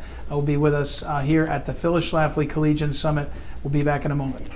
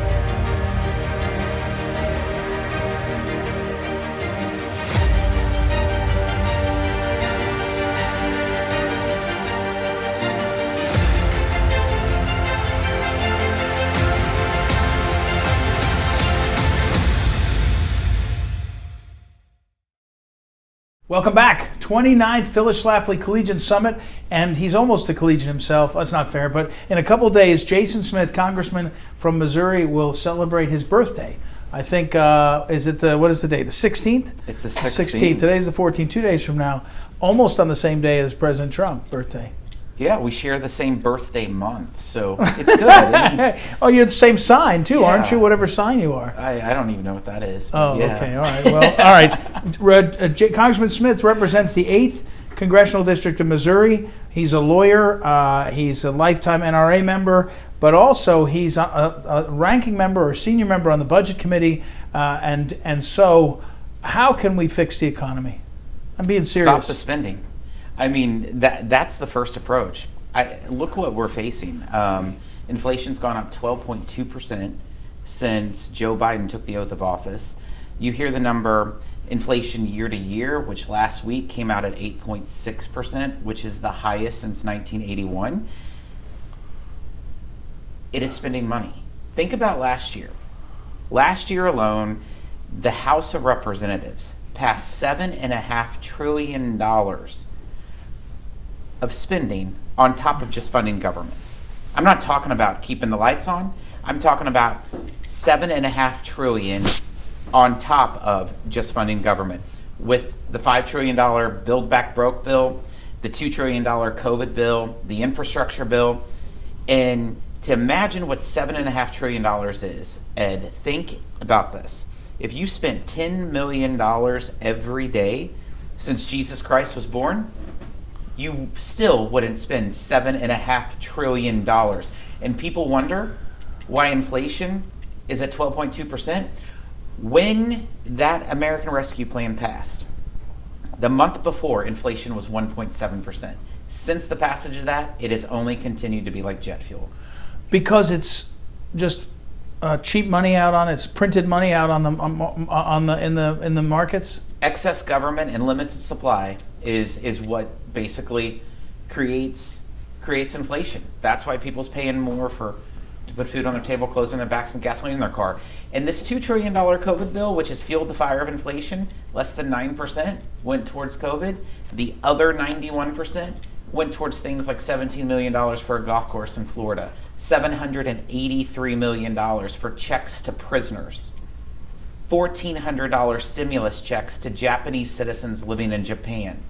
The list goes on and on. $140 million for a luxury hotel in Florida, $40 million for a luxury apartments in Connecticut, $2 million to plant trees in Syracuse, New York, horse tracks.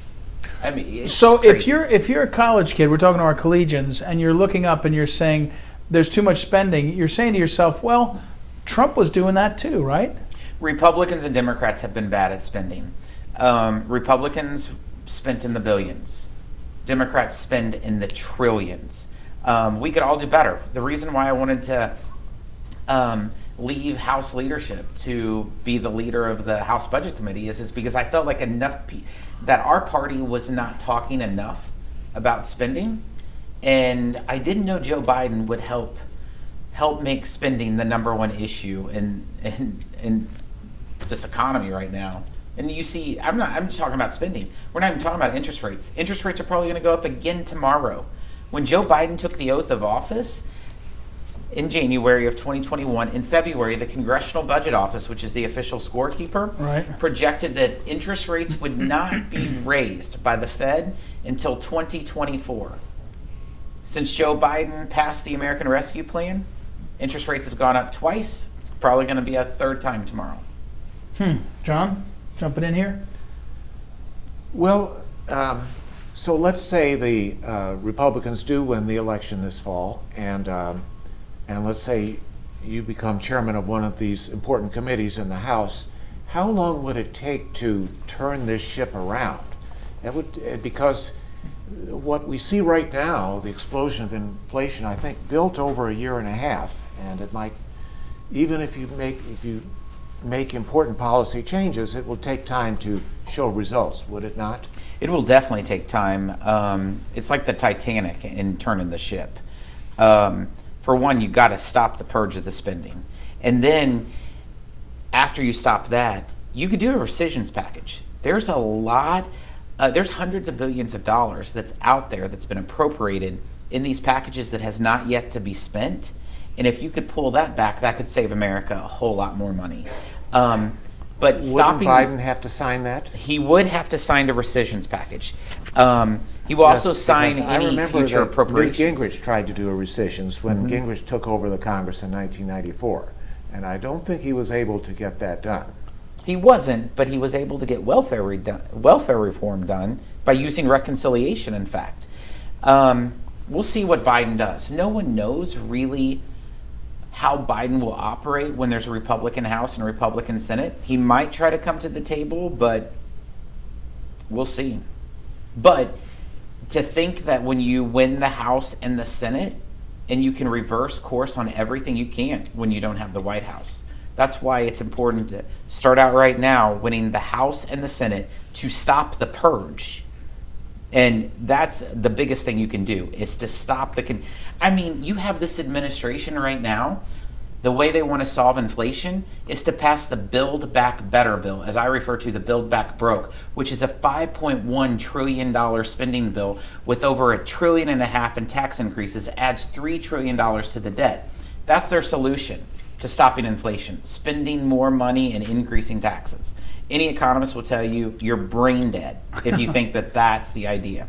So we have to stop the purge and then win the White House in 2024. So young college students are watching this and they're saying, we're in for the R word? We quite possibly could be. I would hate to say that, but we got some work to do. We're not in a good place. Yeah, I mean that's the and as you say, that's a drag coming out of that no matter what. How about we're talking with Congressman Representative Jason Smith, Congressman Smith at Rep Jason Smith on Twitter, jasonsmith.house.gov in his website for. So the House leadership, you're not in leadership, but will there be a fight over the leadership, or is it going to go the way it's going? The House leadership is pretty clear. You see how everyone has been working. Kevin McCarthy has been leading our team from day one. Steve Scalise has as well.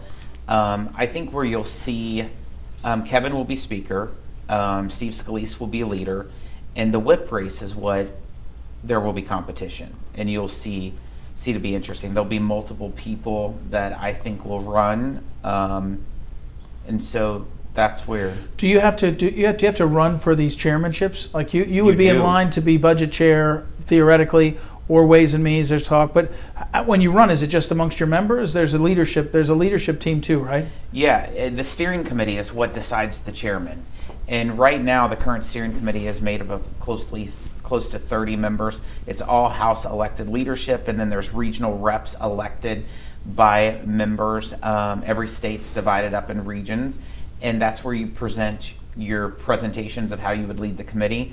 I am running for the Ways and Means chairmanship race. There's 3 of us, and so that's where it's decided, is within amongst the members, amongst that steering committee. I see. How do you handle this select committee, the January 6th? How do you see it? It seems like such a farce, but you've been around long enough. Part of it maybe you just ignore them, and it looks like they're fading a little bit now. But what's your thoughts on it? Ed, it's not a real committee. For the first time in the history of Congress, Nancy Pelosi refused to sit the minority leader's request of who would be on our committee. And every subpoena that has been brought by this committee, I think, is not valid, because a subpoena has to be signed off by the chairman and the ranking member of a committee, and the ranking member of the select committee that was nominated by Kevin McCarthy was Jim Banks, not Liz Cheney. The Democrats made Liz Cheney the ranking member, so every subpoena, in my opinion, is not valid according to the history of how Congress has always operated. So I think it's a joke. I hadn't heard that as explicitly as that. Okay, then how about President Trump? It's his birthday today. Happy birthday, Mr. Trump. What do you think? Do you think he runs again? I do. I think that he will definitely run again. You like that? I support President Trump. I mean, look at the policies that we had. He did an incredible job. Amazing. and has been the best president in my lifetime. So I know that we need someone that will make some tough decisions to clean up the mess that Joe Biden has created. If Joe Biden would have never left his basement, our country would be better off. We had a budget hearing today, and Mr. Stephen Moore was the Republican witness, and Lauren Boebert, Congresswoman from Colorado, asked the question to Stephen, saying, you know, is there anything that you could imagine being done differently if you were trying to destroy the U.S. economy? And Stephen Moore was like, no. I mean, literally, this administration has made every decision to destroy $5 gas prices. But it's Putin's gas problem. Yeah, you know, listen to this garbage. You know, inflation was up 7.5% before Putin ever invaded anything. Right. They try to say that, oh, it's because it's a global inflation. Guess what? Our economy makes up 25% of the world's economy. Whenever you mess up this economy, you're going to mess up the whole world. And that's exactly what this administration's done. Real wages has decreased by 4.2% since Joe Biden took the oath of office. Gas prices are up 110% since Joe Biden took the oath of office. Inflation's gone up 12.2% since Joe Biden took the oath of office.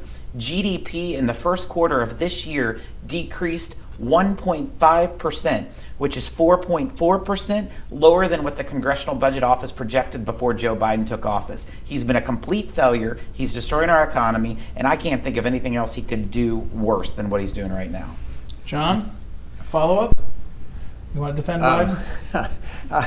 I'm not going to defend Biden except to say that I'm not sure it can be chalked up to incompetence. I think, you know, a large part of what's happening is intentional.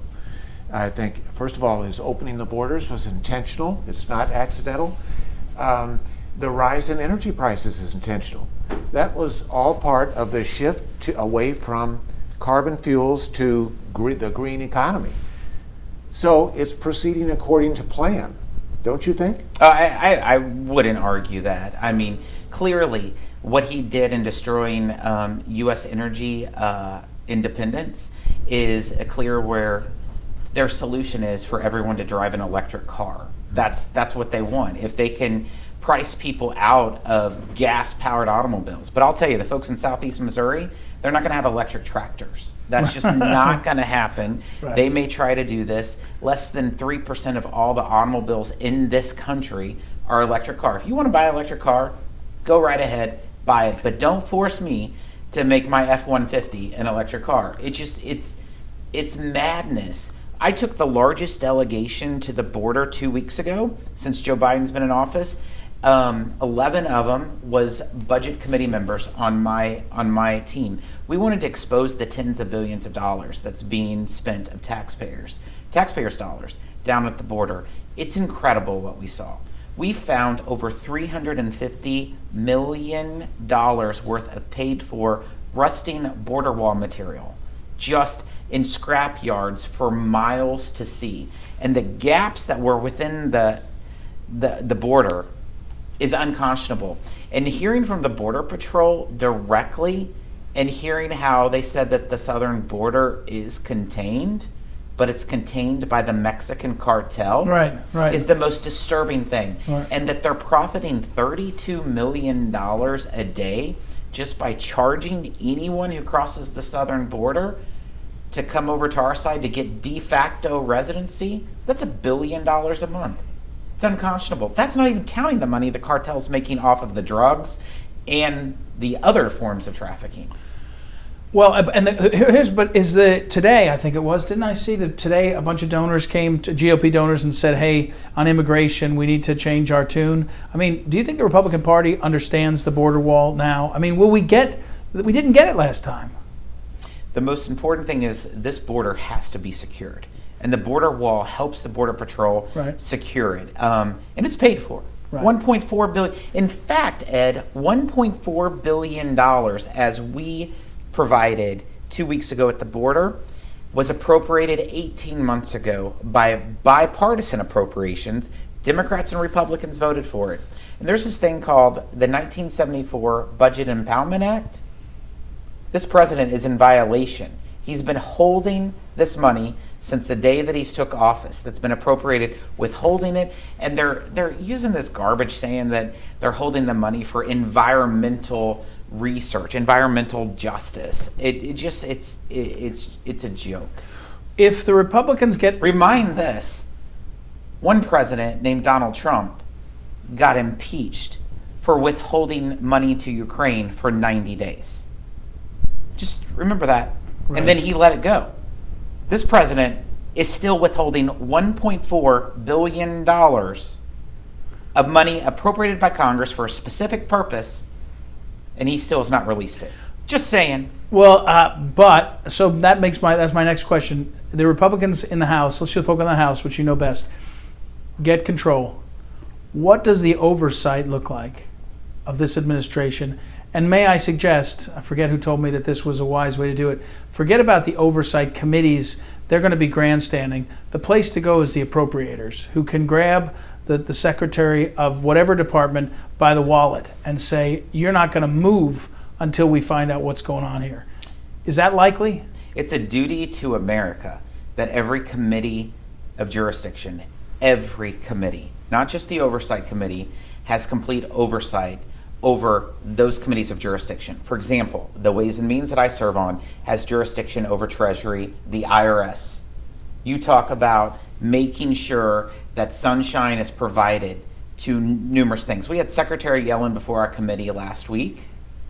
I asked her the question about the ProPublica leak that happened to be a year ago that day. She's like, what leak are you talking about? And then she's like, oh, I turned it over to DOJ. Can you give us an update? Oh, I can't interfere into an investigation. You need to have committees with aggressive oversight at all areas, whether it's Judiciary with Jim Jordan, whether it's Ways and Means with hopefully us, whether it's Budget, Appropriations, Energy and Commerce. Every committee of jurisdiction has to have aggressive oversight, because what they're doing with the administration in the various agencies, it's unconscionable. John?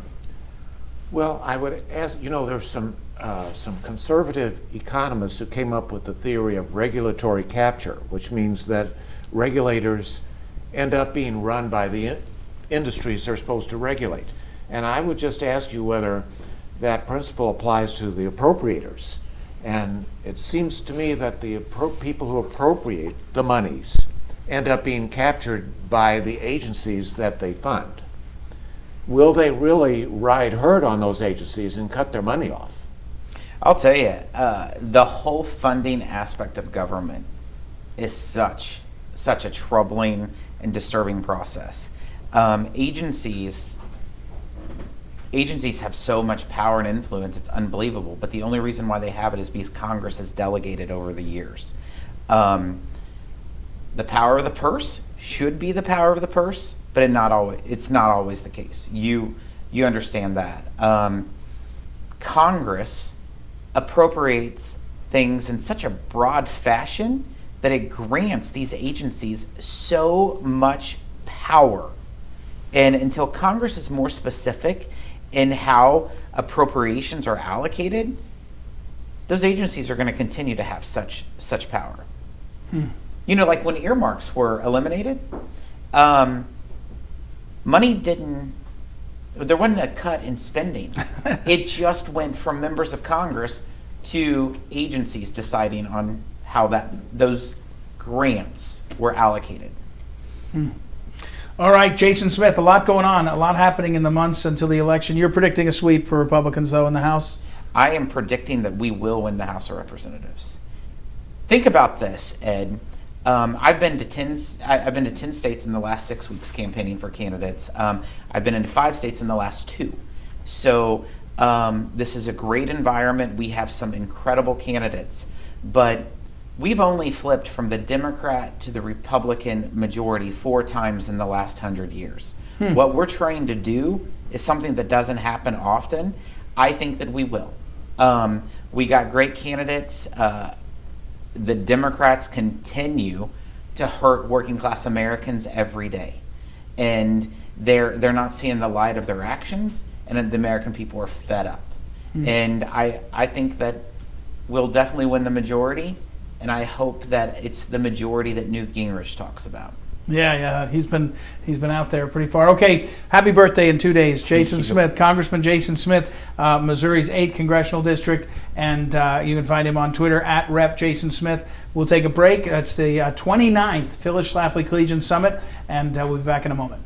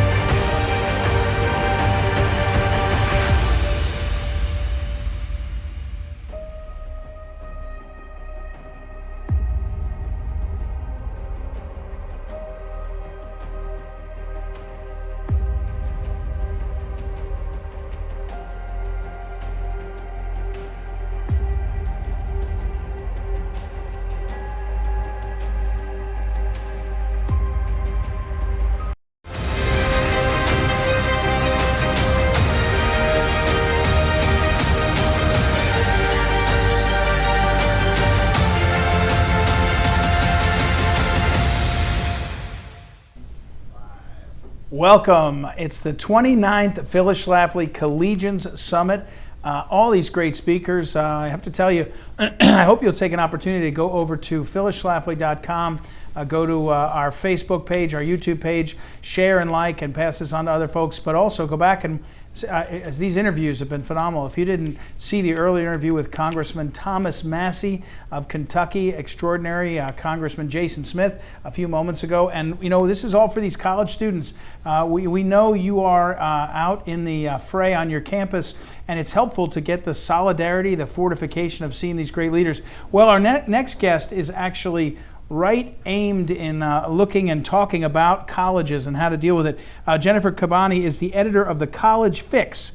She's also, and I love this, by the way, Jennifer, she's a former associate editor of Front Page Magazine. I'm a big fan of David Horowitz and his team. They do incredible things, and David is just an amazing guy. And she is a Robert Novak Journalism Fellowship recipient, contributed to National Review, at Jennifer Kabbany on Twitter, and thecollegefix.com on the old internet. Jennifer, welcome. How are you?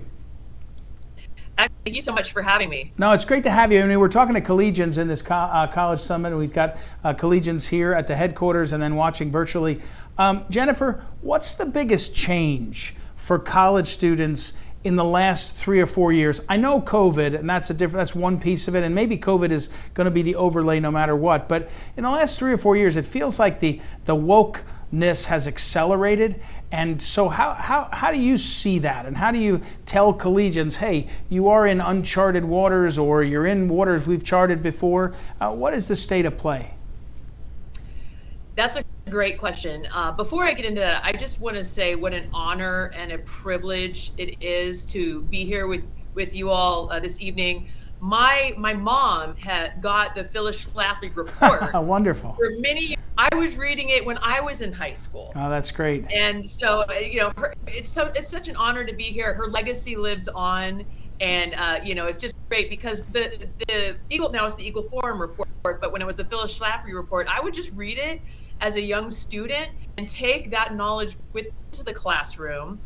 That I was armed with data and facts and knowledge to discern when my teachers and educators were trying to indoctrinate me. So I hope all the students are reading the monthly report. It's such great information and news.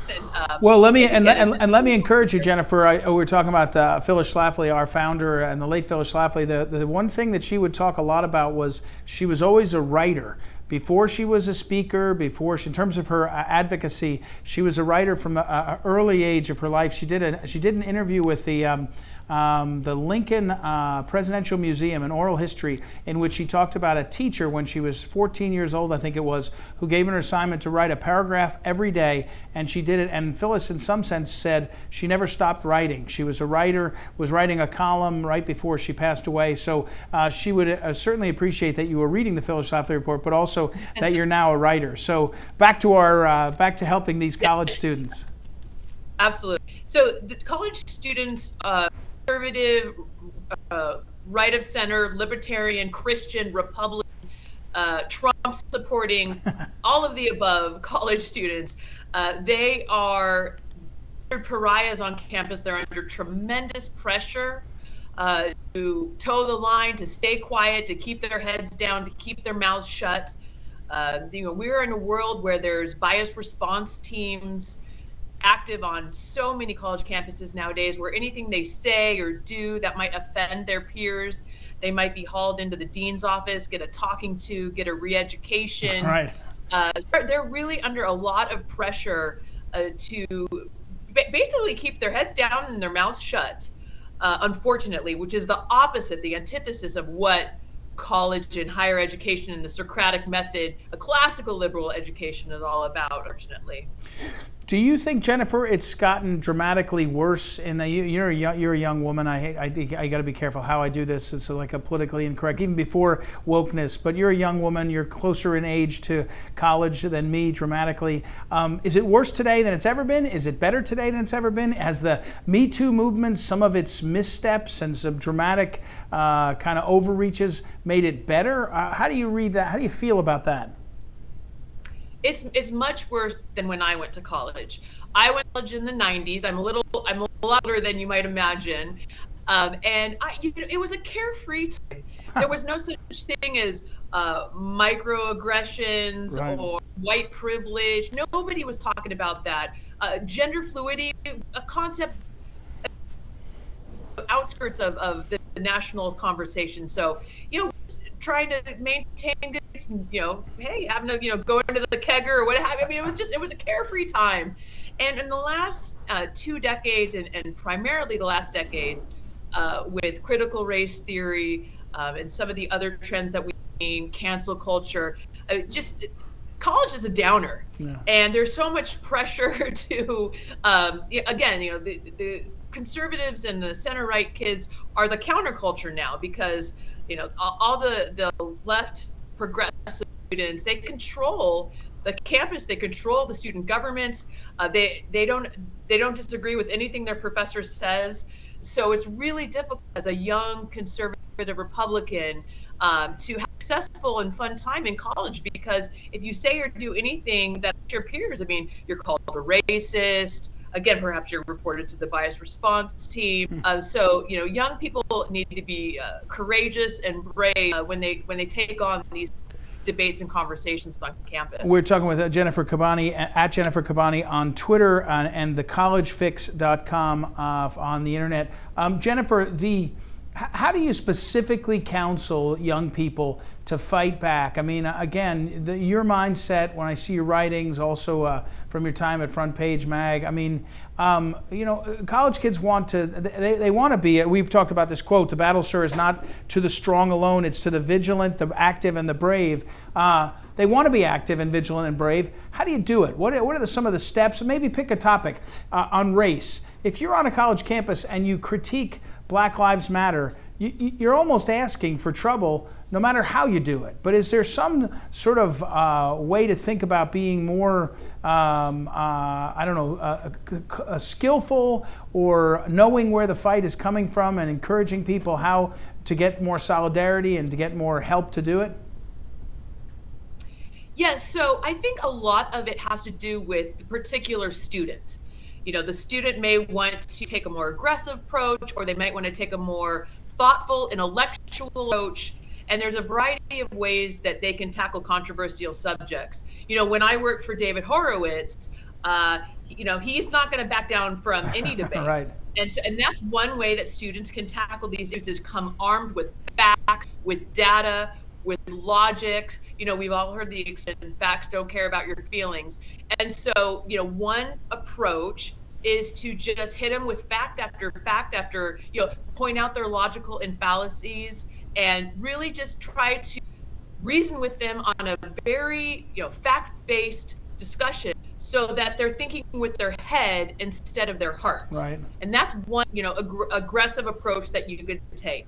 But there's other students who may not be comfortable with that method, and they might just want to take a more soft-spoken approach, join some campus groups, be a part of Strength in Numbers, help organize these events. And maybe they're not the spokesperson, but they can add support to the students who are willing to step up into the fray and take those fiery arrows. So it really depends on the student's personality and what they're comfortable with.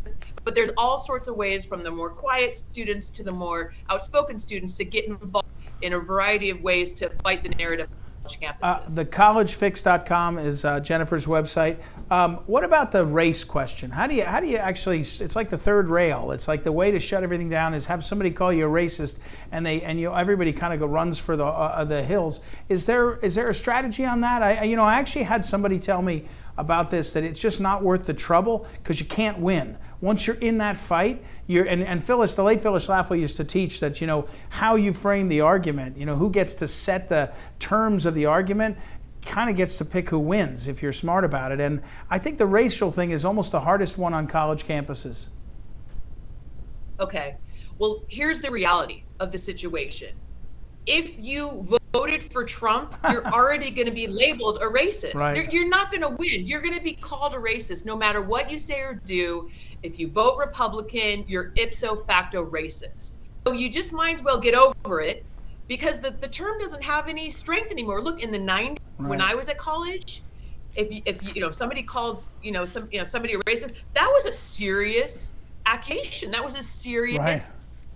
Right. And it really did rock people's world. But nowadays, it's so ubiquitous that basically anybody who's a conservative, a Republican, or a Trump voter is a racist. So you're like, yeah, it doesn't have any water. It doesn't hold any weight anymore. I mean, just get over the fact that they consider you just by the very fact that you're a Republican, and don't let it get you, because the accusation no longer holds any sway or power, because it's just too common now. I mean, if everything's a racist, then nothing's a racist. Yeah, no, that's a great point, and I think that probably is true.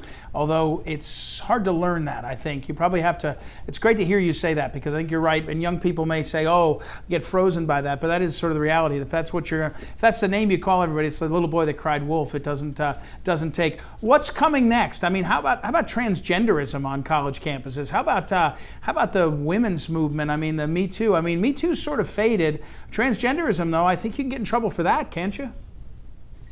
I would like to tell the students in the audience is you do not have to give your preferred pronouns. You can politely decline to give your preferred pronouns. Nobody can force you to play the game. Again, just politely decline what your preferred pronouns are. So I think turn the tables and remember that we have rights. We don't have to agree to their narrative, we can agree to ours. And we can just say, I politely decline mine. And don't play on with this game of like, am I a woman? Of course I am. Look at So, I mean, this is silly, and encourage students and play along. I do think that sort of ridicule is also a great tool, and I will just tell you this. And I was reading an article where the main thrust of the article was calling an individual they and their, and I was confused by it initially, and then I caught on that that's what it was, and so I was like, okay. I was trying to continue reading, and then they interviewed the actual person, and they there, I use that intentionally, called themselves I. But if you're a they there, don't you have to be like a we? I mean, don't you have? If you're going to go if you're going to go plural, you got to stick plural even when you're interviewed. So once I heard that, that's when I figured that I could stop. No, I'm just kidding. But I mean, I was like, these people. No, trust me. Individuals who identify as there constantly in regular refer to themselves as I. So this is about control and power, and especially at public universities, do not need to play along. Couldn't you really shake the system though? If, for example, I was a college student, I might have done this, and like one day a week I'd be a they there, then the next day I'd be a she her, and the next day I'd be a he him, and then one day an it. What is it? It's, I don't know what it would be. And you could just change every day. And you could even, I think the rules allow you to do that.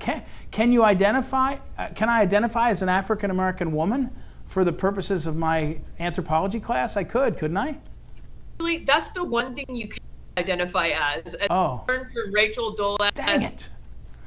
The one thing that you cannot be is a woman. I'm sorry. But everything else, a purple dinosaur, a bunny, that's all okay. Okay. No, you're right. And in fact, one young undergrad from the University of Michigan a few years ago made headlines when he changed his pronouns to His Majesty.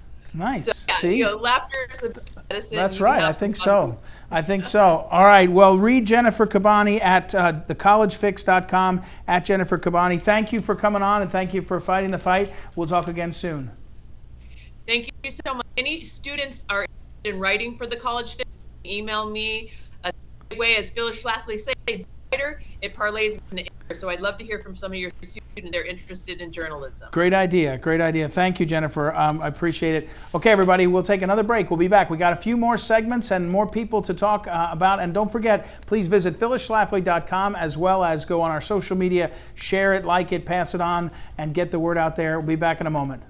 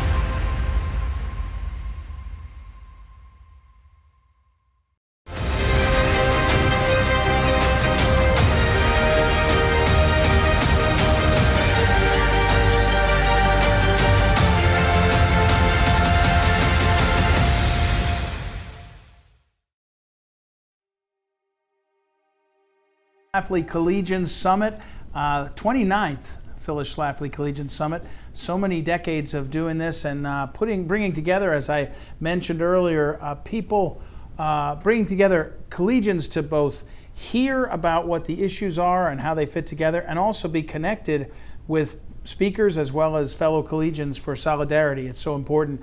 You know, I was thinking about as we looked at the program, and I should thank our team for putting it together, Jordan Henry, Ryan Height, Joanna Spilger.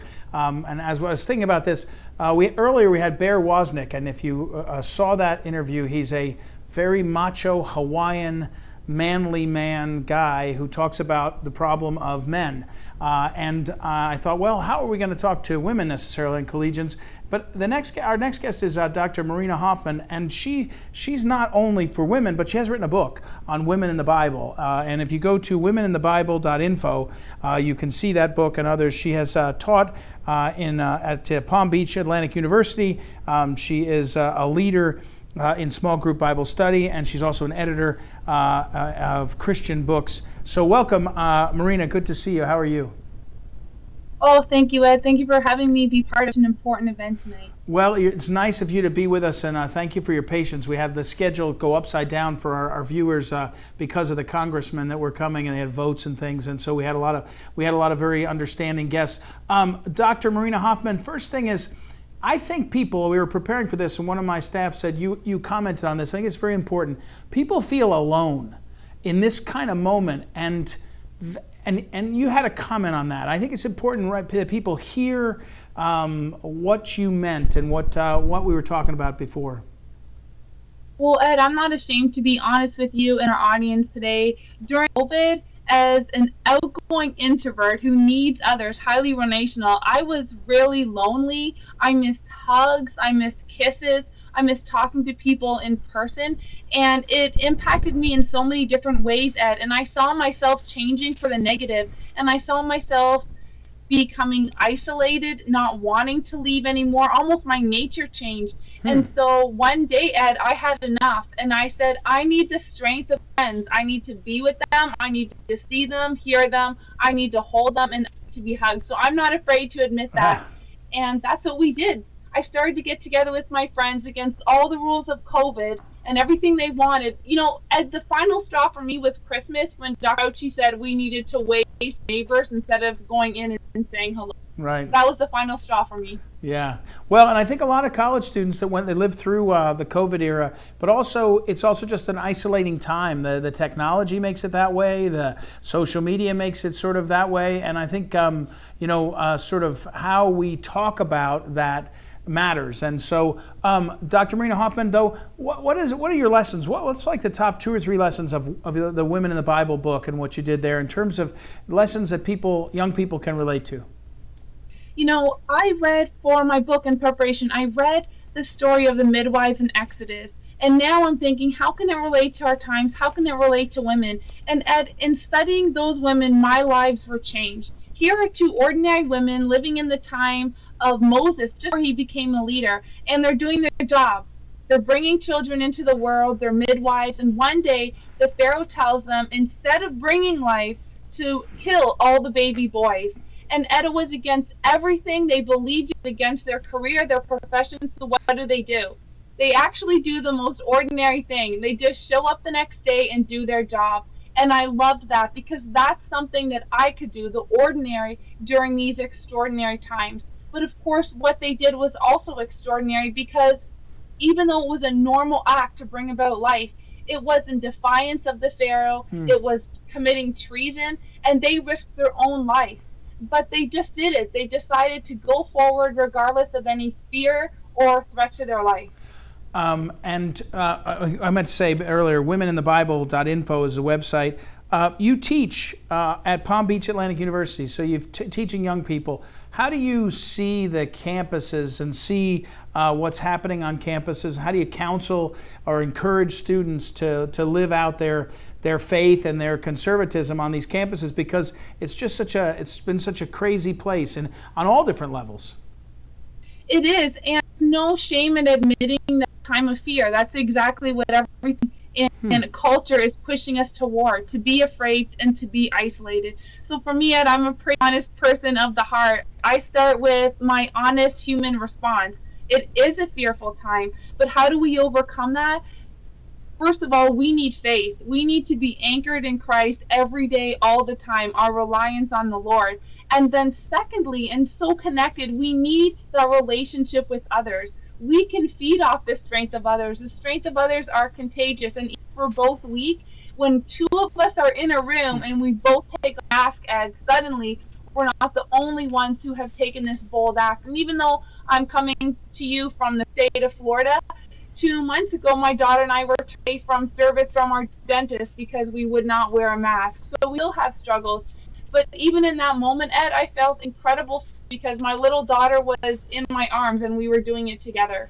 Dr. Marina Hofman, I got a text from a viewer, excuse me, asking me, how do you, from the Bible, a lot of people say, on college campuses especially, oh, the Bible's outdated, or the treatment of women and gender and sex in the Bible is outdated. How do you talk about that, talk through that?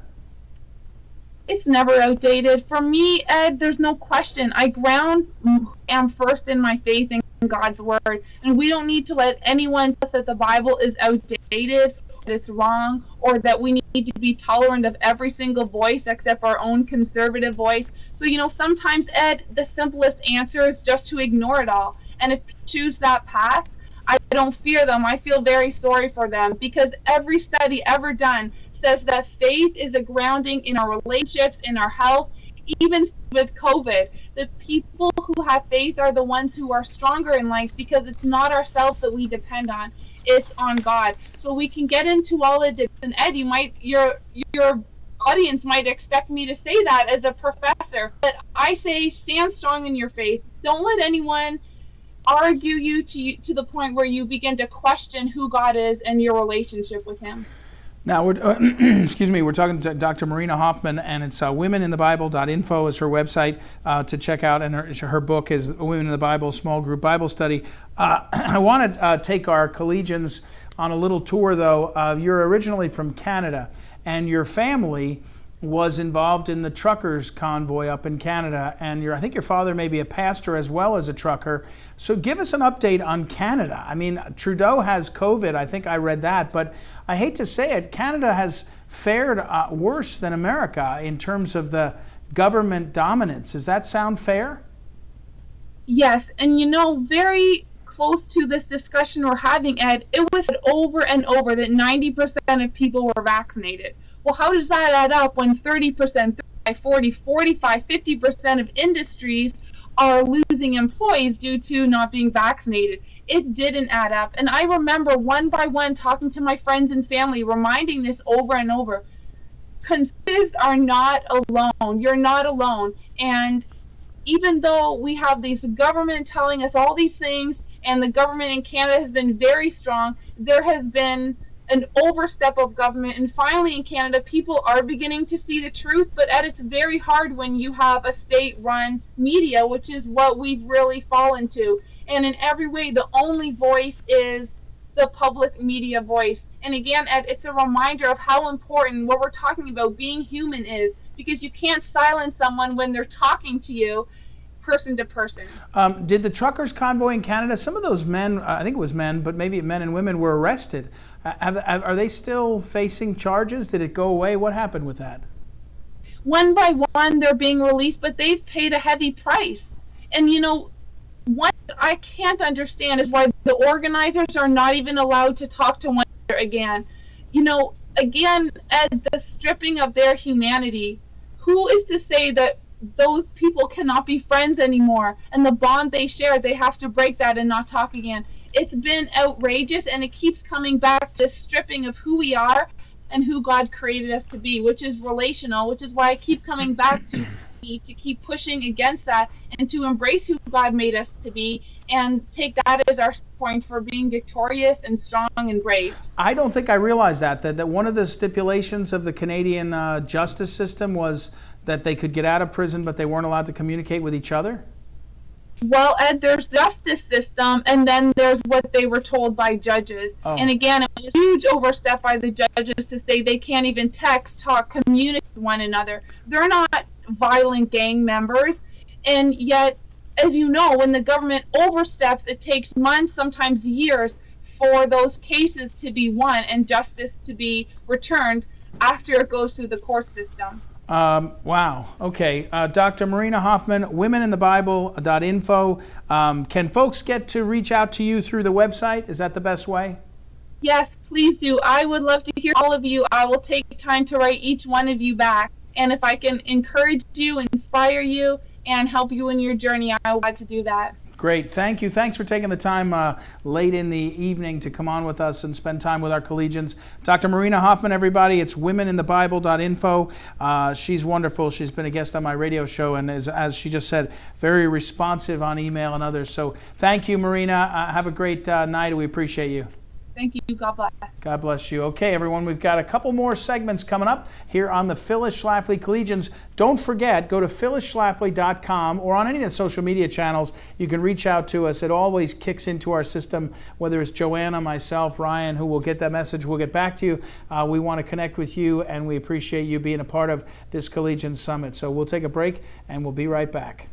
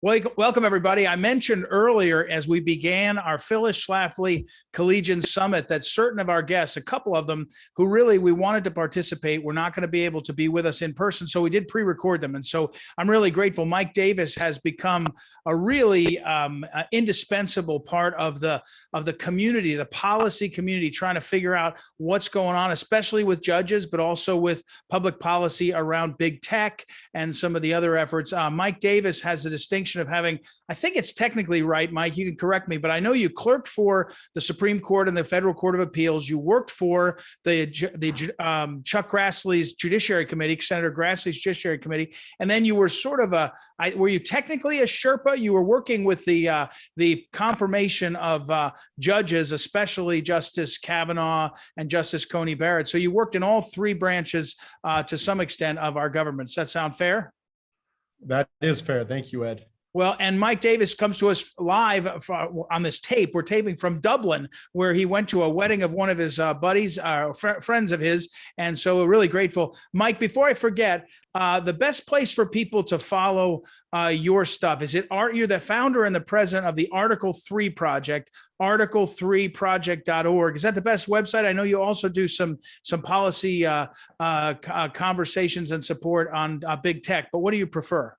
So I would do article number 3project.org or theiap.org, theiap.org. The Article 3 is the judicial fight. The Internet Accountability Project is the, oops, there goes my light, is the big tech fight. Let me put my light back on. There we go. There you go. Good. I'm so ugly, I broke my light. Well, so Mike, before we get you, again, you have the distinction of working. You worked for Justice Gorsuch, both as when he was on the Court of Appeals and in the Supreme Court. You know some of these people, Brett Kavanaugh, Amy Coney Barrett. How do you react to you're Irish. You like a good fight. You like, you like a good argument. The old joke that Phyllis Schlafly used to love to tell is Irishman's walking down the street and he sees a fight going on the sidewalk, and he goes over and taps one of the two fighters on the shoulder and says, "Is this a private fight or can anyone jump in?" And so, That's right. But even you, ready for the back and forth. The extent, Justice Kavanaugh had someone come to his home, right, with a gun. I mean, we've gone past sort of rhetoric, right? I mean, what's your thoughts? So, well, this light's not going to work, so I'll just do it without it. Keep going. So I would say this, Ed, what we're seeing with a deranged man traveling across the country from California, taking a cab to Justice Kavanaugh's house at like 2:30 in the morning with a gun and zip ties and cushioned shoes. This has gone too far. And I put the blame for this squarely on Attorney General Merrick Garland, because he has allowed these illegal protests to happen at federal judges' homes, to dox these federal judges so these deranged people know where they live. We have very broad First Amendment rights in this country, but there are time, place, and manner restrictions. And there is a federal statute, 18 U.S.C. 1507, that makes it obstruction of justice to protest outside of a federal judge's home, because you have to think about, you have First Amendment rights, but the parties before that court have due process rights. They're supposed to get a fair hearing from this judge. And if this judge feels threatened in their home to rule a certain way on that case, you're violating their due process rights. We're talking Mike Davis again, article3project.org, Article 3, the number 3. A lot of our collegians talk about going to law school, going to be a lawyer, going to be involved in things. So go learn about the judges and the Article 3 Project. Mike, but let me do a little history. I mean, my son is reading 1776. I mean, when we were mad, when the rebels were mad at the British subjects, they burned their houses down. By the way, I'm not arguing for that. I'm saying this kind of energy is not exactly new in the history of the world. What's different now? And maybe more importantly, you lived it. I think, and people have said this, if it was Justice Sotomayor, whose house was this closely scrutinized and all, I think it would be different. It kind of goes towards your other work, the big tech. I mean, it's just it's a double standard, but it's a dangerous one. Yeah, it's absolutely dangerous. We just had a federal judge, Judge Esther Salas, is a district court judge, Obama appointee in New Jersey. And she had a lunatic show up to her house because he was mad about how she was ruling on a case. And this guy ended up killing her 20-year-old son, Daniel, and seriously wounding her husband. I mean, this is this is dangerous stuff. And look what's happened over the last 2 years since 2020 with Chuck Schumer going to the steps of the Supreme Court and threatening Justice Gorsuch and Justice Kavanaugh by name if they ruled the wrong way on another abortion case. When you have these protests at these federal judges' home, at these justices' homes, and Jen Psaki, the White House press secretary, is encouraging these protests when it's a violation of federal statute. And then you have Merrick Garland not doing a darn thing about it, not enforcing this statute to end these illegal protests, yet he's sending the FBI after parents who are protesting at public school board meetings. And then, how do you square that? You have people threatening justices, their families in their homes. Even before the Kavanaugh incident or the attempted assassination incident, we had justices and their families removed from their homes over this because they're getting serious threats. Now, I do want to say this, justices have security. I was very involved with that when I clerked for Justice Gorsuch. I was very involved with that when I had oversight over the federal judiciary on the Senate Judiciary Committee. So I hope people are not stupid enough to show up to a federal judge's home like this because they will end up in prison or dead. But they've increased security. But if they didn't have those two U.S. Marshals standing in Justice Kavanaugh's yard that night, that guy could have gotten zip-tied Justice Kavanaugh and his family and killed him. Well, it sounds like a movie, a bad movie, but I mean, as you point out, it's real, and the rhetoric has gone up on one side in this at this point. I mean, Chuck Schumer, the video that exists out there, it should, if it was a conservative, if it was Trump, it would all be over. Collegians, college students that are looking at this and they're saying to themselves, "My gosh!" On one side, if they're common sense conservatives and they're looking and saying the world's gone crazy, and they're saying to themselves, "You can't get a fair shake." In fact, they're saying to themselves, why be a conservative and put yourself in a position, especially if you're young, you'll get canceled. You get canceled by big tech. You'll get canceled by the culture. It's easier to go and be an accountant or a banker. And I think that's a little bit more. So what self-selects out, and you see this in law school faculties, is a lot of the liberals that say, hey, man, this is great. I'll be a liberal in this place and I make sure no conservatives get here. So the Democrats have let their Marxist wing take over their party over the last couple of years with BLM and Antifa and all these, these woke cupcakes at universities who want to censor and silence and deplatform, cancel conservatives. I think that Democrats are going to be in for a rude awakening here in November when the American people, particularly independents, and even some of these female voters who would otherwise vote for Democrats say, you know what? I don't want this culture. I don't want this culture where my 16-year-old son is canceled for the rest of his life because something he put on Facebook that was stupid. I don't want my husband to lose his job because he did something stupid online 15 years ago. I think people are tired of this. And I think there's going to be a great awakening. And I would say to the young people out there, don't cow to this stuff because it is dangerous what the woke left is doing. They're Marxists. They're trying to destroy our country. They hate America and they're trying to destroy it. It's not your grandmother's Democrat Party anymore. These are not liberals who, agree with conservatives on equal opportunity and equal rights and equal protection. We just disagree on the ways to get there. That's not the woke left now. These are Marxists. They hate America. They're leftists. They hate America and they want to destroy us. One of the things during Collegians, and Mike Davis, who we're talking to, has been a part of our Collegians when we had it in person completely a few years ago, and this hybrid of virtual where we're doing it online. And we ask our students to give us questions. What do they want to ask? I mean, you and I, Mike, and I can talk all day about all this stuff because we find it interesting and we have mutual friends and overlap. But because we're preparing ahead of time for Mike, I asked my daughter, who will be a college freshman. So she's right on the front. We've been fighting with her for years now, 2 or 3 years, over social media, and we kept her off of a lot of the big tech, all the social media. But I asked her, and she was, I think it was TikTok. She wanted to look at TikTok for another hour. And I said, it's just a waste of your time, or worse, it's brainwashing or worse. And so her question was, does Mike Davis, who studies this stuff, think anything will ever stop them? Because to her, as an 18-year-old, it's gotten bigger and bigger every year of her life. And she hasn't even had it that long. So stop big tech. Is that what you're asking? Yeah. I mean, what happens? Stop big tech. Yeah. Stop big tech. So that's part of the internet accountability. I'm sorry that this light is a disaster at the hotel here, so with the Internet Accountability Project, we are on the cusp of passing a key antitrust bill, bipartisan antitrust bill before August.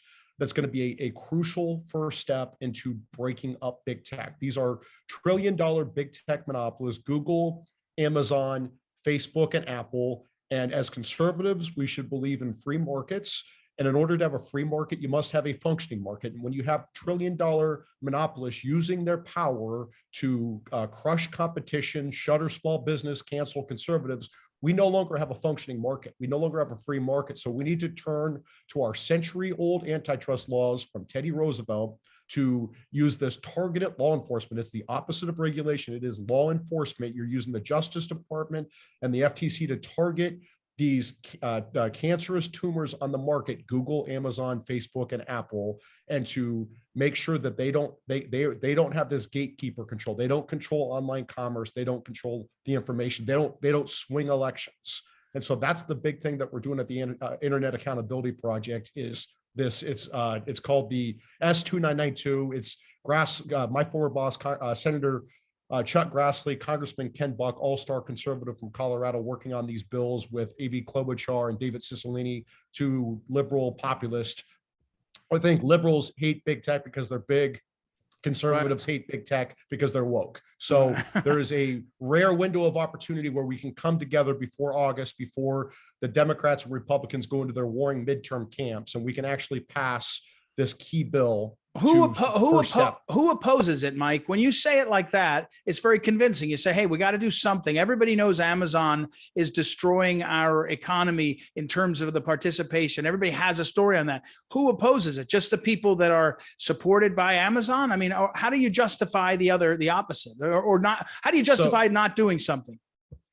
That's a very good question, Ed. And I think that we're going to start calling out these Republicans who are bought off by big tech and bought off by the Chamber of Commerce. And, you know, they come up with these gaslighting arguments like, oh, if you break up big tech, it's going to be bad for our national security. They tried that, but then they can't explain how Google, with a project called Project Maven, it had this drone contract with the United States government. The woke employees at Google were upset about Trump with something, and so they canceled this contract on drones and left the American intel community high and dry. The same year, Google had a contract called Project Dragonfly, where it was working with the Communist Chinese government to do a censored search engine. So when these big tech apologists say it's going to be bad for our national security, it's actually the opposite. When you're this big, when you have that much monopoly power, you even put the U.S. government at your mercy, like Google did with Project Maven.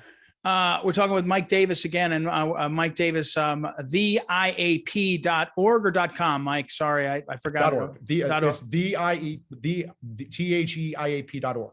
Right. Okay. And that's a place to learn more. All right. I do want to go back to the court for 1 minute. You know, we're at June 14th, 13th, 14th, as we're doing this Collegian Summit.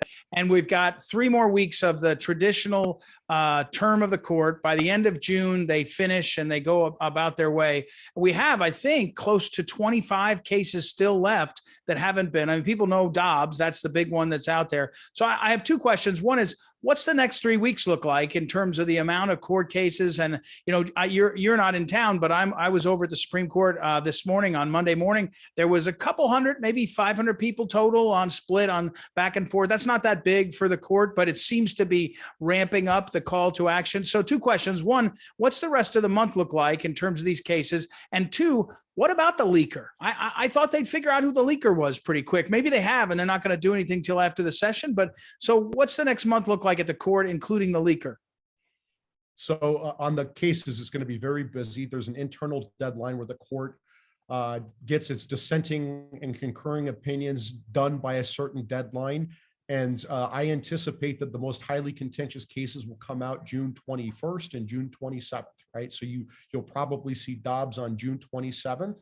That's normal. That's what happens. And the reason there's a backload of cases right now is because President Trump transformed the Supreme Court from the 5-4 John Roberts Court to the 5-4 Clarence Thomas Court. And so they're taking on more contentious matters, and there are probably more sharply written dissents. Lonely, you know, the 3 libs are writing their crying dissents, and so they need time to do it. So I would say that. And as for the leaker, you know, I have not had any discussion with anyone inside of that building intentionally since this leak happened, because I don't want to get dragged into this mess. Right. But I don't think it's going to be that hard to get to this leaker. You make them fill out an affidavit, you get their emails, you get their text messages, you question them, subject to 18 USC 1001. If you make false statements to federal authorities, you can end up in the clink. I think one of these law clerks is going to crack. And to me, it's clearly a law clerk who did this, because not only did they leak the draft opinion, if you looked at the Politico stories, they had too much inside intel about the process that only law clerks and justices would have. Mike Davis is our guest. Mike, if they catch the leaker, does the leaker go to jail, or they just get disbarred and all of the above? They should be charged with obstruction of justice. If you can show that they leaked this for the purposes of putting pressure on Justice Kavanaugh or another justice to get them to change their vote, that's obstruction of justice. You're also dealing with government property, honest services of government. There's plenty of ways you can prosecute this. If this person is caught, they should be charged. Now, remember, if they're filling out an affidavit right now saying they didn't do it and they catch them, they get charged again. Crime. Yeah, so, right. So, this person. I hate to say it, but you have confidence in the Department of Justice under Joe Biden doing that? Probably not, right?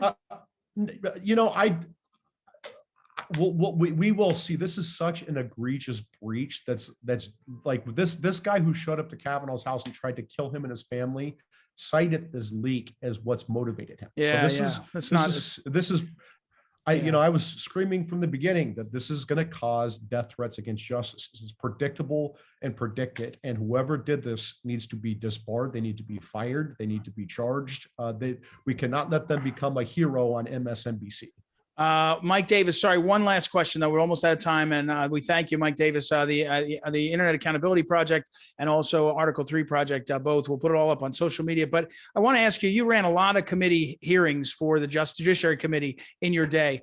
When you, and I don't assume I assume you haven't watched the January 6th Select Committee, but insofar as it's been one-sided, I mean, even Judiciary Committees, when they're stacked in one direction, have to give the other side a chance to poke holes and reposition. In this case, we see truly a propaganda effort and no second side. I mean, it's so un-American. As someone who's been in that building and that body, those bodies, and watched this, doesn't anybody have any shame? So it's such a joke. Nancy Pelosi hand-selected the two Trump deranged, bitter Republicans to put on this committee. It is such a charade. They've looked into this January 6th stuff for a year and a half now. They can barely charge people. They can barely get convictions. Yes, people who trespass into the Capitol, that's bad. You charge them with trespassing. If they're violent, you charge them with more. But this idea that there's this grand conspiracy, that there's this grand insurrection, and we're going to go after every grandma in the country who showed up on January 6th. Yeah. It's just like, give me a break. At the same time that someone tried to burglarize Justice Kavanaugh's house, zip tie him and his family, and murder them, right? You hear nothing from the so-called mainstream, which means liberal media, because they're so focused on this stupid January 6th charade. We got it. Goofballs broke into the Capitol. Got it. Yeah. Right? It's such a waste. Well, it's just the Democrats' way of trying to cancel Trump.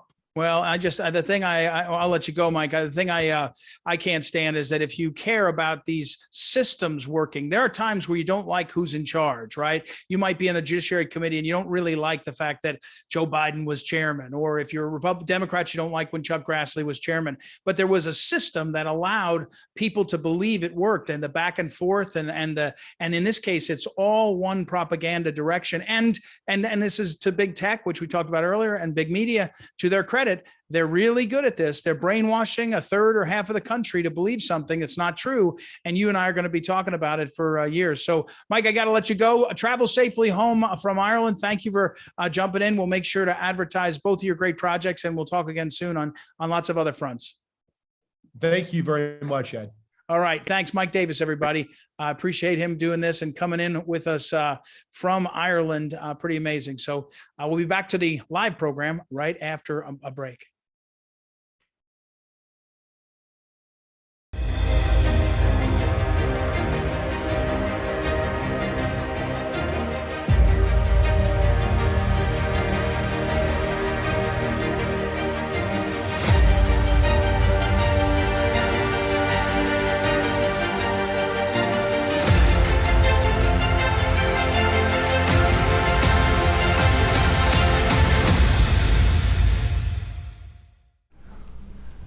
Welcome back. It's the 29th Phyllis Schlafly Collegians Summit. We're here to wrap things up like we started. Although I think you were on that side, weren't you? At the beginning? Yeah, You were we on switched this side. sides. Yeah. So you guys are trying to throw me off. But we have had a great time with so many great guests, and we're so grateful to all of the people who came on virtually, who came on in person.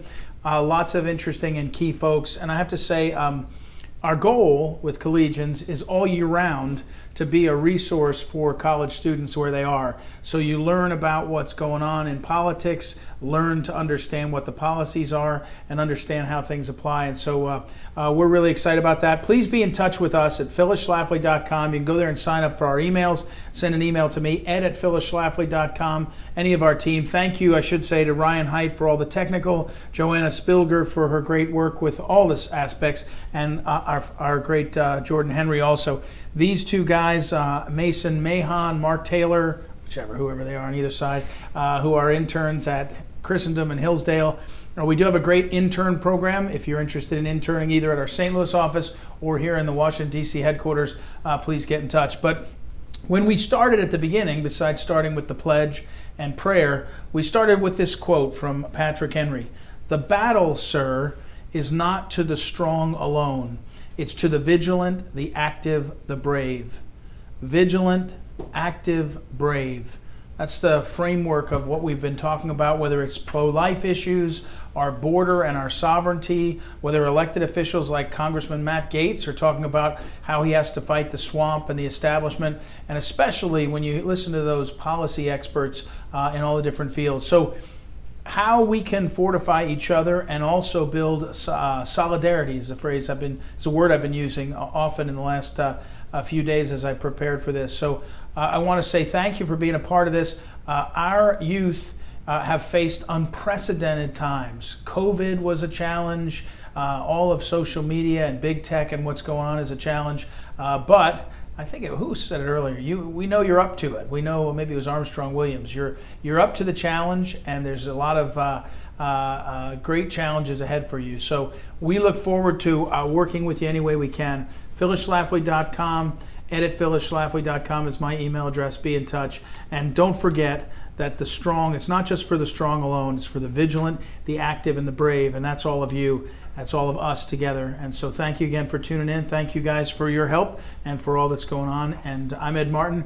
We're grateful for everything that has happened tonight, and especially for Phyllis Schlafly and her leadership in our organization and in our nation. So we'll look forward to seeing you in other venues and again next year for our 30th Phyllis Schlafly Collegians Summit. Good night. This is no time for ceremony. Should I keep back my opinions at such a time through fear of giving offense, I should consider myself as guilty of treason towards my country. For my part, whatever anguish of spirit it may cost, I am willing to know the whole truth, to know the worst, and to provide for it. They tell us that we are weak, unable to cope with so formidable an adversary. But when shall we be stronger? Will it be the next week or the next year? Will it be when we are totally disarmed? Shall we gather strength by inaction? We are not weak if we make a proper use of those means which the God of nature hath placed in our power. The millions of people, armed in the holy cause of liberty, are invincible. The battle, sir, is not to the strong alone. It is to the vigilant, the active, the brave. Is life so dear, or peace so sweet as to be purchased at the price of chains and slavery? Forbid it, Almighty God. I know not what course others may take, but as for me... But as for me... But as for me... But as for me... But as for me... Give me liberty or give me death.